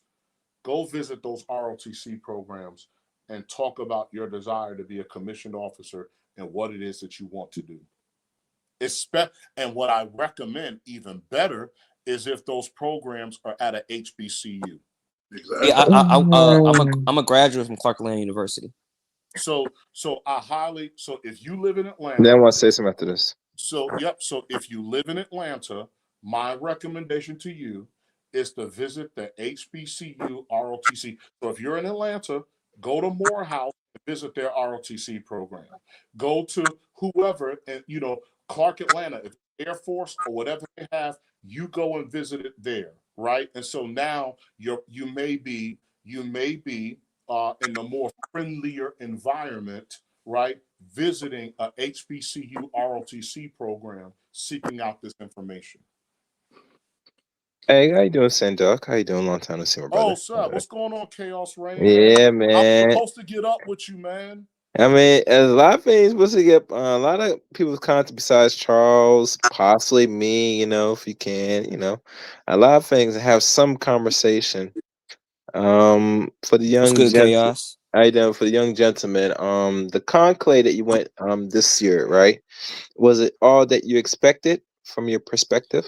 Well, it was my second year, so I went to the Houston. Houston was my first one. Crazy enough, my Air Force contact, that's where I met him at. And then Miami, I was like, hey, went to the first one. Second one was way better, was better than the first. So hey, I've been keeping in contact. I've been doing my studies. I should have my CCP before the year ends, and I should have my SSA by the top of the year for in cloud. You got to understand the whole premise that you're trying to get assistance from other men that's older than you. They're not so leery to relinquish or pass baton power. They're gonna stagnate like most of them, especially black folks. And you know how it is. If it's nigga or whoever, they're still gonna hold on to power and keep you into servitude. Nothing more, nothing less. Yeah. My officer recruiter was a woman. You always, no. Regardless who it is, you always gotta think that if I was in your shoes, say, "Well, I like to relinquish power," and most people's mentality today says absolutely not. So when you're in there, you always gotta be thinking of that power move when you confront anybody and say, "I need to find that person to get me through the alleged back door into the room." This is the reason why I'm not afraid to put people together, because they're supposed to use social media properly. Am I wrong? Exactly. Right? And they're not using social media properly. They're squandering it because most people, when it first was more accessible for the last decade or more, people use it and spoil it. They only use it to gossip, to know what people's doing. They're not really talking to people, knowing what other person network effectively, properly. They're there just for other means, and that is not what the purpose of social media. When you see these so-called caucasoids took over the social media thing, they use it for network, while niggas sit there take it for foolishness. And that's the problem. And I'm gonna tell you the one thing that I'm gonna pass the baton. I think Sando trying to get in. See, I'm a legacy guy. People think that, oh, you did all this crazy shit, you don't want nobody to follow. Your job to be better than me. Your job. What will my legacy say? Out of all the people that I taught and coach, I got an officer. I pushed my son to go to the National Guard to be a medic, and he'd be an EMT, go to school and be an EMT. How much would my legacy be if they go places where I haven't been? And I'm still going, and I'm still capable, and I'm still young. Be the legacy guy. There's no reason. I've said this. How many times have I said it? Well, if the amount of fucking brain power in this space alone, the amount of occupations, education, training, and just experience, this space literally outclasses the white manosphere by leaps and bounds. We need to start acting like it, participating like it, because you don't hear people who were former military officers, PhDs, openly on the white manosphere channels. Nope. I don't listen to them dudes. Like, y'all guys probably pay attention. And I know they don't got that. And if they do, they got in a nice little special section within their own group for that.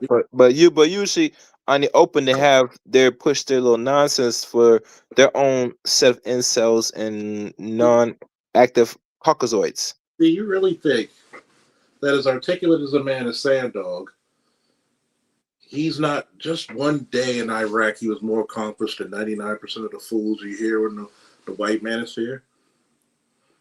Here's when you want to be something or you want to obtain something, you need to be around the people who either have it or know how to get it. Mm-hmm. This is the one thing you probably surprised how quickly I put you in contact with Sad Dog. As soon as I did it live and I seen him, yep, perfect. And this is what I want everybody under the age of 25, especially the under the age of 30. You have a pro-military government and Senate in office now. Take advantage of that goddamn money and opportunity, especially if you have a goddamn STEM degree like you do. Mm-hmm. Don't ever. What did I tell? Hey, Sad Dog. Guess what I told him? What he should tell that recruiter. Go ahead, tell him, boss. Go. Fuck him. Fuck him. Go kindly fuck yourself. Kindly fuck you. If you don't see my talent, if you don't see my eagerness, my longing for this, my divine dream and purpose for this, fuck you. And that's one lesson I'm probably sure your dad and I will sit one day having a cognac and a smoke of cigars will willingly tell you, fuck them motherfuckers. If they can't see your greatness, those motherfuckers should not benefit from you. Go somewhere else. Go somewhere else. Yeah. Also, Sandog, I searched it up. All the HBCUs are like under like a cross school thing. What's it called? Crosstown schools. So they're all under like Georgia Tech. So I know where to go now. Mm-hmm. Because I was in the ROTC. Unfortunately, George Bush told me to get my ass to war, so I couldn't become an officer. I didn't sign the contract to keep me yet, so that's very similar to Morgan State and Coppin State. They both share an ROTC program. So a lot of people you'll meet, probably you'll see a couple of lieutenants who you probably went to class with, which is going to be, like you said, much more friendlier environment. Mm-hmm. And go for the gusto. Keep in shape. Do your push-ups. Do your running. You're already training. Always, like Sad Dog say, always seek the adventure. These are your adventure years. I'm not knocking some of the people I trained who got married at 22, but could that be the Faulkner man? No, I was traveling the world. At 16, I was wrestling internationally. I'm sorry, I can't imagine being married at 20-something and it slows me down. These are your years to develop greatness. Why? You don't have major fucking things to slow you down. And this is also another thing that this week I'm going to talk about. Is like, look, if a female's interested in you and she really wants to be with you, she'll bend heaven, earth, time, and space to be with you. She's going to be down for your program. She'll wait. If a motherfucker will wait for a sorry motherfucker in jail, in prison for 10 years, 10 years, she will wait for you. If it's a female that's worth it, she'll wait for your greatness. As a matter of fact, she'll be the one catapulting you. And see, that's one of the issues in the black community. We learn how to be simps and lustful people to such a point we don't even know where the women can catapult you. We're supposed to give women purpose. They're supposed to give us inspiration. And I like to see, where the fuck is the inspiration? I'm supposed to fight and defend and provide for my family.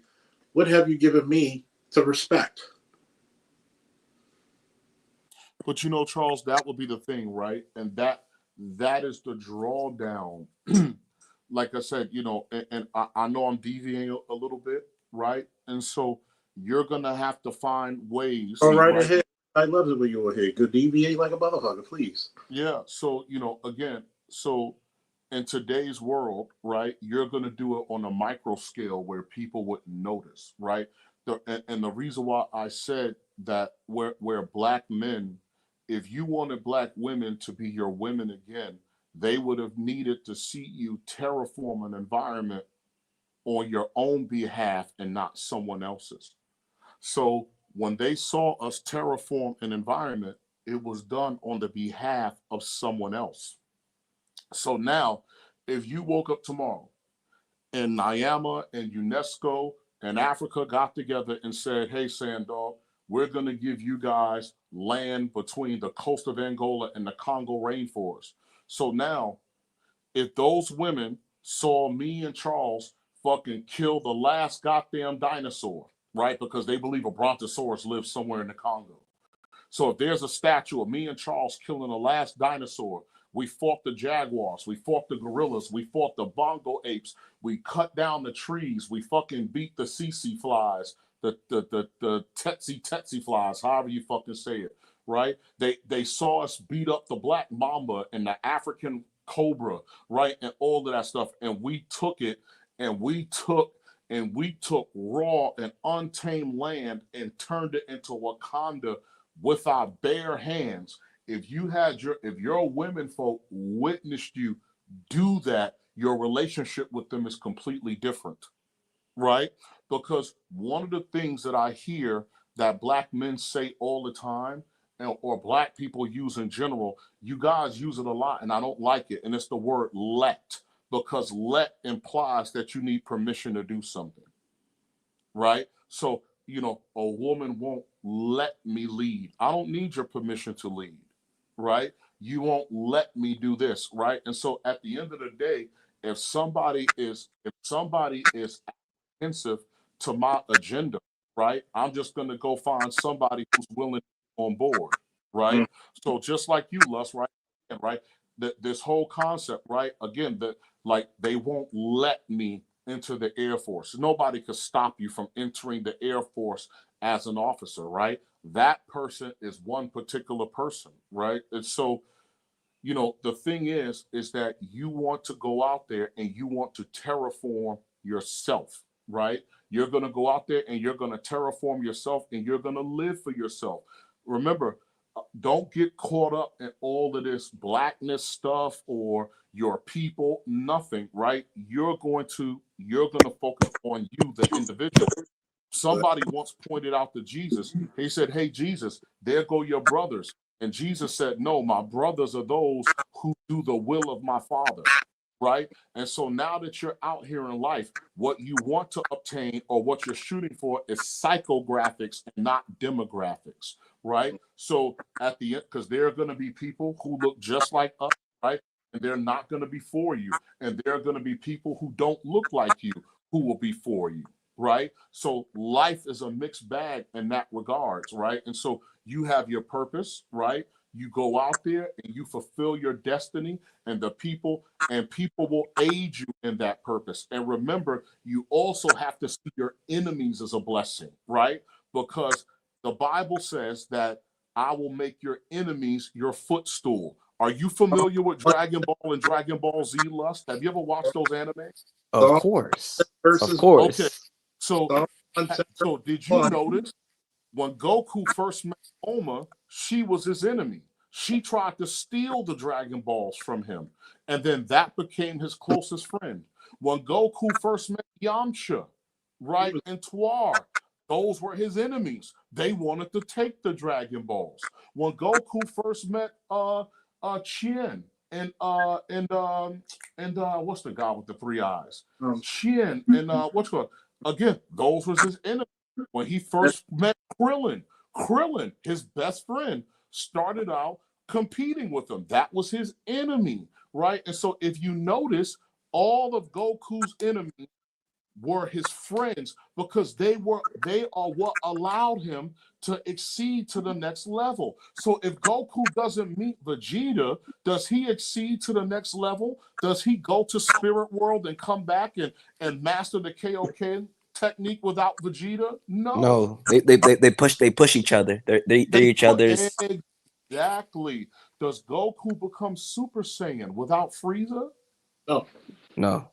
Right. So you have to also look at to some extent your enemies as your friends. They are your chance to elevate. What did I tell you earlier about the psychopath? You gotta have a little bit in you. You got to have a little of crazy. You know why? When I wrestled, and it was funny because me and Sandog shared pictures of us as teenagers and in the Army. We were not built like regular teenagers, were we? No, we're not. No. No, we're not. No. And you got to realize this. When I went to the tournament, and I lost my first match, but I beat the guy who I lost to in less than 2 minutes in the first round.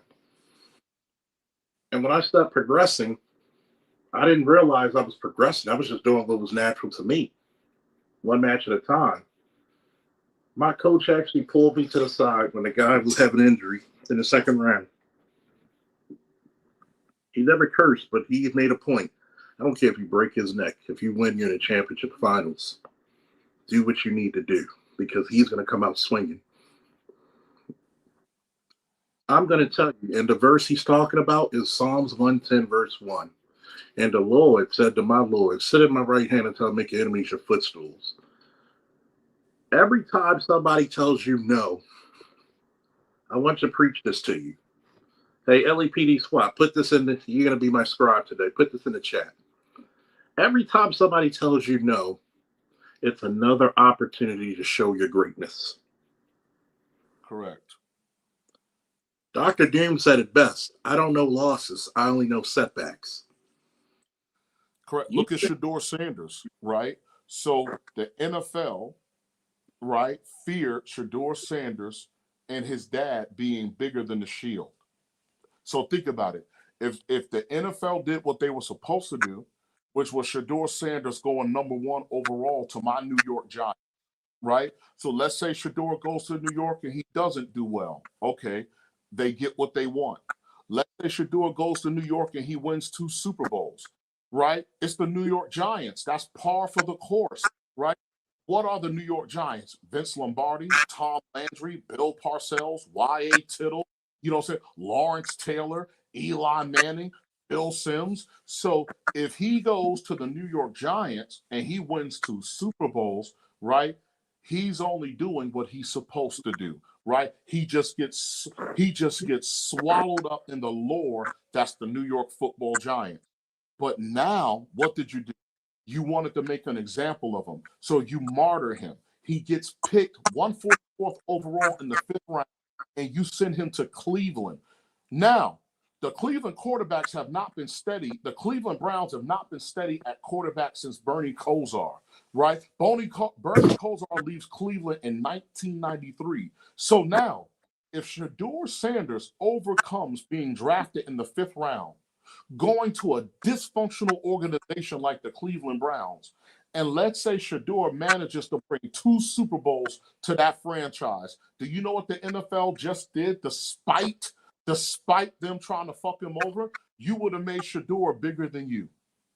Yeah. At that point, the name Sanders becomes bigger than the Shield itself. Whereas if you would have just sent the kid to New York, and even if he was successful there, it would have just been par for the course. But you screwed him out of the 1st round, drafted him in the 5th round, and sent him to the most dysfunctional franchise you have to offer. And if that kid overcomes all of that, he'll be a god amongst men. Yeah, I mean, you gotta.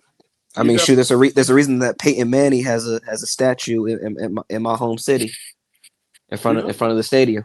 You got to look at it. I'm a Ravens fan. Look what they did to Lamar. You got 2 MVPs later. You're telling me a little no or a little fuck you? You should be, excuse my language, you should be dick hard when a motherfucker tells you no. That's psychopath. Why are you happy they told you no? Because these motherfuckers don't see me coming. It's like, you ever been on a raid? Yeah. And you just hyped. But you gotta calm yourself down and stay focused.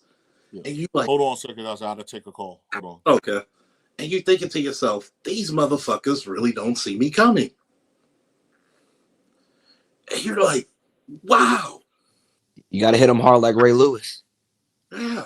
And it's like, you're in this motherfucker's house and nobody hears you. You're like, this some fucking video game shit. You gotta define your greatness. This is a moment to define your greatness, where once you get your commission, you'll sit back and laugh, and you'll be giving speeches on how I was told no. My story began with a no. That's the thing, Charles. Like, the thing is, like, when I heard no, and then when I got like confirmation that something weird was happening, about like that, like I got confirmation from you, other people, and then especially when the retired recruiter told me, I was like, I want to pop into the officer recruiter's office with a senior master sergeant, with me fully dressed down in my officer attire. And I was like, I could just imagine. I was like, hey, I'd like to talk to you and sit down. And like that thought came into mind. I was like, it's time to get to work. I'm a natural Aries, right? My first department I ever worked for was the Department of Veterans Services Police. Worked there for a year. They told me 2 days before Christmas that I would not be working there 2 days after Christmas, before I got grandfathered in for a year, so they couldn't get rid of me. You know what the guy said to me? Black guy, too. He looked me right dead in my eyes and said, maybe it wasn't meant for you to be a police officer. So my son was on the way. Found out Angie was pregnant with Peanut. Uh-oh. I had to take a job where I took a $25,000 pay cut. Transporting prisoners for Anne Arundel in Baltimore County. So, I get called from Baltimore City, and I told them assholes at the security place. And they were like, you could have worked today. No, the fuck I can't. I got hired by something better. Fuck you. As soon as we got our dress clears, I literally walked from 210 Guilford to the VA hospital and saw that same individual. And he was like, hey, how you doing? I looked him in the hand. I said, you were right. Maybe it wasn't meant for me to be a police officer. I was a full blue, gun and badge. And the look he gave me in his face, and he told me this almost 2 years ago to that day. And he shocked him. And I shook his hand and smiled. Maybe you're right. I think you're right. Maybe it wasn't meant for me to be a police officer. That's why I say the best revenge is living well. Where one door closes, 13, 14, 25 more doors open. Instead of taking me and seeing what if I was a recruiter and you come to me with being an officer, I want to enlist in the military, I'd have slapped you and said, no, you're going officer. But what? I'm going to fuck you up if we don't have enough young black men with your talent, with your knowledge, with your guile and style and profile in the officer corps. I would be insulted to let you go in as an enlisted.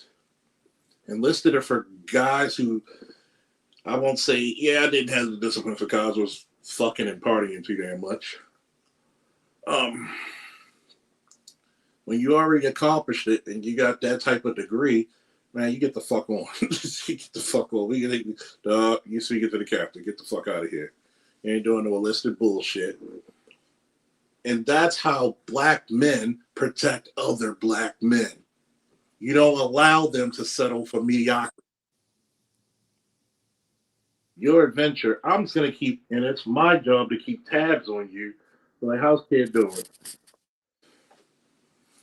How's that kid doing? But this is the reason why we let so many young black men fall to the wayside, is because we developed this hater spirit. And that's the crazy part, because my officer recruiter, I was like, okay, this black woman, maybe she'll she'll help me in the process a little bit. But I was like, just got the email. Mm-hmm.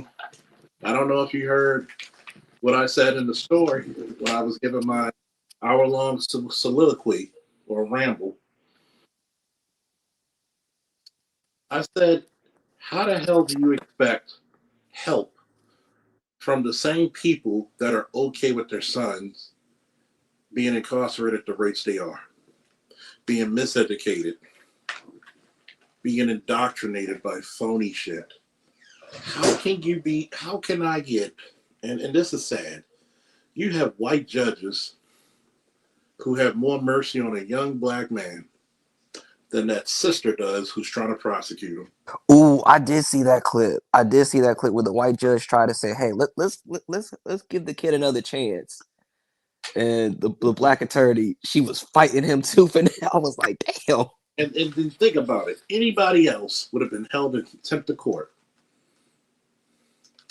And you think about it. Yes, if I had to train you to do certain tactical shit, are there times you're going to be treated lower than shark shit? Yes. Why? Not because I'm trying to ridicule you. It's because guess what? Are you able to follow commands when you're uncomfortable? Are you able to carry the mission when you're hungry, when you're tired, when you're cold, when you're hot? You're going to respect this position you have because you know how long. People don't realize we had to do training for QRF. We were timed on how much we could get all our gear and weaponry on those trucks. Why? Because time means what? Lives. The more time it takes, the more lives you lose. And last time I checked, life isn't something you can always get back, can you? You only get one. No redos. So imagine you're getting smoked because you're too slow. 7 minutes it took us to get all this gear up there. So the average person, that's fast. To us, that's slow. We got down to literally 2 minutes. The way we wrapped our gear around a chair, you could just slip it on. The way we had the fucking 50 cal position. Me and another guy hit it on, we locked it in. We got it down to a fucking science. We were so fast that the first calf got hit by 7 mortars. We were at their fucking part of the base before their QRF was in. Their QRFs geared up because their QRF came in PT clothes. And we beat them there. And you got to understand, this is your training years. These are your years to show your greatness. And last time I checked, no follower, subscriber of mine, male, female, or in between, black, white, or indifferent. We all piss greatness in this motherfucker. And we defecate victory. I need to write that down for a t-shirt. When you think about it, you're right. LAPD SWAT, iron sharpens iron. Diamonds only cut diamonds, besides lasers.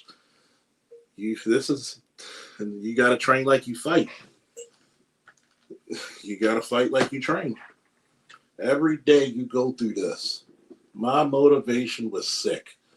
How dare a motherfucker tell me what I can't do? How dare you? Who the fuck are you? Like, what consequence are you? But these are the conversations none of the detractors of our space will ever hear. I mean, shoot, if it wasn't for the space, I wouldn't be in Theo's class. I wouldn't have grown spiritually. You know, shout out to Dr. T and BGS. You know, put me onto the path of Gnosticism. Shoot, I would probably still be stocking shelves at Target after graduation. Yeah, because you got to remember, your spiritual journey, spiritual food is different than any other of the other three. Spiritual is what motivates because your physical is going to be your hunger, your thirst, your libido. Your mental is trying to gain knowledge, trying to learn how to speak. Your emotional is trying to keep your emotions intact, even though sometimes you want to rage the fuck out. Sometimes you want to be kept quiet. But your spiritual, there's special food and fruit that you can only eat for the spiritual. And part of that is the enlightening journey. I don't give a damn if you're Christian, Muslim, Buddhist, Taoist, Shinto, Jinns. What makes you a better person? See, we don't just play chess in this fucking arena. We play Risk. And I love playing Risk on my iPad.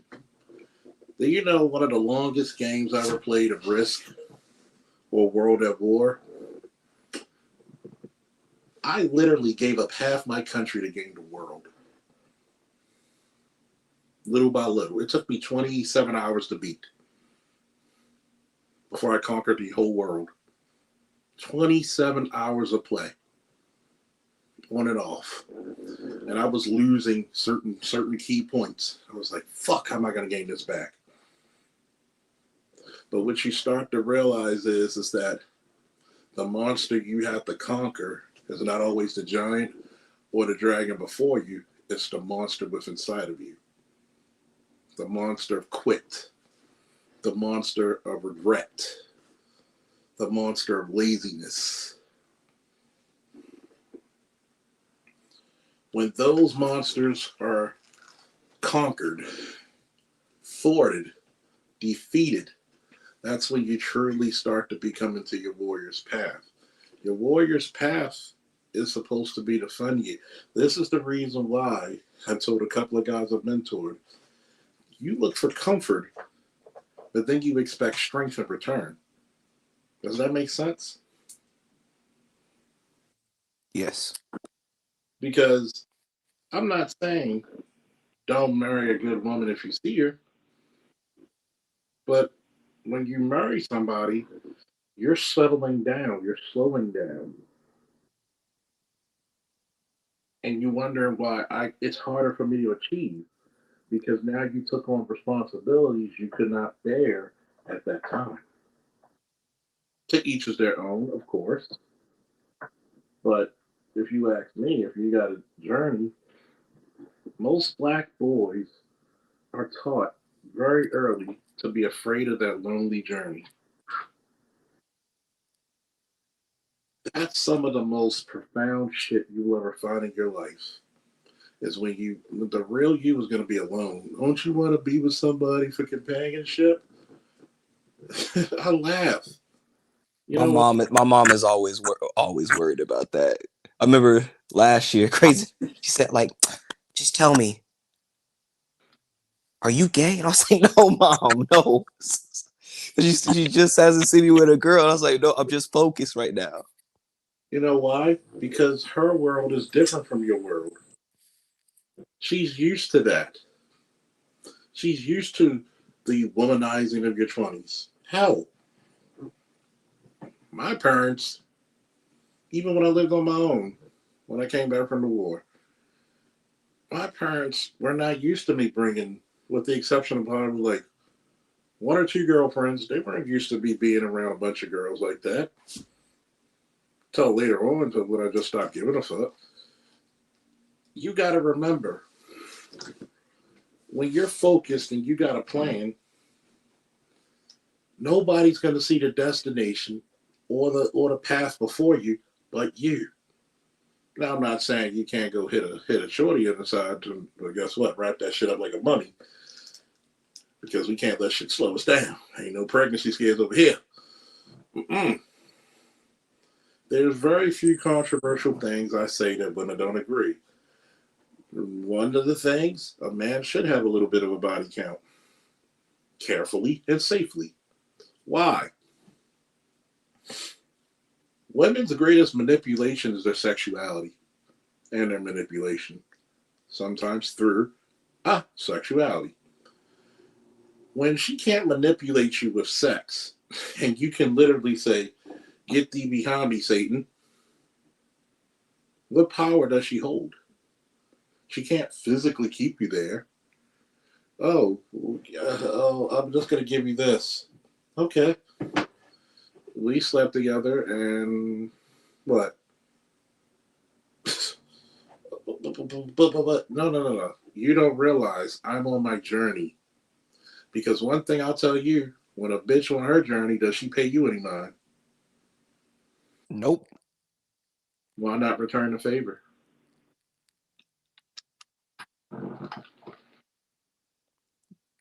And it's weird because like I've always had like this dream Like it's so like visual and surreal. It's just like I got a sword in one hand and I got like a book in another. And I was like, I've always just wondered what it meant.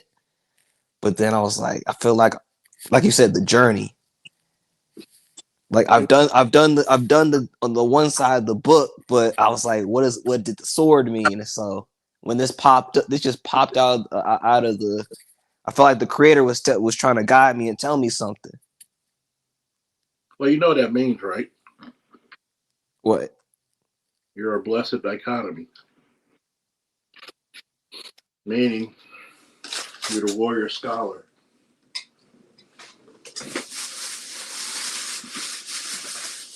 I'm a historian by trade. There's not one warrior class that was uneducated, was there? Nope. Some of the philosophers were some of your greatest generals. Think about it. How smart were the Zulu warriors? We still use their tactics today in the war. Masters of combat. How smart were the medieval knights? They breathed, lived, and trained war. That's what they were also masters of. Poetry, musical arts, the samurai. These motherfuckers could kill you with jiu-jitsu, budo, all kinds of arts. They played instruments. They painted. They had calligraphy. Think about it. A lot of your warrior class is your most educated class. That was the greatest way to go to the crown. I remember I took a tech elective class at Georgia Tech once for the summer, taking summer school, and you would think it would be about tech, but we were talking about philosophy. Mm-hmm.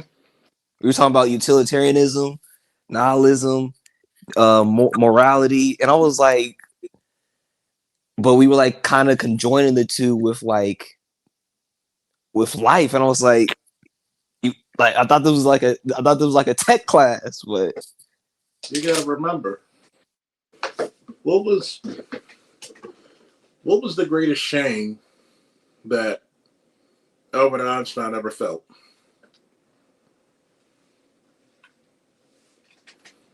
His involvement of creating the nuclear bomb. But out of that knowledge, how many people live comfortably under nuclear powered places?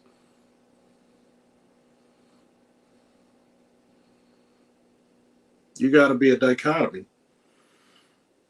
I am a master of peace. I can draw. I can write stories. Obviously, I could talk to people for fucking hours.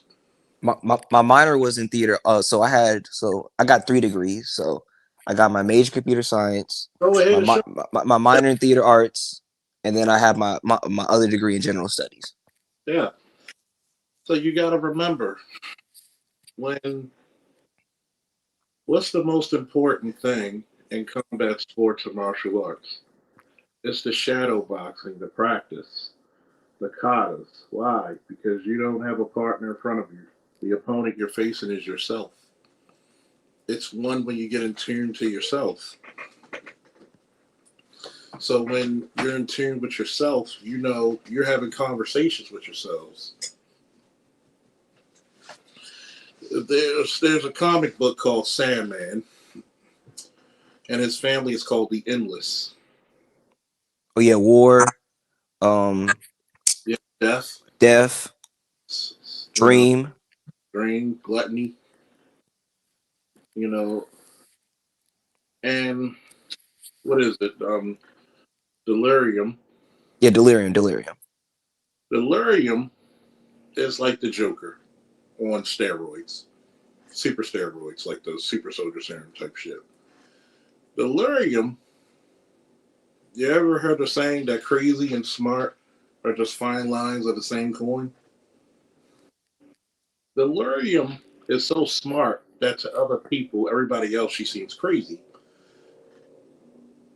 Because at first, before she went delirious, she was actually incredibly smart. She was the smartest creature in the universe. Didn't she? She was originally another aspect, but then she transmuted to something else. Exactly.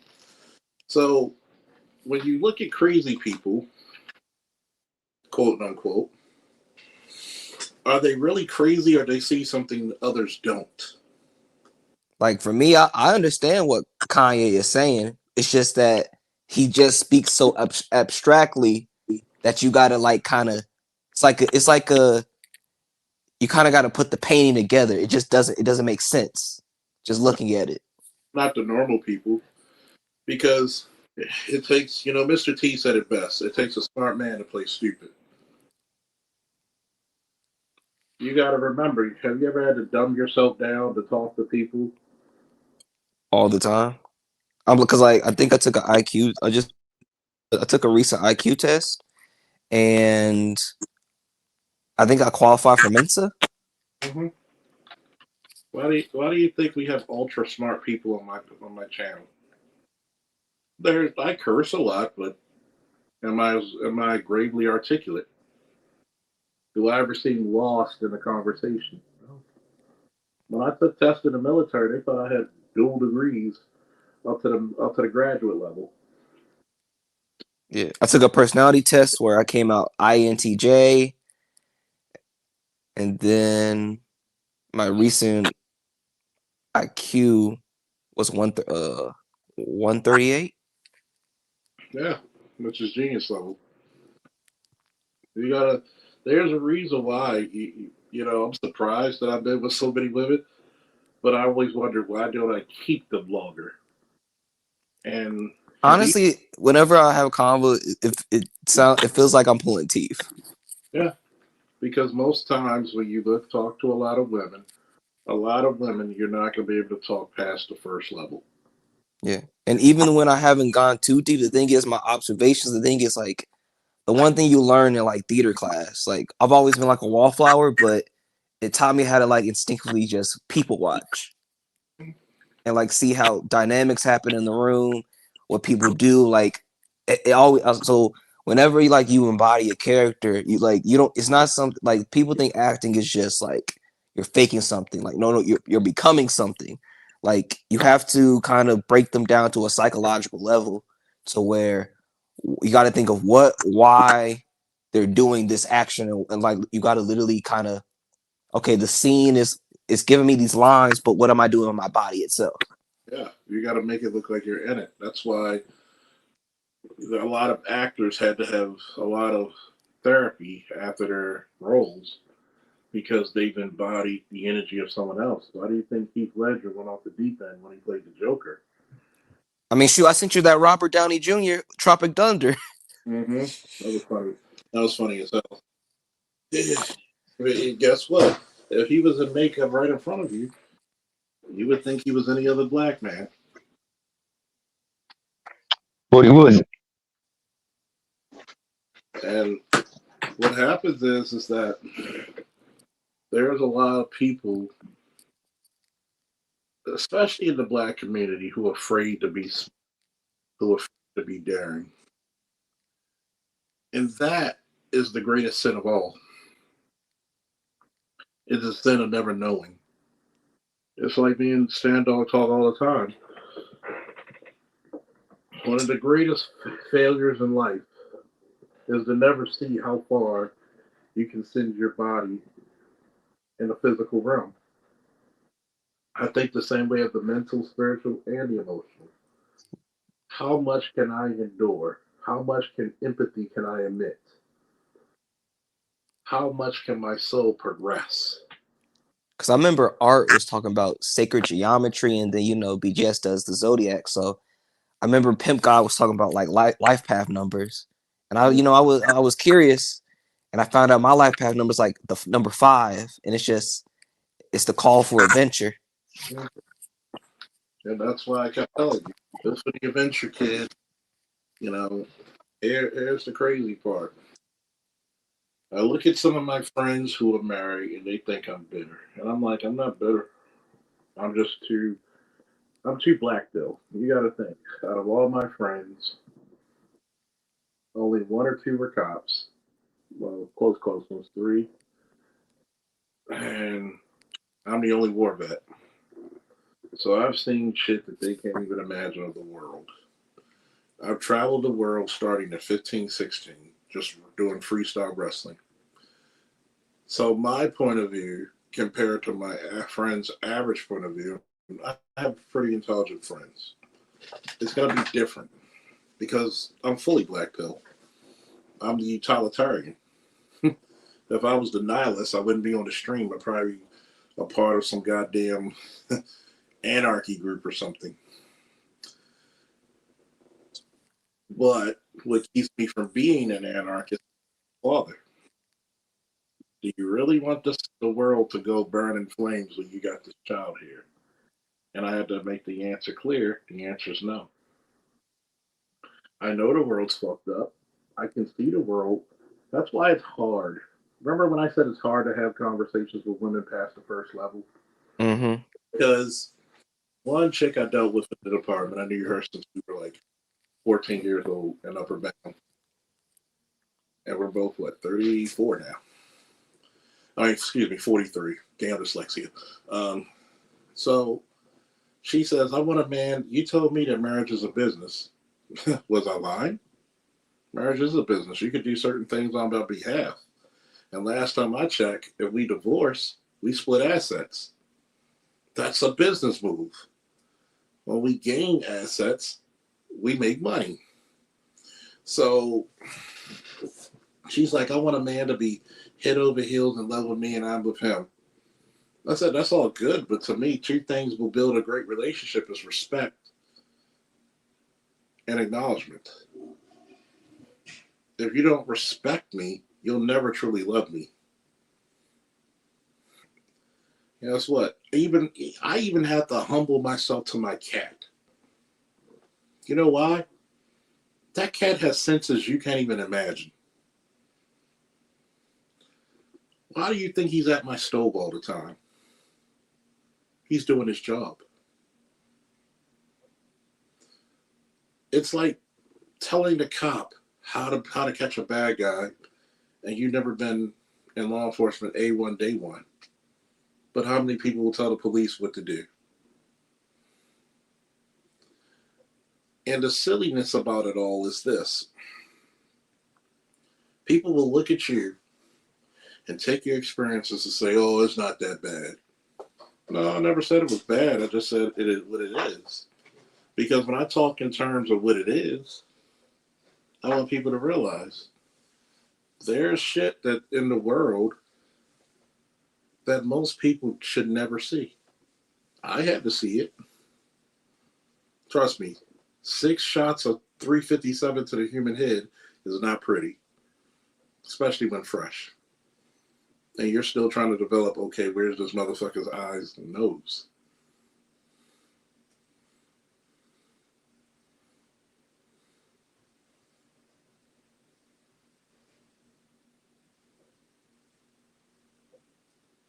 So it's like this. Like I tell people, what are the 2 things in nature that were before love and hate? Do you know, Loss? On a physical aspect? Mm-hmm. Light and dark? The 2 things that came, well, light and dark are pre for that. The 2 things that existed before love and hate were survival and killer instinct. That's black pill. Oh, okay. It's on a primal instinctual level. Okay. On a survival level. And that's why it's hard for me to talk to a lot of people. Because I'm talking about survival and killer instinct. They're talking about love and hate. We're not even on the same wavelength. Especially when I try to explain to them, you're not ready for those conversations. I mean, you're talking about the bare bones of the human element. Of nature, period. And when I tell them, I see things differently, even people who were in the military. They didn't. Well, there's some people in Iraq who didn't see the real ugliness of it.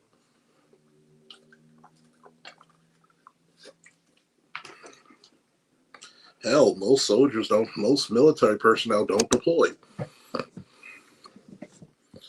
They can't tell me about the ugliness. There are some smells that trigger me. That make me feel like I'm back in those goddamn villages. So when you talk to people, when you go to utilitarian state, not saying that black pill is a greater level, how I view black pill is this. It's primal. It's the how it is and what it is.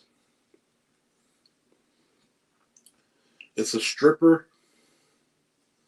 The chick who first strips is not the same chick who when she leaves that pole that night.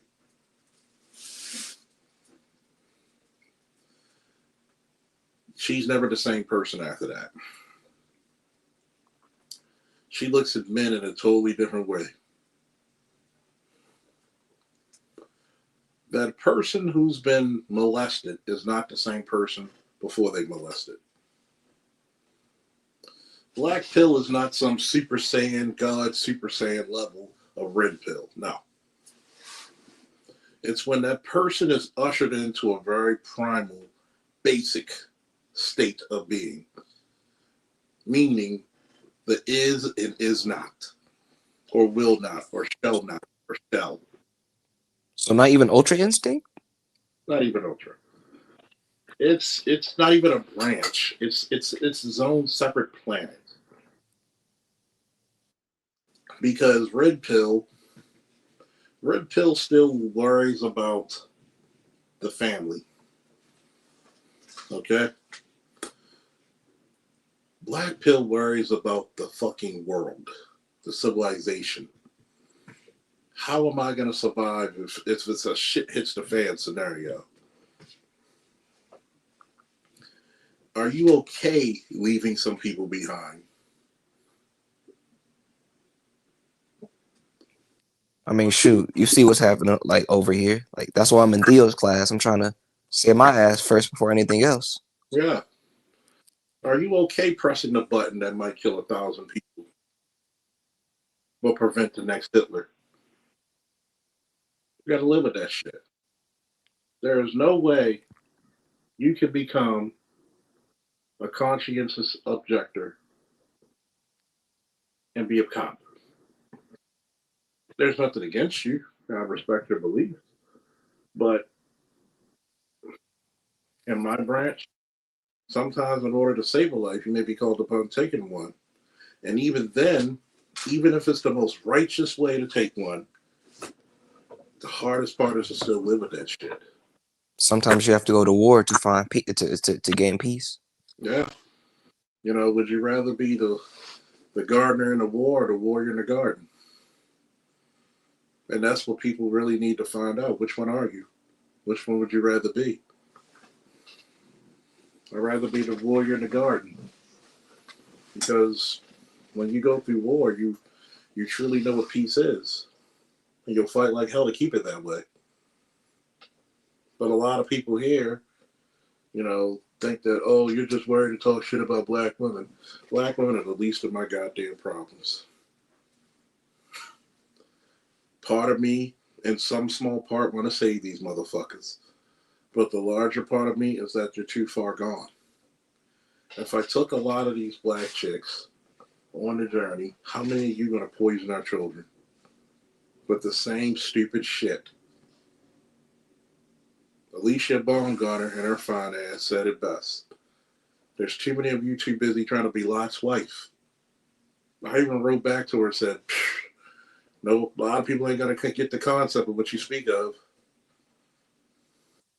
And shoot, I was raised in in sort of a village, but you know, at some point I had to leave home, and then I had to be a parent to where, hey, everybody not like some of the people I grew up with. No, you find out how blessed you are when the subject matter which you speak of and the things that were permitted from you shows through. Like the thing is, I didn't know that I was in the hood until until I figured it out. Yeah, that's how it was. Because one, when when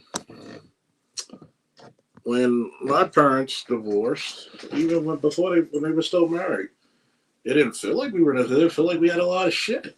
But you never see those 60 hours my dad put in the cab in the 80s a week.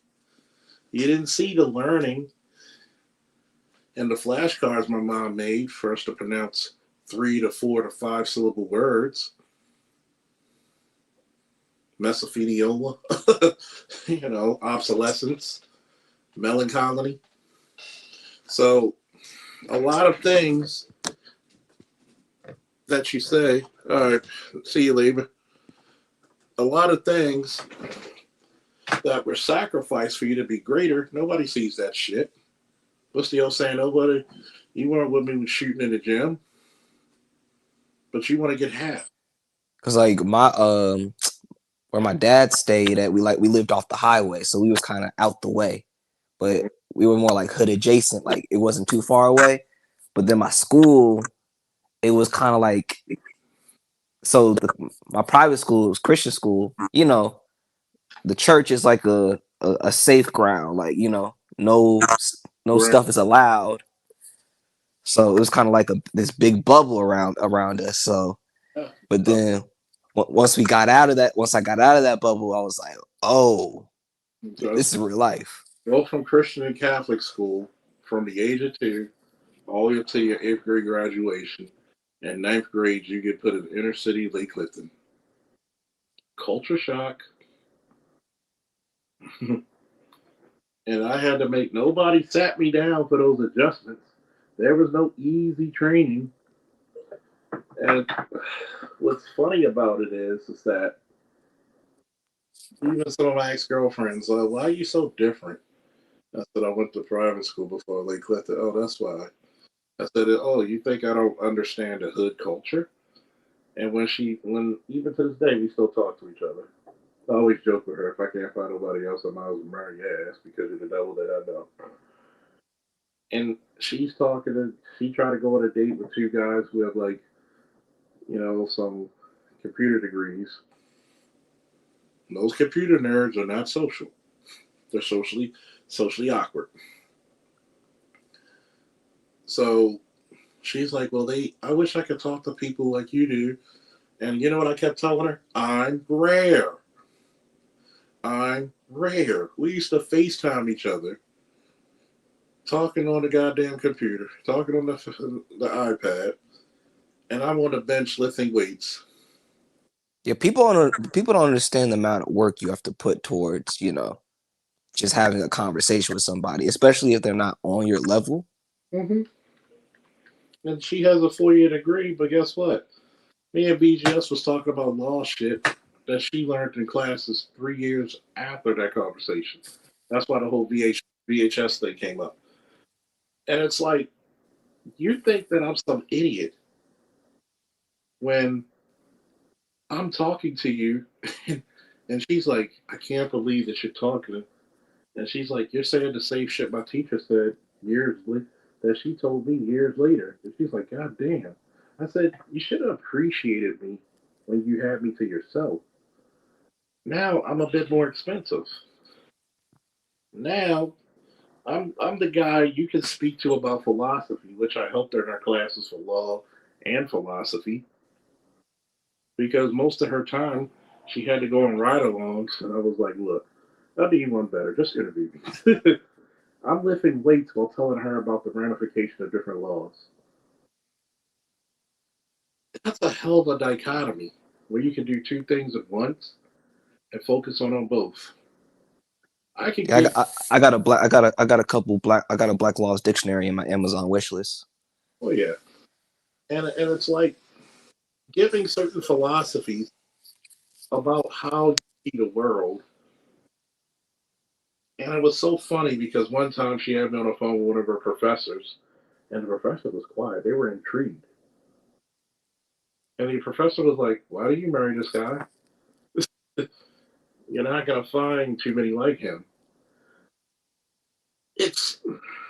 You're suffering from what guys like me and Sand Dog suffer. We're like Moses. We fight for our people to get freedom. We want them to be let go. We want them out of Pharaoh's grasp. But these motherfuckers are finding too much fun being enslaved. There's safety and there's calmness in being in servitude. But wait, was Socrates killed by people outside or inside of society? That's inside. Think about it. What did Julius Caesar say? You too, Brutus? Your own homeboy did you in. Because he didn't want to feel out. He had to stab you because he was afraid the other motherfuckers were going to stab him.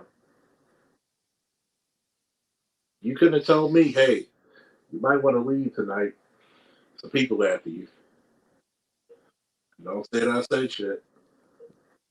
For some reason, there's something in the human being that fears different or something better showing up.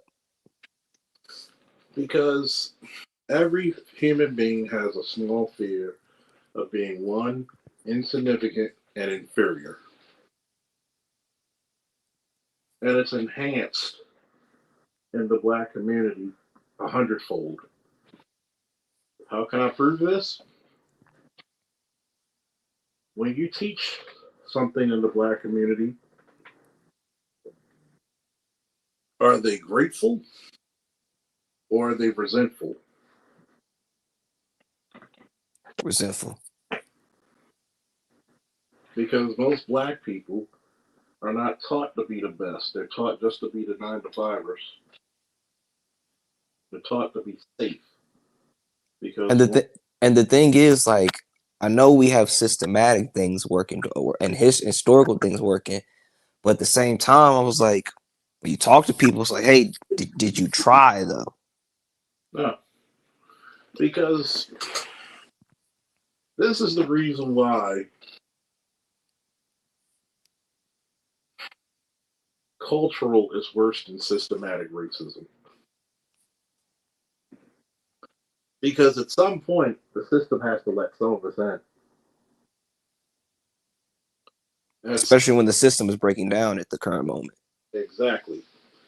Even at different points, you have to let the best of the best in. And if that Negro is the best that we gotta let him in. No matter how racist of a system, they had to let the best of the best in. But what happens when a good chunk of your male population doesn't even know how to read?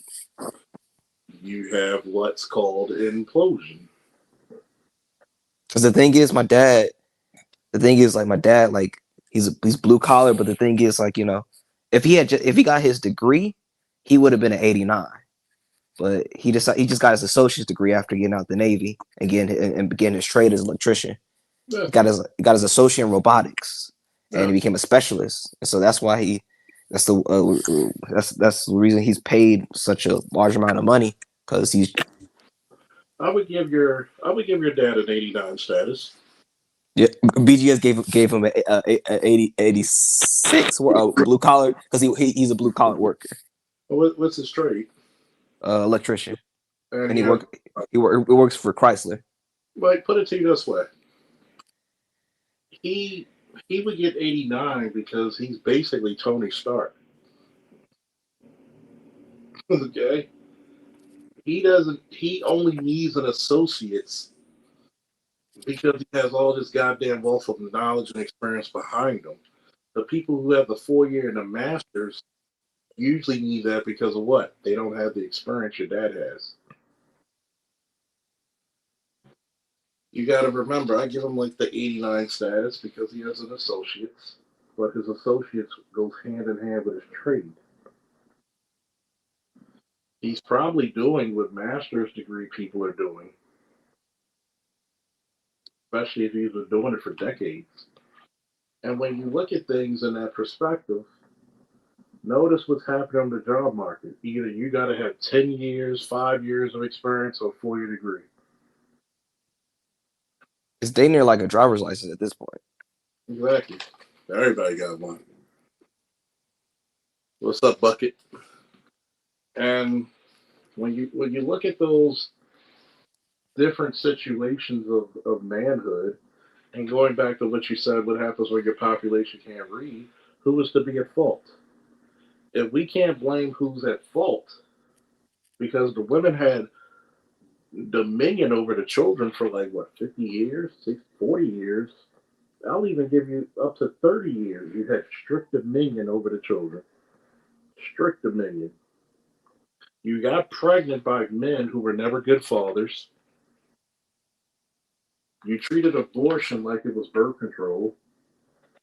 I mean, shoot, we can go further in the breakdown with the adage of the 10 years doctrine. Yeah. And I don't even like to go that far. Because once again, people are gonna give you those duh eyes. Even though we could tell you the 10 years doctrine, because the kids are not even yours, they're the state's. That's why the state gives you a license tag, calls your social security number. I want you to think of this. At what society will you give men the least and expect them to produce the most? A slave society? Even slaves were taught to count at some point.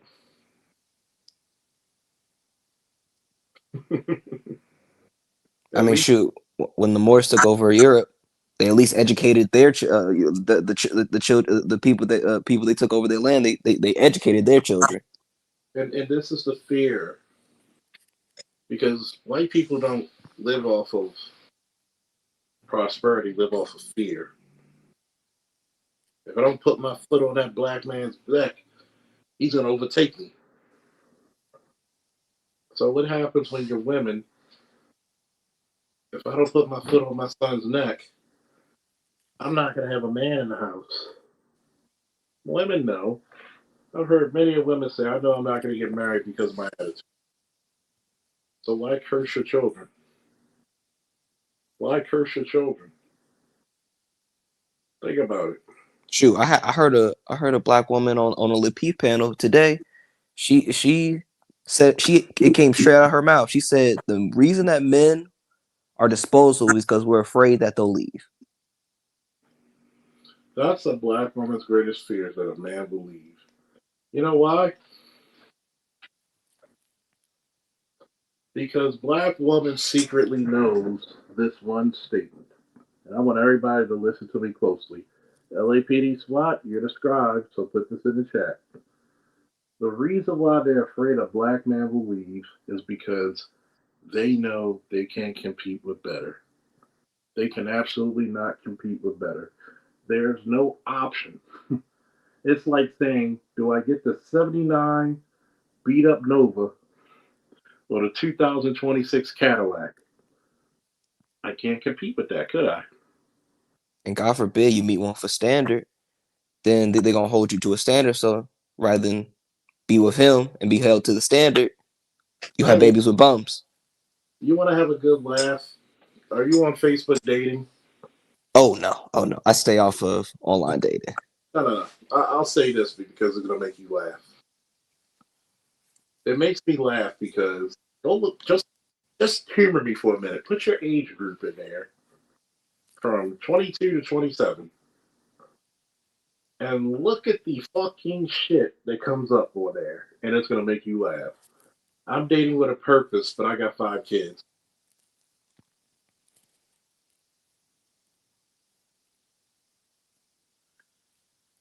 They know they can't compete with better. If you put them on a standard, they can't meet it. I've seen so many crazy descriptions. Oh, I'm tired of hookups. I'm ready for something serious. How can you tell me you have a standard when you never lived in one? How can you tell me you have a standard when your baby daddy's a prisoner? How can you tell me you have a standard when your ex-husband was a joke of a man? But you hold him in higher esteem than a guy who's more qualified than 100 motherfuckers looking. This is the fucking reason why they are afraid of you leaving. because they know they don't have shit to keep you around. And the crazy thing is, you got them in school, and they're right there in class with you. And will mistreat. Think about this, right? What's the most educated time that a black woman will see educated men? College, grad school, medical school. You never see them bitches ever fucking with college boys. You never see it. You could go to school all day and you dismiss all the men that you know this guy is educated. And you're too damn stupid. Because we can't say it's ignorant now because you're stupid. You know what dope boys look like. You know where they hang at. But for some reason, you get pregnant by those motherfuckers. Not the motherfuckers. People laugh at me when I said, if I had a daughter, yeah, you go get that STEM boy and you fuck his brains out. But then you think you're going to come back with 3 kids in tow and you're going to go and you're going to come upon shit and you think that this man who had to spend the last 20, 30, maybe 40 years of his life making him something, and you're going to bring him somebody else's children, and then have the audacity to say, I'm done having children. Shoot. I know that people give Russell shit, but at least he got 4 babies out of Sierra. Not only he got 4 babies, he got $300 million out of ass for selling his jersey to her fan demographics. But people want to call Russell a simp. Russell's a pimp. Yeah, once BGS broke it down, I was like, wait a minute. This was actually a smart move. But that's how you know the black pill versus the red pill rage. Yeah. But at the same time, like, I'm just tired of chicks constantly doing like, oh, I need Sierra's prayer. And I was like, you're not Sierra. No, you're not Sierra. You're worth nothing. Like Sierra is like runway model level beauty. And let's talk about this. What's the first rule of protection? She has to listen. Obedience. I gotta send you my protection list I did a year and a half ago. Should I say I saved the Faulkner Initiative? Oh yeah. And I'm gonna tell you why. That protection. If you're not willing to obey, I can't protect you. I mean, shoot, that's why I had to kick my niece out of my crib. If you're not willing to obey, I can't protect you. You go out there doing foolishness. Yeah. She didn't want to obey or wanted to be disrespectful. Under my roof, I said, nah, you gotta get up out of here. There we go. I don't care how much I love you, my respect comes first. When I stop being respected, that's when shit falls apart. And this is the big thing that black men never been taught. Self-respect. My cat has self-respect. There's some things he will not do. He will not shit where he eats. And he will not eat where he shits. He's that respectful to himself. Oh, well, you telling me that, yes, a rat will dig into the trash but find a cleaner place to eat. I mean, shoot, I've seen rats actually clean themselves and wash their hands. So what does that tell you? There's motherfuckers who go take a piss and they go eat something without washing their hands. But a rat will actually get some water and wash their hands even before they eat. Funniest shit ever, isn't it, with that video? Yeah, I remember one time I saw a rat. It looked like it was rubbing itself, taking a shower. under a Yeah, drainage pipe. And I was like, rats clean themselves? yeah, they're very clean animals. They may go through the garbage to find food, but I mean, if you laid some fresh food, that's what they would prefer. Fresh food. Yeah. Why do I you mean, think? it's like the homeless person. They rather you get them something from the store rather than have them dig through the trash. Yeah, that's called survival and killer instinct. Now, when you look at other shit, it goes back into what happens when you take away these stamps. Because January 1st, you got 2 years. You got 2 years. None of you are marriage material. None of you been thinking. And I told this one dyke, I said, look, shorty, let's be honest. A lot of these chicks wanted the kids because they that's their biological imperative is to have babies. But you're taught that a man is disposable. You're scared that he's going to leave. No man ever left a lady.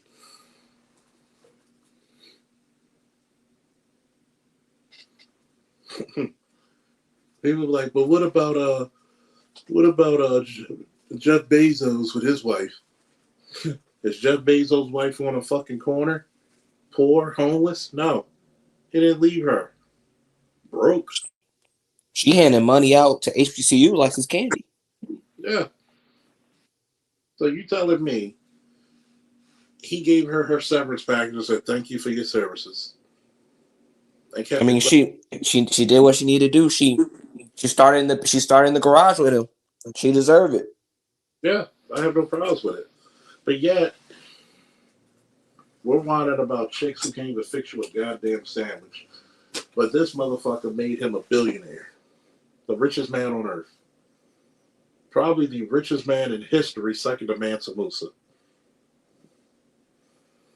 And you're telling me what? We're worried about nickel and dime bitches?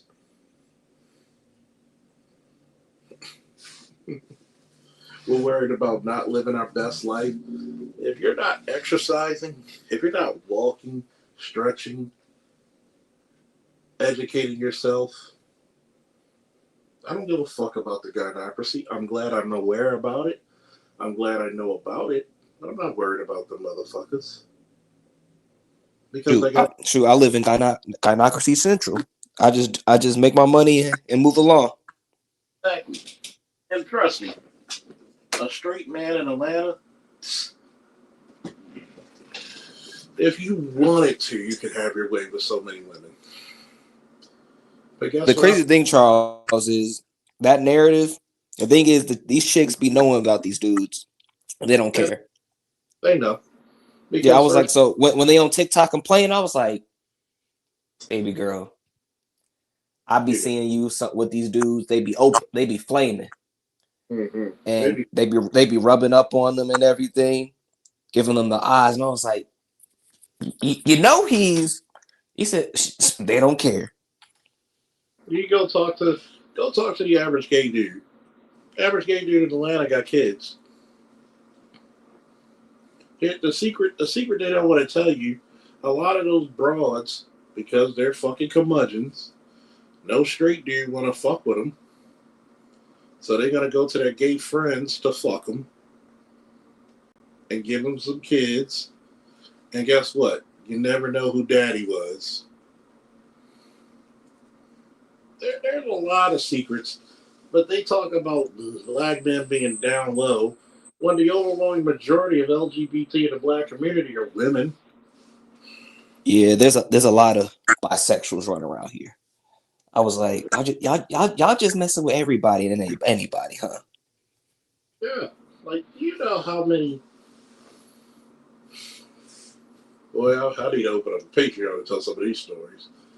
Do you know how many so-called studs, literally, when nobody's looking, just throwing themselves at me? Of course, you're the Falk. And the incredible. And it's funny because one chick I got back in touch with, she had to block me off social media because she has a whole following of studs and lesbians. And she thought that I was going to tell her business. I said, no, I don't tell shit. That's your business. I mean, shoot, a lot of these a lot of these lesbian couples, they be having a third with a dude. Oh, yeah. Especially if it's a dude they both find it attractive. You'd be surprised. and it's sad because they're all trying to hide. They're all trying to hide. The thing is, when you take them baggy clothes off and them boy clothes off and make them lose some weight, I'm gonna look like men like that. Oh no, trust me. There was one chick, she might have had the cornrows, but she took off her clothes, boy. She was fit.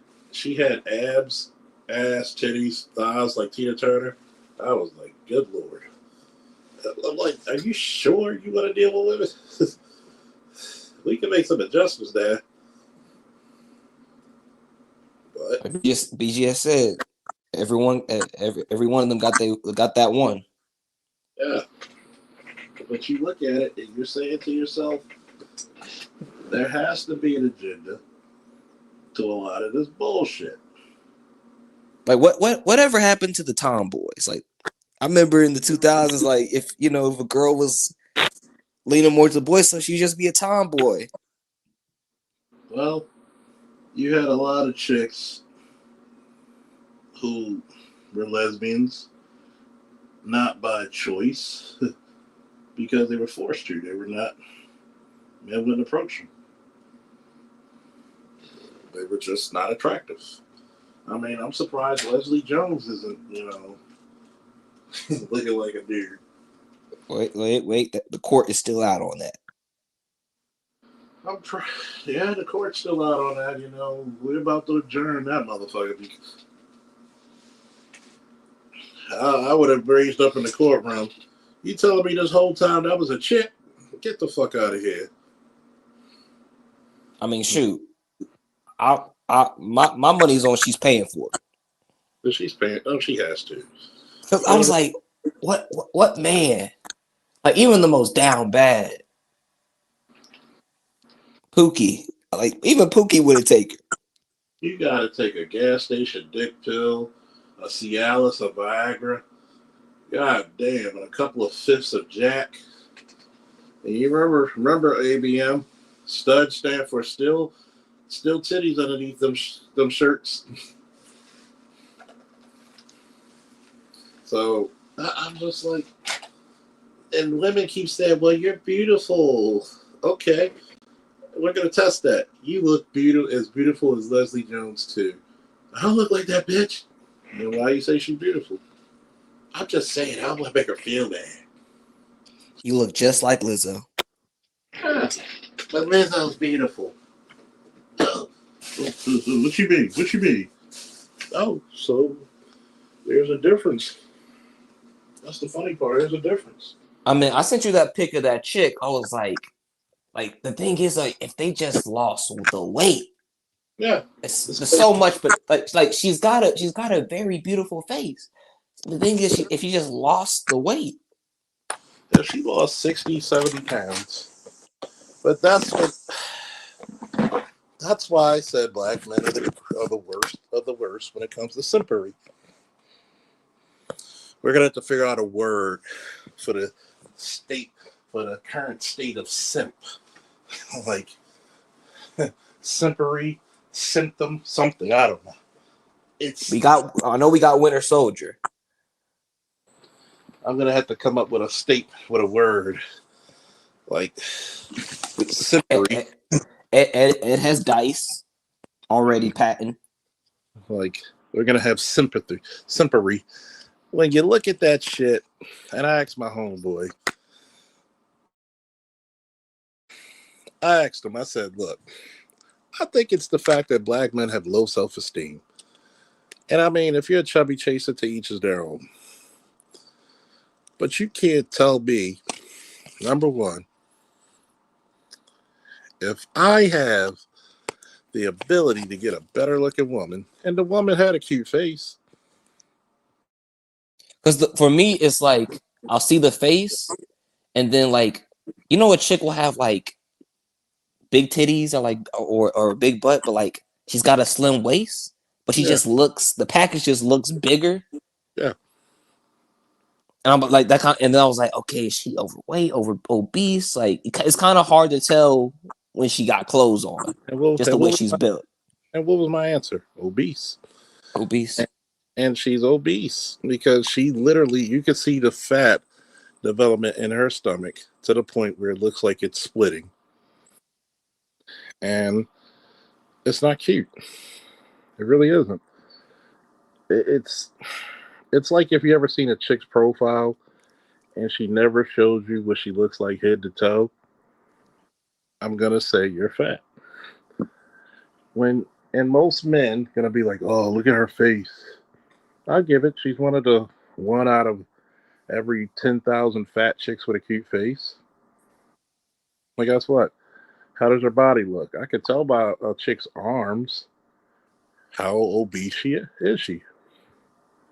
Like I can count on one hand of like fat chicks to be like, okay, like they're on the precipice, like just the way they're shaped and built. Okay, I can see, but the thing is, like, I couldn't do it in public. Everybody got one in the back seat, but to me, it's like I told my homeboy, his wife's closer to 50 than 40, and she lost a lot of weight to the point where I almost didn't recognize her. I said to young chicks, there's no excuse for you. And a lot of these chicks, here's the sad part, a lot of them are obese and they never had children. I think I'm going to do a show one day this week where I just talk about female dating profiles. Yeah, one of my OGs said, like, hey, just look at a chick, imagine her having like 4 or 5 kids and see if you want to be with her. Yeah. Or imagine her just having one. That is true. They do blow up after just one. Used to be back in the day, a black chick have a baby, she built like a shit brick house. And she has all the ass and titties galore. Now, she could be in a goddamn 19 years old, have a baby, and she lost her shape forever.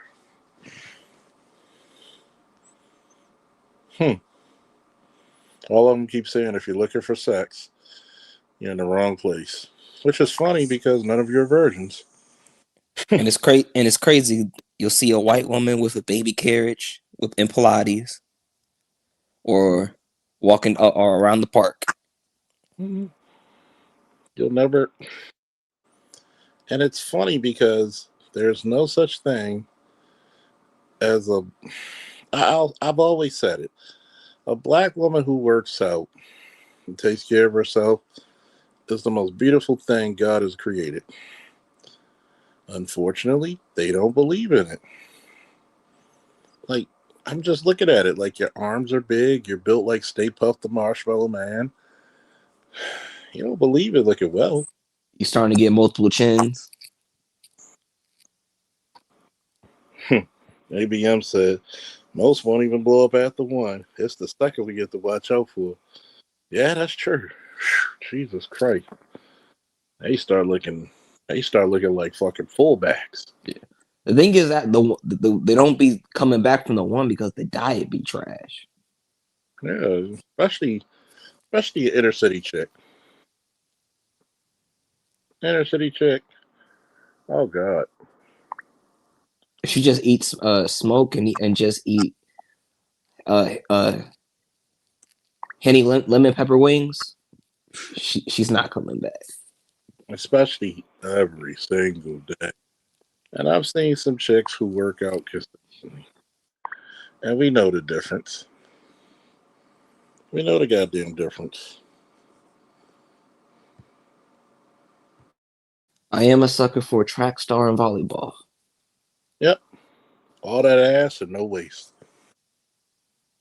Like athletic chicks. People will be like, oh, you like the skinny chicks. I said, no, I like ass like the next black man. But it can't look like, She got a big camera when she backs up. Her endurance with my muscles. Mm-hmm. They'll make future wrestler. Yep, super babies. Oh no, wrestler or gymnast. Yeah, make a whole bunch of superhuman babies. Yeah, and he works in biotech. Yep. I mean, you see my son built like a shit brick house. And working out, since he always watched me work out, so he worked out. Well, you got super Negro genes. Black chicks that work out have shitty. I'll say this: most of the black chicks that I've seen who work out have better dispositions than most regular chicks who don't. They're a lot easier to get along with. Because most of the times when they work out, they got to hang around dudes. Because they know most of their homegirls are not going to go to the gym with them. So they're around a lot of dudes. And not saying you don't have any, because I've seen some shitty attitude having chicks. At least this chick, she may not be the most attractive chick. She's 35, waiting for her love. But guess what she does? She fishes, and apparently she's pretty damn good at Call of Duty or Battlefield. Now, that's Battlefield. She's pretty good at it. But see, at least she put up with her hobbies and what she's enduring. I give her credit for that. But once again, I challenge these chicks. Good God, her arms are huge. And I'm not talking weightlifter huge. I'm talking about school marm huge. When you can start to see the cellulite develop.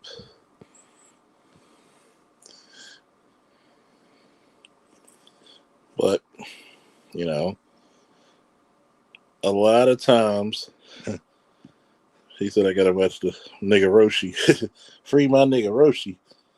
But a lot of times you start to see being in some type of shape. At least this chick says, you know, I don't respond to prompts. Let me see. She's been a Buddhist for 14 years, healer, business owner, grad student, active passport, licensed car. Oh boy. Basic shit that every adult damn near has. Date, marriage, empire, legacy.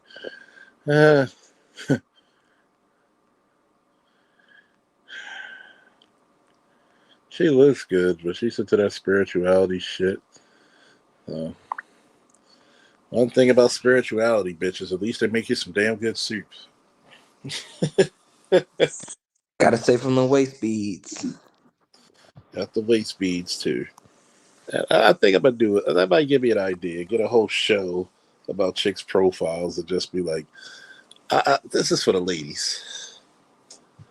If you're gonna make a profile for dating, do not come sounding combative, talk about what you won't do. At least this chick kept it short and sweet. For someone that speaks my love language, I appreciate that. That right there, I can appreciate. She wasn't combative. This next one, happiness is all I want to know. If you're with the shits and your mind's not made up, keep moving. See, combative. You're a big woman that's combative. Can't do that.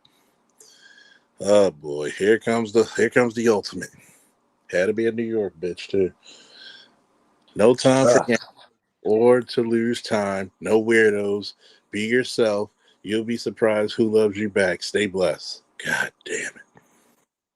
Whenever I hear like a list, I feel like, okay, you've messed with that type of dude at some point. Yeah, that was your vibe. Here's one. At least she made it short and sweet. Cool, chill, and lovable. You get my respect for that. And she's not that bad looking. 45, but Let me see. Please be yourself and clear with your intentions. Genuine and fun connections. Not bad. But the same chicks will say that. They'll keep all kinds of secrets and all kinds of shit from you.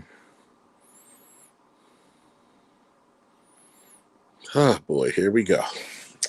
Let's see. I'm gonna let the youngest in charge, Lost, take this one. Let's see. Let me read this out. What's your thoughts on this one? Mother of two beautiful kids. I am who I am. I'm big on morals. It's not what you do in the front of me, but what you do behind my back. And what's done in the dark always shines its light. If you don't stand for something, you'll fall for anything. I think that's how the saying goes. What's your take on it? Okay. Well, I'm definitely getting like a free spirit type of vibe. Most likely, multiple, 2 kids, 2 baby daddies. Probably they were cheaters or something like that, and probably already knew that they were lady dudes, but got with them anyway, hoping that they could change them. Oh yeah. Oh, this is a good one for you.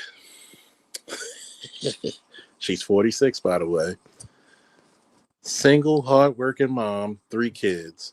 I work hard and I like traveling. I'm spending time with family and friends. I do not smoke anything, and I'm not looking to deal with anyone who smokes.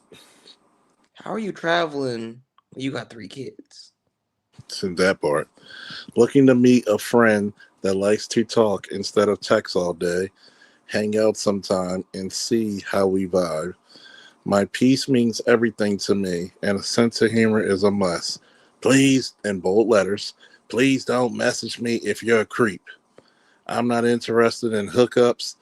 No, I don't want to come over your house. Miss me with that mess. She's definitely been over somebody's house. Yes, she has. And by the way, guess where she's from? Philly. Oh, I've heard about Philly. Obsidian says he refuses to date in Philly. Oh, Philly is if you try to get your rocks off, Philly's one of those cities. I pray for you. I pray for you, brothers on the East Coast. I mean, y'all got the most. I got the most. Y'all play the game on hard mode. I mean, shit, not even hard mode. This is what you will not survive. And to think, like, my major was filled with like folks from New York, East Coast. I almost had to snatch a chick up one time. It's just they be so aggressive with the way they talk. I'll be like, is she trying to try me? And the sad part, she's hitting on you. Yeah, come on. That's that bitch ass nigga right there. What's up, boo? You gonna give me that dick in the ass or what? What the fuck? Here's one. I mean, she's actually pretty. 38. Maryland girl with a big heart, a little one at home, and a love for adventures. The thing is, with the DMV area, I heard they have like some of the most beautiful women, but at the same time, there's nothing going on inside. And word to Salchi on that one. What's kind of funny, and it's always, this is how Baltimoreans are. Baltimore is the side of Maryland. Maryland's part of the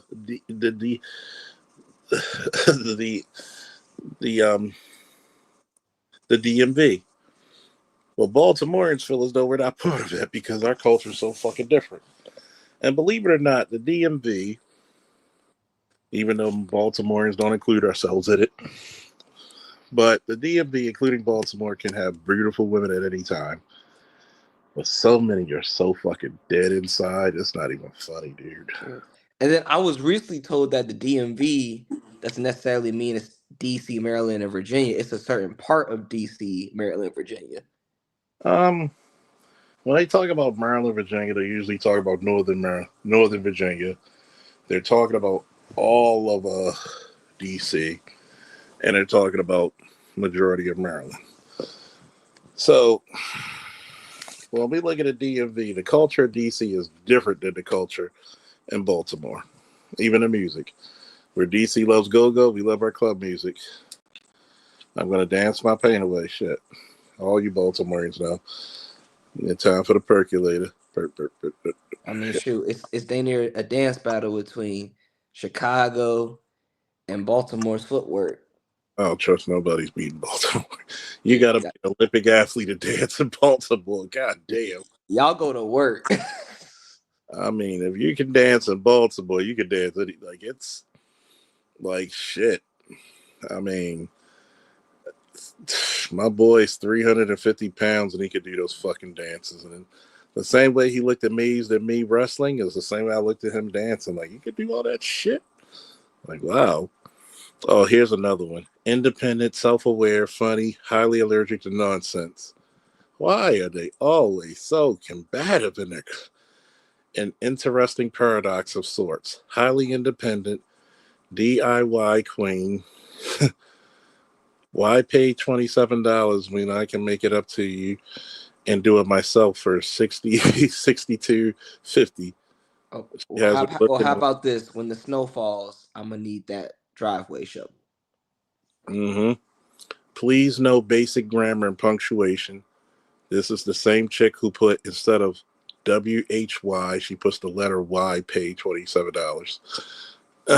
Please have. He can't make this shit. She's a paradox, all right. Definitely. A fucking walking dichotomy. Lack of knowledge in this area is a huge pet peeve of mine. If you like first, then we match. It's on you to initiate the conversation and vice versa. Unless you just hang out here giving likes like it's IG, different story. Guess initial conversation, which you'll be doing all the work. And she's a New York bitch. I'm gonna give her a like just to irritate her. And I'm gonna be like, and I'm gonna just pick. And you know what the sad part is? I'm gonna be a prick and pick everything she says apart. Oh my goodness. Oh my goodness. I know some of y'all be like, Charles, you're petty. You goddamn right I'm petty. Ada White petty. Oh my God. What's another one? This is so funny to me. I can't believe I got still 21 people listening to this shit. Thank you all. RN by night. Excuse me, RN by day. Nurse. Nope. Nurse. He's a freak. RN by day, gardener by night, always looking for a new restaurant or adventure. Looking for at least she's used to being on her knees. Yep. Well, she's either taking shots or looking for them. Oh boy. Maybe I should have just became a kept man because I was offered by different chicks to travel with them. Do you have a passport? Bitch, I had a passport when I was a teenager. Come on now. I don't think they could afford you, Charles. That's the problem. That's usually the problem. Like the monthly rate of need of figurines and video games and comic books and cigars. They wouldn't be able to sustain you. Hey, get your friend involved. We need to go fund me for this nigga's lifestyle.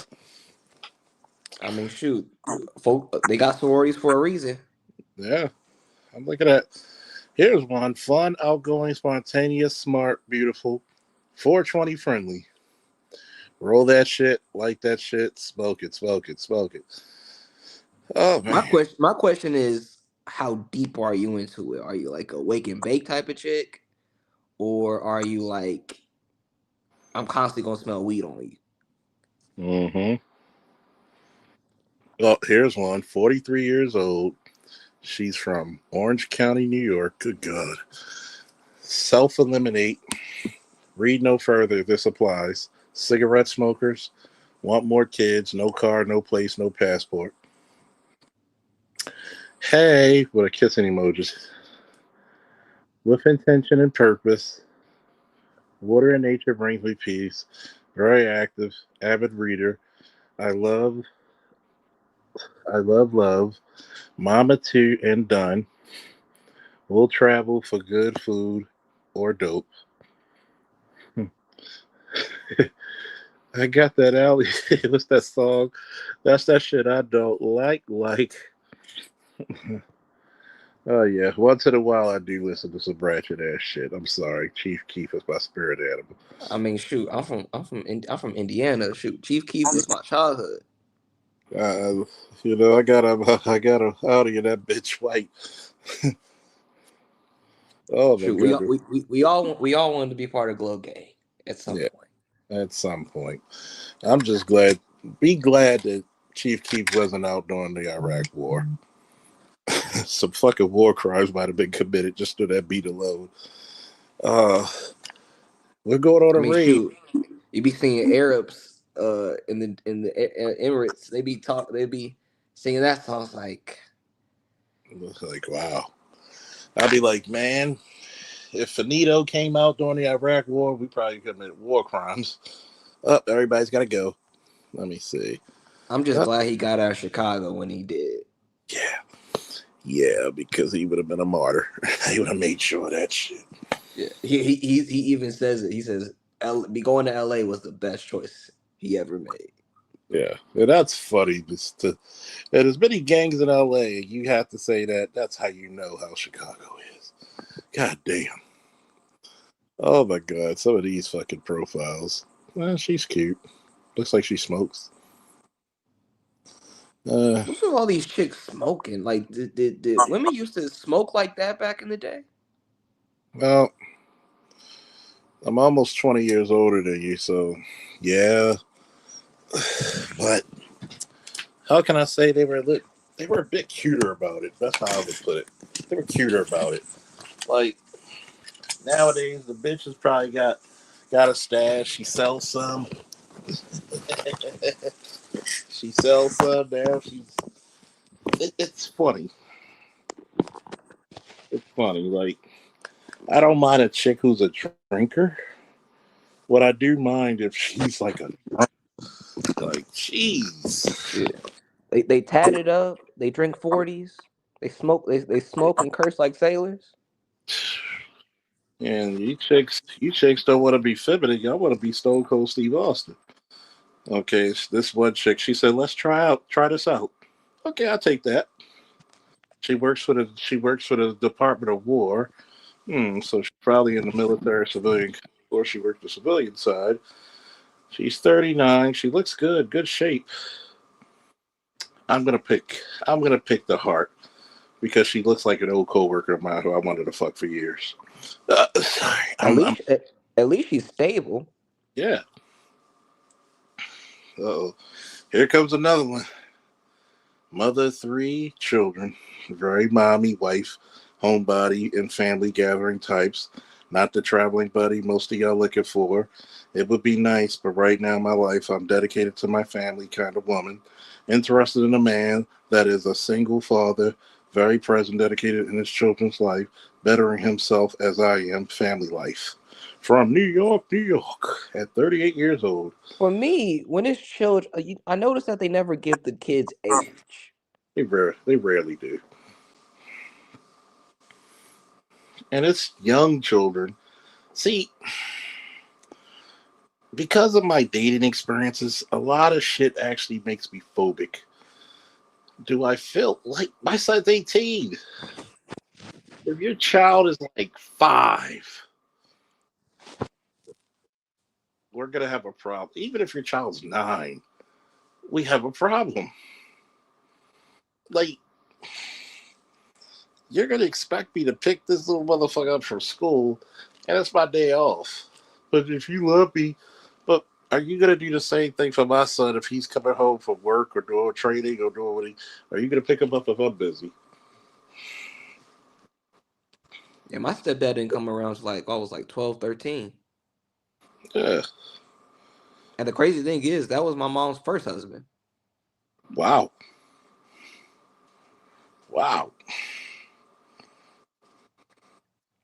This is funny. This chick got a picture of Will Smith's face on Jada's body. If you're a weirdo, please swipe left. But you got that picture. That's weirdo activity. Oh my God. I feel my calling is to help bitches out on dating. That's like having Gabrielle Union as your profile pic with Dwayne Wade having a collar around him. Yeah. And then here's the second person. This is the reason why she got the picture up there. So if you don't like BBWs, do us a favor and swipe left. My kids come first. I do have a 3-year-old. So if that's a problem, swipe left. I don't have time for games.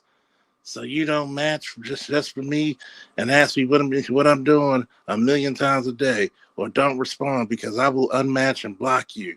I'm rebuilding my life after a failed 8-year marriage. I don't have all the pieces put together in my puzzle, but I know exactly where I want to go. I feel the neck rolling energy from here. Jesus Christ. I know she wrote it just like, tell me. Where's Louis where you need the picture of the statue? I know. Tell me at one point, does that sound like an attractive profile? It doesn't even sound appealing. Nah, it sounds like if a man, you don't even have your picture up. That means she's not a BBW. She's just obese.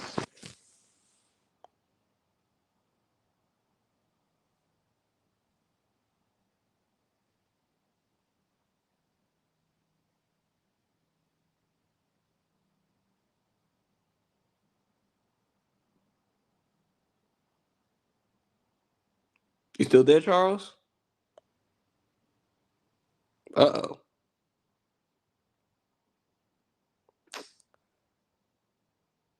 I think we lost him.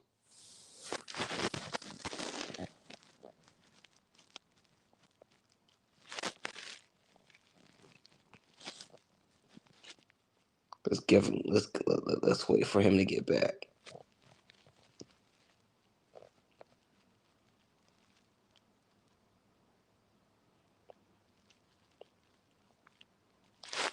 He'll probably be back in a couple minutes.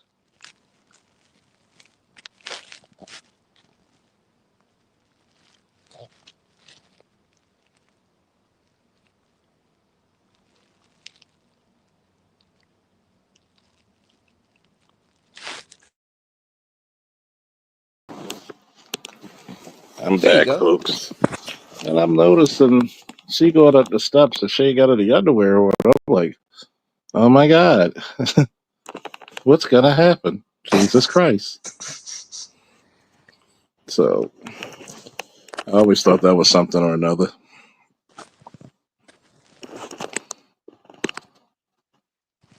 I thought that was just pure comedy in my book. Oh my goodness. Let me call it a night, folks. It's always been a pleasure. Come back to the next one. I think I'm going to do another one tomorrow night. All right. Thank you for being Sean Uploss. Hit me up in the meantime. Yeah, I gotta hit up Sam. Woo! And we out.